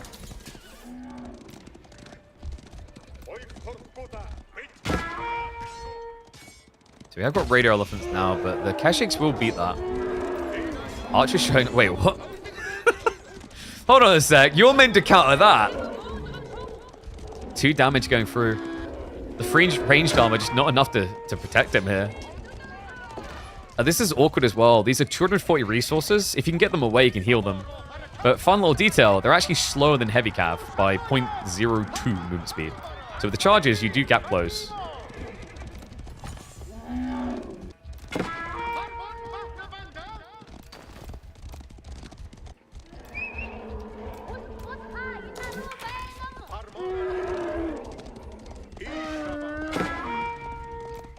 The sacred sites look cool. Yeah, I think it's my favorite thing about the Greek islands is you get that kind of old school ancient Greece look around the sacred sites.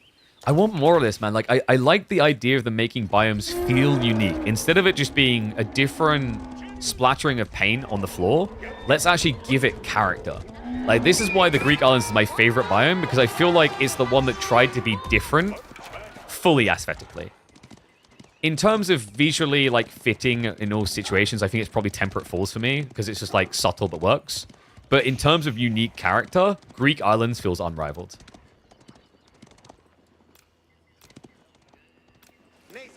Okay, so Anno, the radar elephants have been shut down, but we do still have this elephant timing to worry about. And he's teching, so we're probably looking at, what, a play into House of Learning? House of Learning should feel pretty strong here. There's a few unique techs in there that's quite nice, like Mahoots for the extra movement speed, as well as the ability for all elephants to heal outside of combat, but we're not getting to that point as quickly as he'd like here, as a raid does connect. Archers at the point where they can one-hit kill the spears, which means healing does not matter. Yeah, you can't heal the dead, guys. Anyone who's played RPGs knows that that's how you take damage, all right? You ever played Final Fantasy X? You're like, oh, wow, a zombified unit. Let me just heal bomb that. Maple Story, everyone playing their bishops, you go to the undead map. Heal, heal, heal. Yeah, so, like, the healing strat is good, but it does have its timing, and I think the problem I'm seeing here for Anatan is he didn't hit that timing with the heal elephants. Vortex done a great job of not getting cheesed.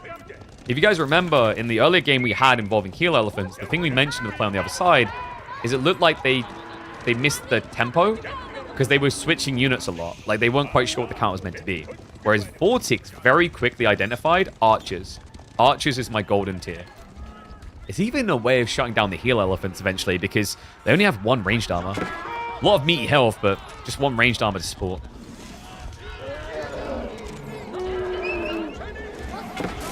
I know.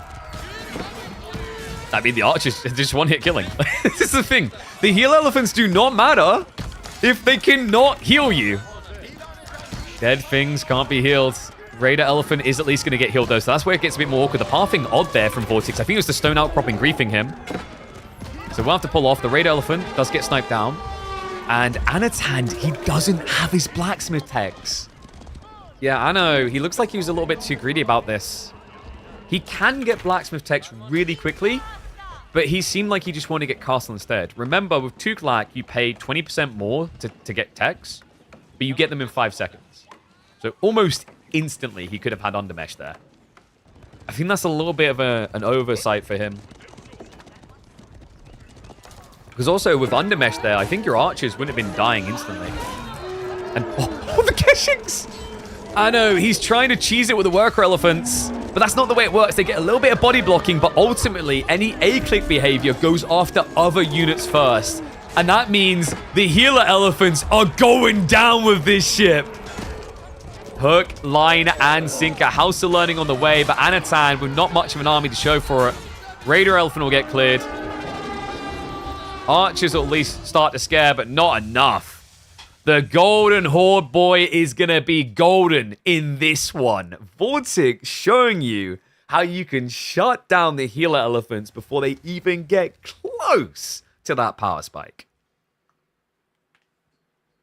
Well played. That was really well played. I was a little bit worried we were going to get cheesy healer elephants.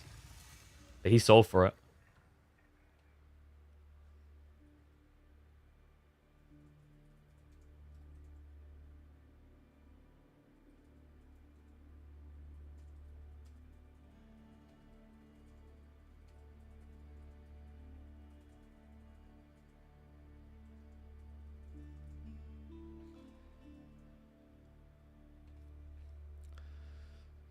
I just need to do Feudal all in with Keep now? Quite possibly. But I understand the thought process of him wanting to go castle there. But like, it's just a great read by Vortex. I think the problem is if you start building keeps though, like some have talked about Tuklakabad forts, they feel like a heavy investment. It's 425 stone, but also the time to build. Like, I think if you start doing that, there's maybe a world in which Vortex just plays more greedy, doesn't try to dive into you, but plays the map instead. And maybe he's the first one teching up then. But that's giving me a right side win.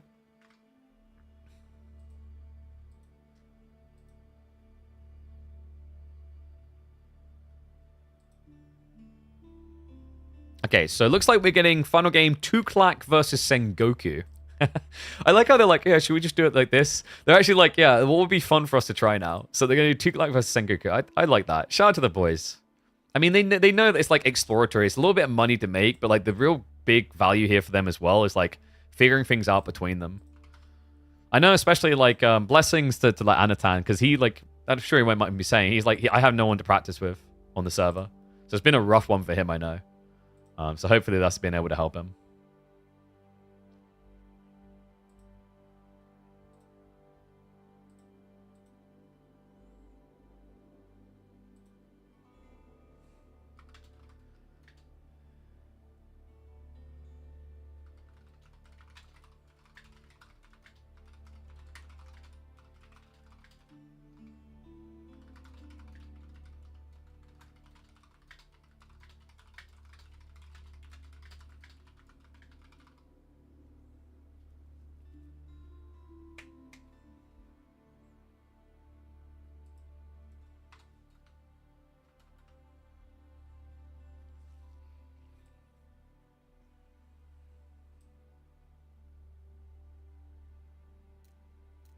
B not invited? No, he didn't get access.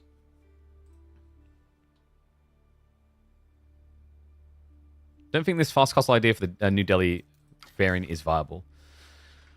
It's like, in theory, some of the elements are good, but it's so expensive what you need. Because you pay 20% more for the text when you're there. It's like, you can get veterancy really fast. I don't know, it's a weird one. I'm not sure how I feel about it. I think Tuklak is, of all 4 civs, Tuklak might be the hardest one to figure out. Because at least when you play as the Golden Horde, like I said, they have complications. I think like Tuklak and Golden Horde are the hardest ones to figure out right now. But at least with Golden Horde, like you can just like monkey noises and send it, you know?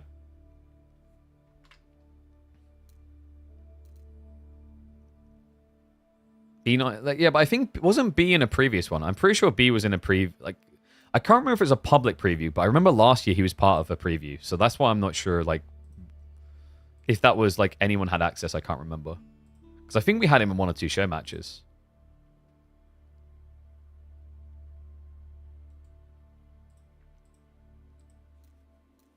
All right, boys are in game. Let's go.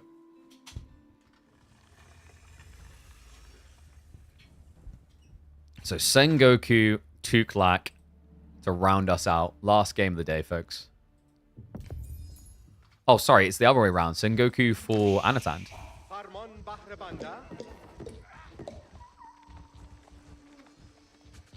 Wait, no, I did have it right.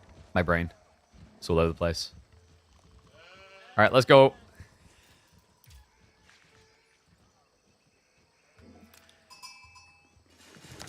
Deep into the jungles and deep into this series as we continue to explore the Elephant Nation. Welcome back to the channel, folks, for a show match on the upcoming DLC. Vortex with the Tuklak Dynasty pick and Anatan with the Sengoku Daimyo response. Yeah, this is going to be fun. So Sengoku has been seen as easily top 2 of the new civs.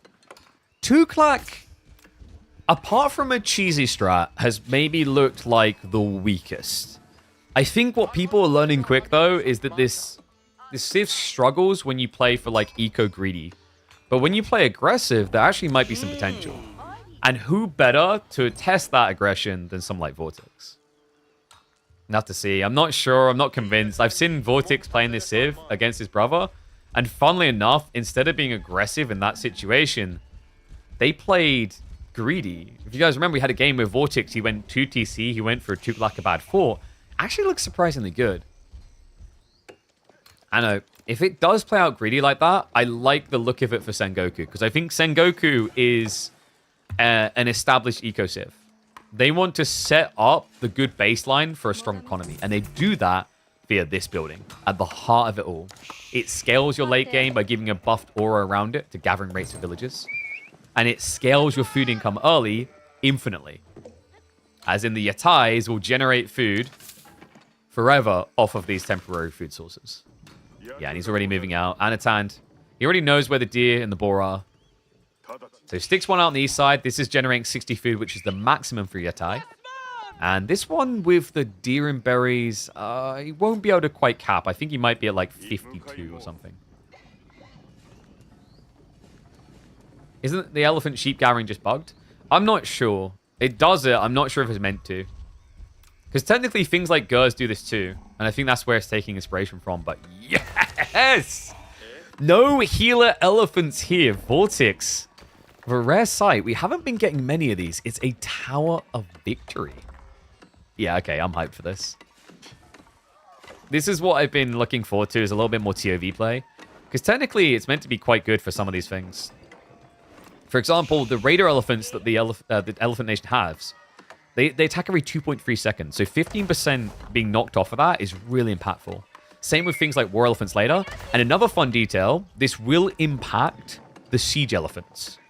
Because they're Springalds. They're very slow to attack. So yeah, like I think Tower of Victory has some very interesting early game potential and scales really well for the late game. And to be fair, outside of healer elephants being really good, I don't see as much value in Dome of Faith because unlike the Delhi, it's not you scaling into free technologies. Remember, the Tughlaq dynasty doesn't get techs for free.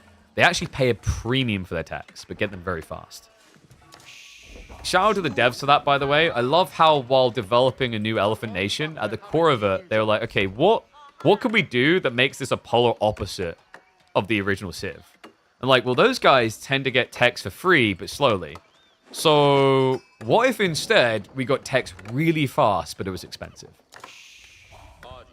Haha, and Coca's coming in.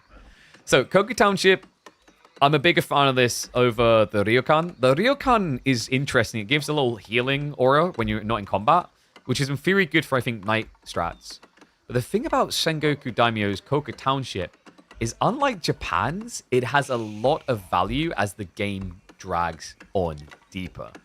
You are able to spawn shinobi near either your buildings or the stealth forests. And those shinobi have limited frag grenades to throw, but those frags will debuff any enemies they connect with. So they'll decrease the movement speed, and they'll increase the damage that units hit by them receive. It's really, really powerful. I love this support arc they've given the Sengoku.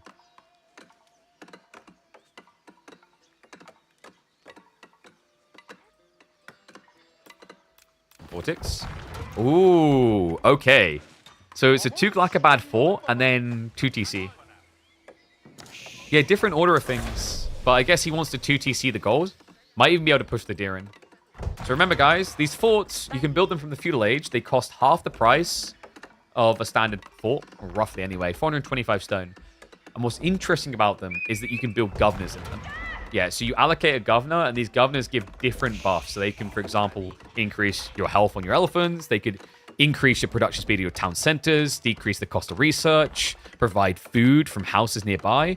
I wonder if this is actually that one. I think this might be the governor of Bakar, because he's already setting up the houses as if it is. So the governor of Bakar, the way it works is for every house or farm next to this, and it is Bakar, it's going to generate 12 food, 20 food, or 28 food, depending on the tier of the governor. Now, what's interesting about this strategy is if you're going 2TC, you're going to need a lot of houses quicker. And by building the houses here, you're getting like a pit mine for food, which means you subsidize the cost of the town center. That's very smart, isn't it? Yeah. So he's already getting 24 food. And second town center is now going to be on the berries. And we did see Anatan losing his scout. He got a little bit ambitious there. He wasn't expecting a fort, but we have a Yumi strat. Interesting. I like that because Vortex might want to scale the fort, because if he scales it, he gets more food eventually. And that means it's going to start overkilling a lot. However, right now at tier 1, it's decent against the Yumi. You can see it does double 10 damage, and then you get the garrison of 10, which is going to be another 60, which means you do 80 damage per round of attacks to your Yumi. It's overkilling, but it's not overkilling by much. And yes, the castles only have 2k HP because they only cost 425 stone. And you get a governor perk. But with this tiering here, the Shahi walls and the other fort improvements behind it, you can see that you increase the stats. You get 1500 more plus fire armor as well for tier 1. And you'll also increase the DPS, while also upgrading the governor tiers. As you can see him here.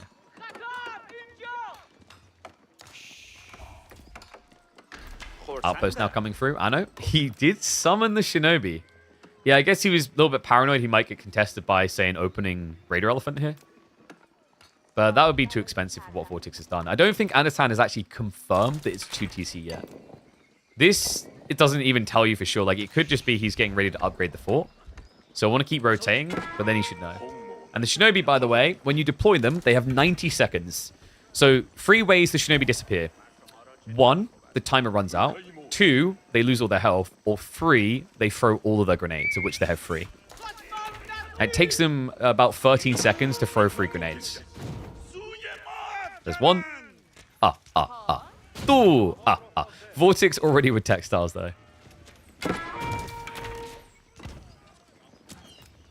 A bit hard time being achieved, but Yumi, they're a distraction. Anno, the real target seems to be Castle. He just wants to slow down Vortex as much as possible. With 2 kills already, I think we can agree he's ticked that box. What happened there? Raider Elephant's going to come out now. Now, that will be the solution to the Yumi Asakaru. Because he's able to 2-hit. The Stampede, though, the Trample, they're smart. If he sticks on top of villagers the whole time with the Trample, he'll almost kill them straight away.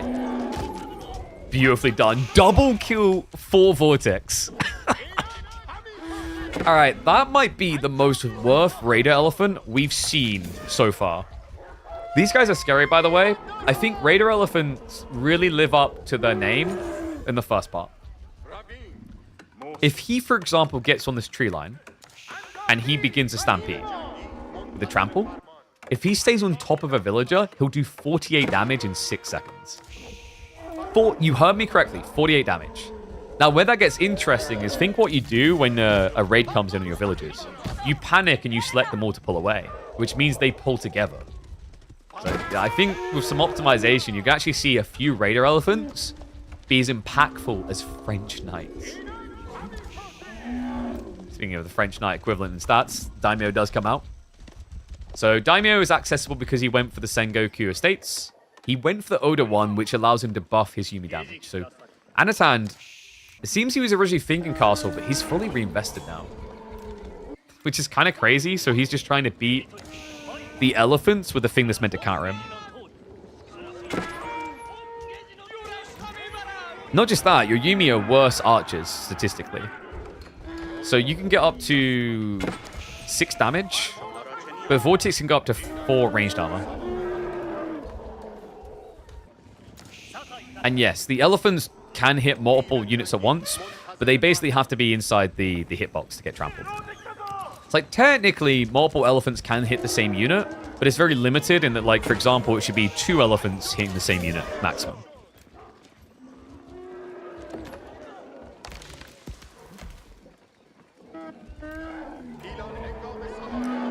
Keep in mind one of the weaknesses of the trample.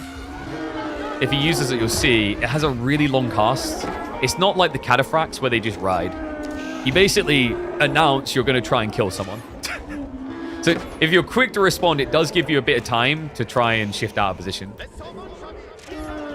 Which is especially important for things like Yumi. Very fast units.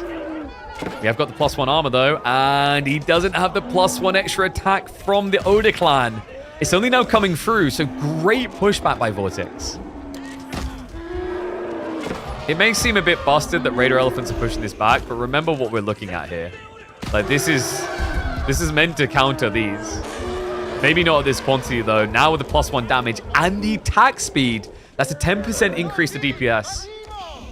And you saw what I mean. This is the problem with the trample. If you're playing against someone who's paying attention, and they see the trample, they will take that opportunity to move away, which essentially means you're probably going to lose about half of the duration's value. So I don't think it's just a press and always win type situation. You need the right moment. Because think about it this way. If I'm trampling and it takes me like 1.5 seconds to begin a trample, and you've now moved an extra 1.5 seconds away, I'm maybe going to do, if I'm on top of you after that, 24 damage. In that time, I could have just stayed on top of you and hit you with the tusks again.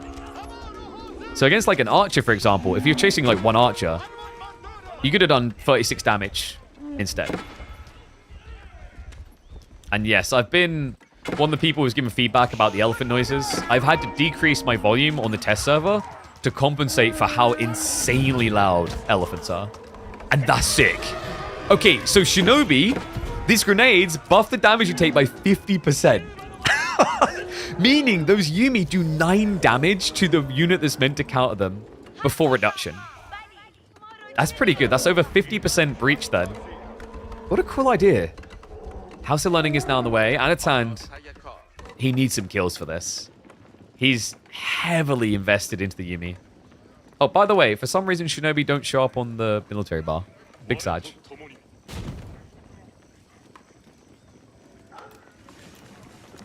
Vortex. We'll just be at a garrison. We found the counter to Yumi, gentlemen. I'm listening, coach. What are we going to do? Build buildings. Wait, really? Is that simple? Buildings. Like, really? Really? Buildings. Huh. And yes, worker elephants can garrison. They even have a seek shelter. Archers now to dive in. I like how he's even protecting the worker elephants that have 500 HP and now have 4 ranged armor. Like they're gonna get killed. The villages will have to shuffle away. This has been an expensive dive though. However, he has achieved a lot of idle time. Vortex, half of his economy, over half, 2/3 of it are not working right now. He's going to try to just migrate them about, but Vortex's entire worker lead is going kaput. Yeah, I'm actually impressed. Anatan, he even doubles down on this. Queues up another half a dozen Yumi. And even the textiles, this is stinging a bit. Remember, it's not like when you play against Japan doing this, where you can just kill the bannerman. You kill the bannerman, and then you're like, okay, there goes the extra damage. Nope, it's built in, because remember, he went for the Oda Estate. So the Oda Estate gave him a unique tech for +1. It also increased his health ever so slightly. Yeah, like, it hasn't been a big focal point, because +3 health doesn't really... Yeah, it doesn't really have that succulent sound to it, does it? Like, wow, he's got +3 health. Holy crap. Now, you guys laugh, but that could be the difference between killing a wolf and dying to a wolf.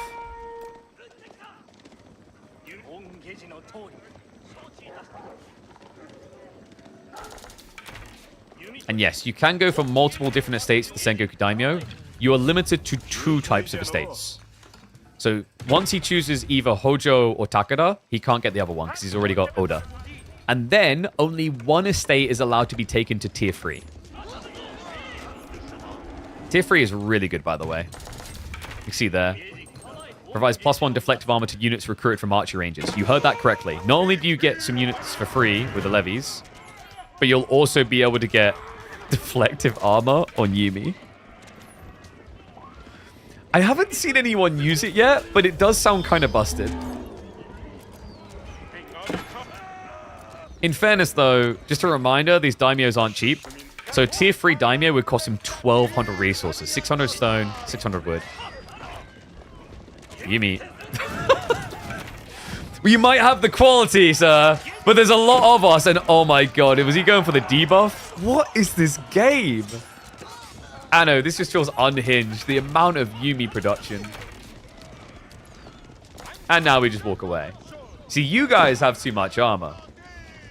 You guys, not so much. At least he's got the Governor of Bakar to kick him up a bit. So he's getting 72 food now here passively. Looks like he's going to need it as well. Vortex's food is becoming a bit concerning. He's almost exhausted the berries, the deer afford, and he can't eat boar. And Anno, wow, he's going for relics. Temple of Equality now on the way. These guys are doing pretty well. And I like the Vortex backs away there. The moment you see Shinobi, you should be crapping it. Because you've got 6 ranged armor, but that means the Yuumi, with that debuff on you, they're going to do 3 damage each. Lancers die pretty quick against this many Yuumi like that. So Temple of Quality rushed up. This means you'll have access to the Ikko Iki monks. Great in combat, allows you to heal every unit around you, but the more important thing here is going to be rushing relics.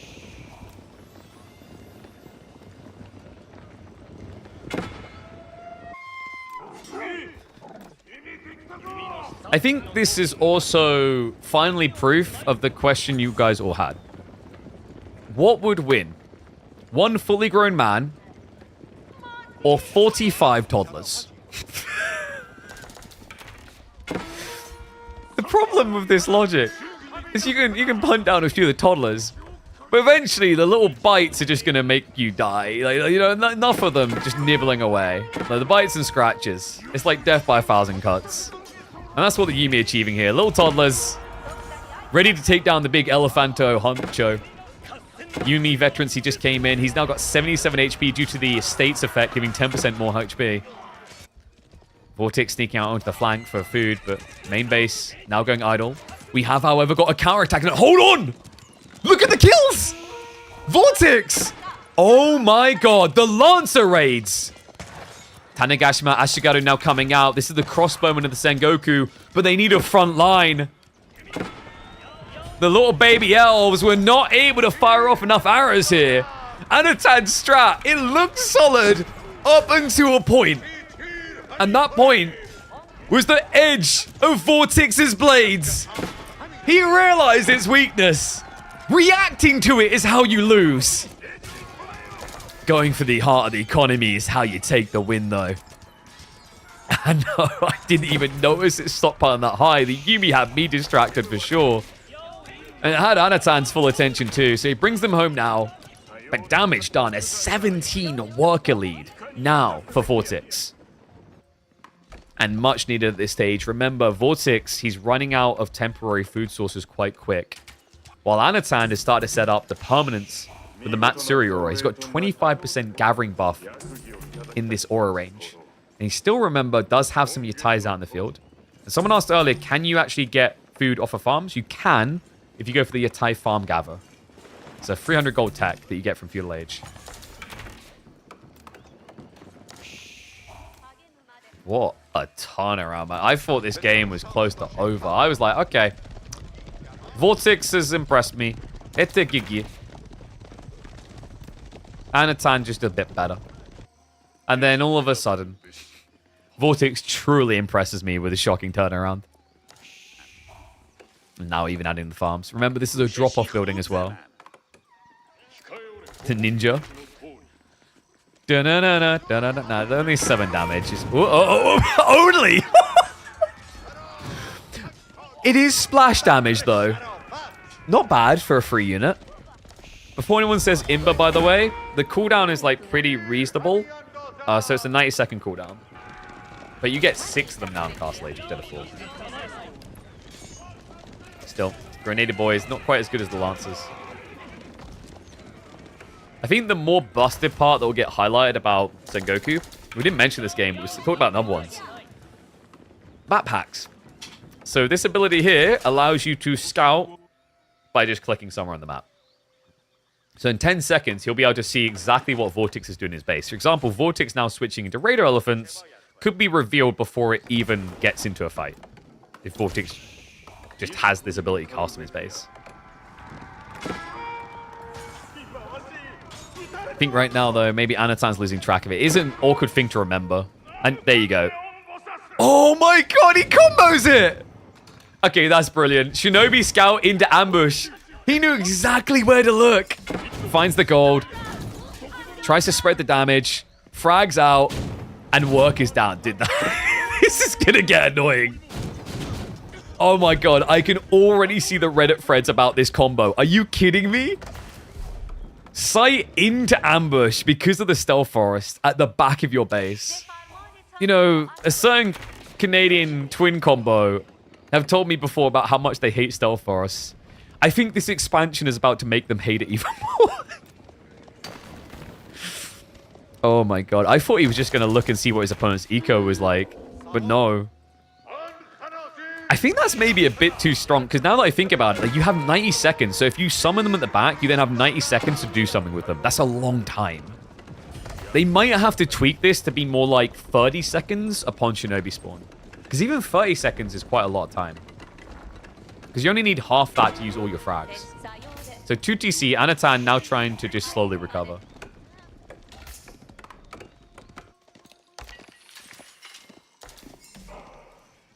Has got a good buff here. The Matsuri's been maxed out. It now gives 30% increased gathering. Think of this like an Aachen Chapel. Because that's what it is. Just with a bigger aura than the Aachen Chapel. And Relic game, I can't believe Vortex still hasn't even picked any up. It's kind of wild. We're 22 minutes into this game. Anna's the one going for them. Vortex doesn't seem interested. Oh, wait. No, there you go. Spoke too soon. Mosk just came up. And what has he got out of the House of Learning? Nothing so far. But I do sense some Hoots play coming. Also, collateral damage would be nice. Collateral damage gives you plus 30% damage on your bonus damage. Meaning he'll get an extra, what was that, 7 damage against ranged units. And uh-oh, trample. Run! Run! Run! The Stampede comes in. Gets him deep in the formation. Raider Elephant's pretty smooth situation for them. The counter type for this battle. 6 ranged armor up against the Yumi. And they hit hard enough to hit kill the Yumi. And this is just wave number 1. Oh no, Vortex. He caught him in the perfect moment in the middle of a 2 TC switch. And his attempt to drown him and Yumi's come to a fail here. When you're at a point where your opponent has more military, the Yumi strat has failed. I know. Not one to say GG too quickly, though. He's like, you haven't quite killed me yet. It's definitely lead and advantage now for Vortex. He has map control. He's started to get farms in himself. But we are now free TC. I mean... road to recovery, right? And crap hits the fan. You know, you can either... I guess the TC building equivalent is like, when crap hits the fan, you can either let someone's VC hit you in the face, or you could just go out and buy an umbrella and some new fans. And apparently, free TC is the equivalent of buying some new fans and an umbrella. Problem is, Vortex is making it rain elephants. Archer switch as well. That's smart. He read that perfectly because we do have a pivot into Tanegashima Ashigaru. Tanegashima Ashigaru are not that great against the elephants. They're okay. This mainly for the lancers. Because remember, the Ashigaru are the replacement for crossbowmen for the Sengoku. You do pay a premium. It's 140 instead of 120. So the same situation with Onimusha. But I think this unit scales so much better than Onimusha. Their attack speed is really bad by default, 2.5. But with the Daimyo aura, you can quickly get that down to some competitive degrees. So you can get it down to basically crossbowman level. And then later, if you go for the tier 4 landmark that buffs the attack speed more, you can get it down to the Arbitrary's attack speed for the upgrade. I wonder if he's going for Tate, for Tate. So Tanegashima Tate will give him the extra range and ranged armor. Which would mean the archers wouldn't hard counter him. Still, this just looks... I mean, it looks impossible. Unless Vortex really drops the ball.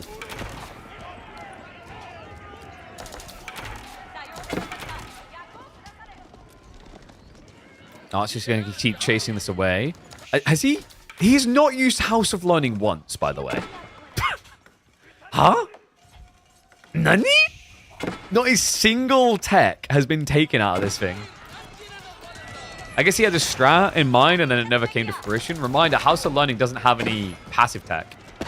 Like, you don't get a bonus from just building it. You have to actually get the technologies. Have a dive in. Wait, is Vortex going too quickly here? Okay, it looks like he's trying to save up for Imperial.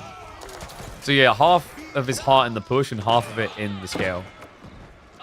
It's probably the easier way to win this. And the farm count is going up, by the way. You see it. Oh my god. Vortex. Has he washed out? Like, where's the mills? No, guys, remember, you don't need mills. You just spam a bunch of worker elephants around here.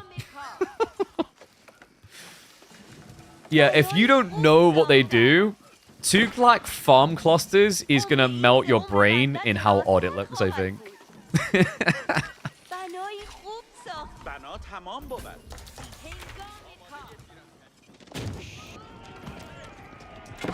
And reminder, by the way, he has been getting the worker elephant tax here. So he's getting increased drop-offs. He's at 15% more resources on drop-off. And he's buffed the gathering rate of his villagers twice. So 10% quicker gathering rate and 15% more resources. Once he gets to Imperial, he can turn this into the Chinese supervision. It's pretty damn strong. Vortex. They just wait for Anatan to come to him. Just come to Papa. Anno. Are we on a bow-only challenge here? Like, I feel like we're just trying to win the game with only Yumi. In fairness, because he went into the estates there, he's kind of stuck to a certain degree. Is he going estate level 3? He might be. Remember, that would give him deflective armors here. It sounds so weird to say that Yumi can have deflective armor. In some ways, it sounds like the most pointless unit to give deflective armor to. But then you remember he's up against Lancers. So, like, if Lancers have to waste a heavy hit on a deflective armor, that's worth it for him.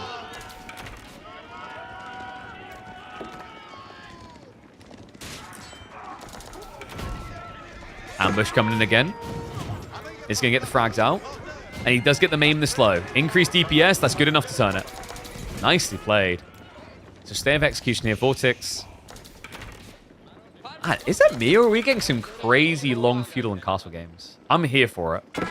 I was a bit worried that we were just going to get everyone trying to play Imp, because traditionally, I feel like that's what we get a lot of, is that people just try to rush Imp or play 2TC in tech when new things come out. Because you don't know how they work yet. But I love how the focus has been more around, okay, I think this is a good attack type civ. Maybe that's a knock-on effect of them being variant civs, is like they are very different, but in your mind there's familiarity of like, oh, I know Yumi can be very good for raiding, so we're going to try to use that, even though they function quite differently. And we do have Odor Estates. Okay, so tier 3 unlocked. And that means all newly produced range units will have deflective armor. Okay, so that is a fair balance point. It would be broken if all the existing Yumi got it. But now every newly, freshly spawned range unit of any of these that are in, I think it'd have to be in range. Yeah, they have to be in the estate's range in the influence. As long as they are, they now have deflective. Vortex now, the Palace of Sultan. Okay, so this works very differently, folks. You're not going to get gun elephants. I was shocked by this. I thought if any elephant was going to make a return, it would be that one.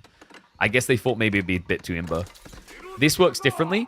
So you get access to an immediate tier 4 governor. That's quite a lot of savings because remember, like here, he's only got the tier 1. To upgrade it to maximum tier, I think you spend something like 1,400 stone or whatever. He's just going to get it straight away. So tech up complete. We're probably looking at... Do you go for the... I don't know about Governor of Ajmer here. Maybe the TC? You don't need... No, TC's pointless. I guess you just go for the tech cost. Oh, no. No, he goes for Sewan. Oh, no. Wait, what? Okay, this is the first time I've seen the tier 4. Your healer elephants heal 50% quicker, and units healed by the healer elephants get a damage buff of 20% for 10 seconds. Now, you can always get the damage buff. It just scales 10, 15, 20. He's also getting more gold from Relic and Secret Sites. But the real big deal breaker is 50% more heal. Oh my god. I don't know if we're going to get to see it, though. Because, guys, this is the dirty part about teching with Tuklak. Compared to other civs like Golden Horde, they are disgusting with this. If you can afford it, you get elite tech in 5 seconds. Tech into immediate deletion of the Sengokus. And Tuklak, They might be a Civ that looks like they're going to struggle a little bit with the early game and with how they balance that dynamic. But I think we can agree, if you get any long extended feudal or castle and you then have the economy upon a tech up, nobody in the game can rival these tech speeds. Holy crap. G to the G. Vortex, really well played in that game. All right, guys. So, that brings us to a close, the show matches today. I am going to try and organize some additional show matches for Monday, Tuesday, and see how we go there. We'll see if we have availability. Monday, at least, I think makes sense. Tuesday, we might just have some like castings of pub matches or whatever that's possible. But you know, like I've only got so much money that hosting show matches burns a hole in your pocket quickly. These guys didn't want millions of dollars, but like even if let's say even if players are like, oh yeah, I want $5 per map, and you do 10 games, that's $50, and like we don't make crazy money per day. So like I'm just trying to temper ourselves. I think like 2 show matches a day has been pretty sustainable. And the reason these ones were sustainable is actually a different community came in pretty clutch. A really big shout out to these guys, actually. It was the people that we hosted yesterday, PK Clan TV. They provided me some money so that we could provide these show matches. Only thing they asked in return is a shout out and a raid across the end of the stream, which is what we're going to do in a second. So guys, I will be back tomorrow, Tuesday. We might do Wednesday as well because it's launch week, we'll see. And then Thursday, Friday. On Friday, the official #1 go-to weekly tournament series in Age of Empires is back. KPMM returns on Friday. We'll have new civs. We'll have a new roster of maps. We'll have a new drafting system we're currently cooking up. So I'm happy and excited to share that with you guys. But yeah, make sure you tune in all the weekdays. Monday, Tuesday, Thursday, Friday, we're always live. And like I said, we might do Wednesday this week. Reminder, Opera GX. If you have not already, go download that browser. It is an absolutely free way to financially support the channel, as based on the amount of people who actually download it, we get some money in our pockets, which lets us keep doing things like this as a content creator full time. Outside that, if you guys are in the market for PC, you know, you're getting close to Christmas, there's new games coming out, there's a new DLC coming out, that if you look at those biomes, they look like they're going to be pretty intense. If you play Gorge on the Alpine, you're going to have way too many trees and crash your PC. So save yourself from that grim affair.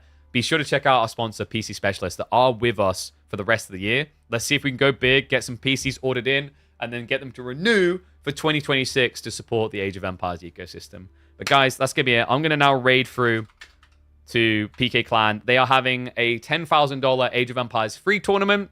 We don't really talk much about AoE free. It's kind of like the redhead stepchild, like it doesn't appear at Wall or whatever. So let's go give them some love. Give the game a little bit look in. It's been a while since I think anyone's looked at it. And see what you think. But really hyped, guys. Launch week about to be upon us. We've had some incredible show matches and so many more to come. Thank you very much, guys. Go have some fun with PK Clan, and I'll see you all tomorrow.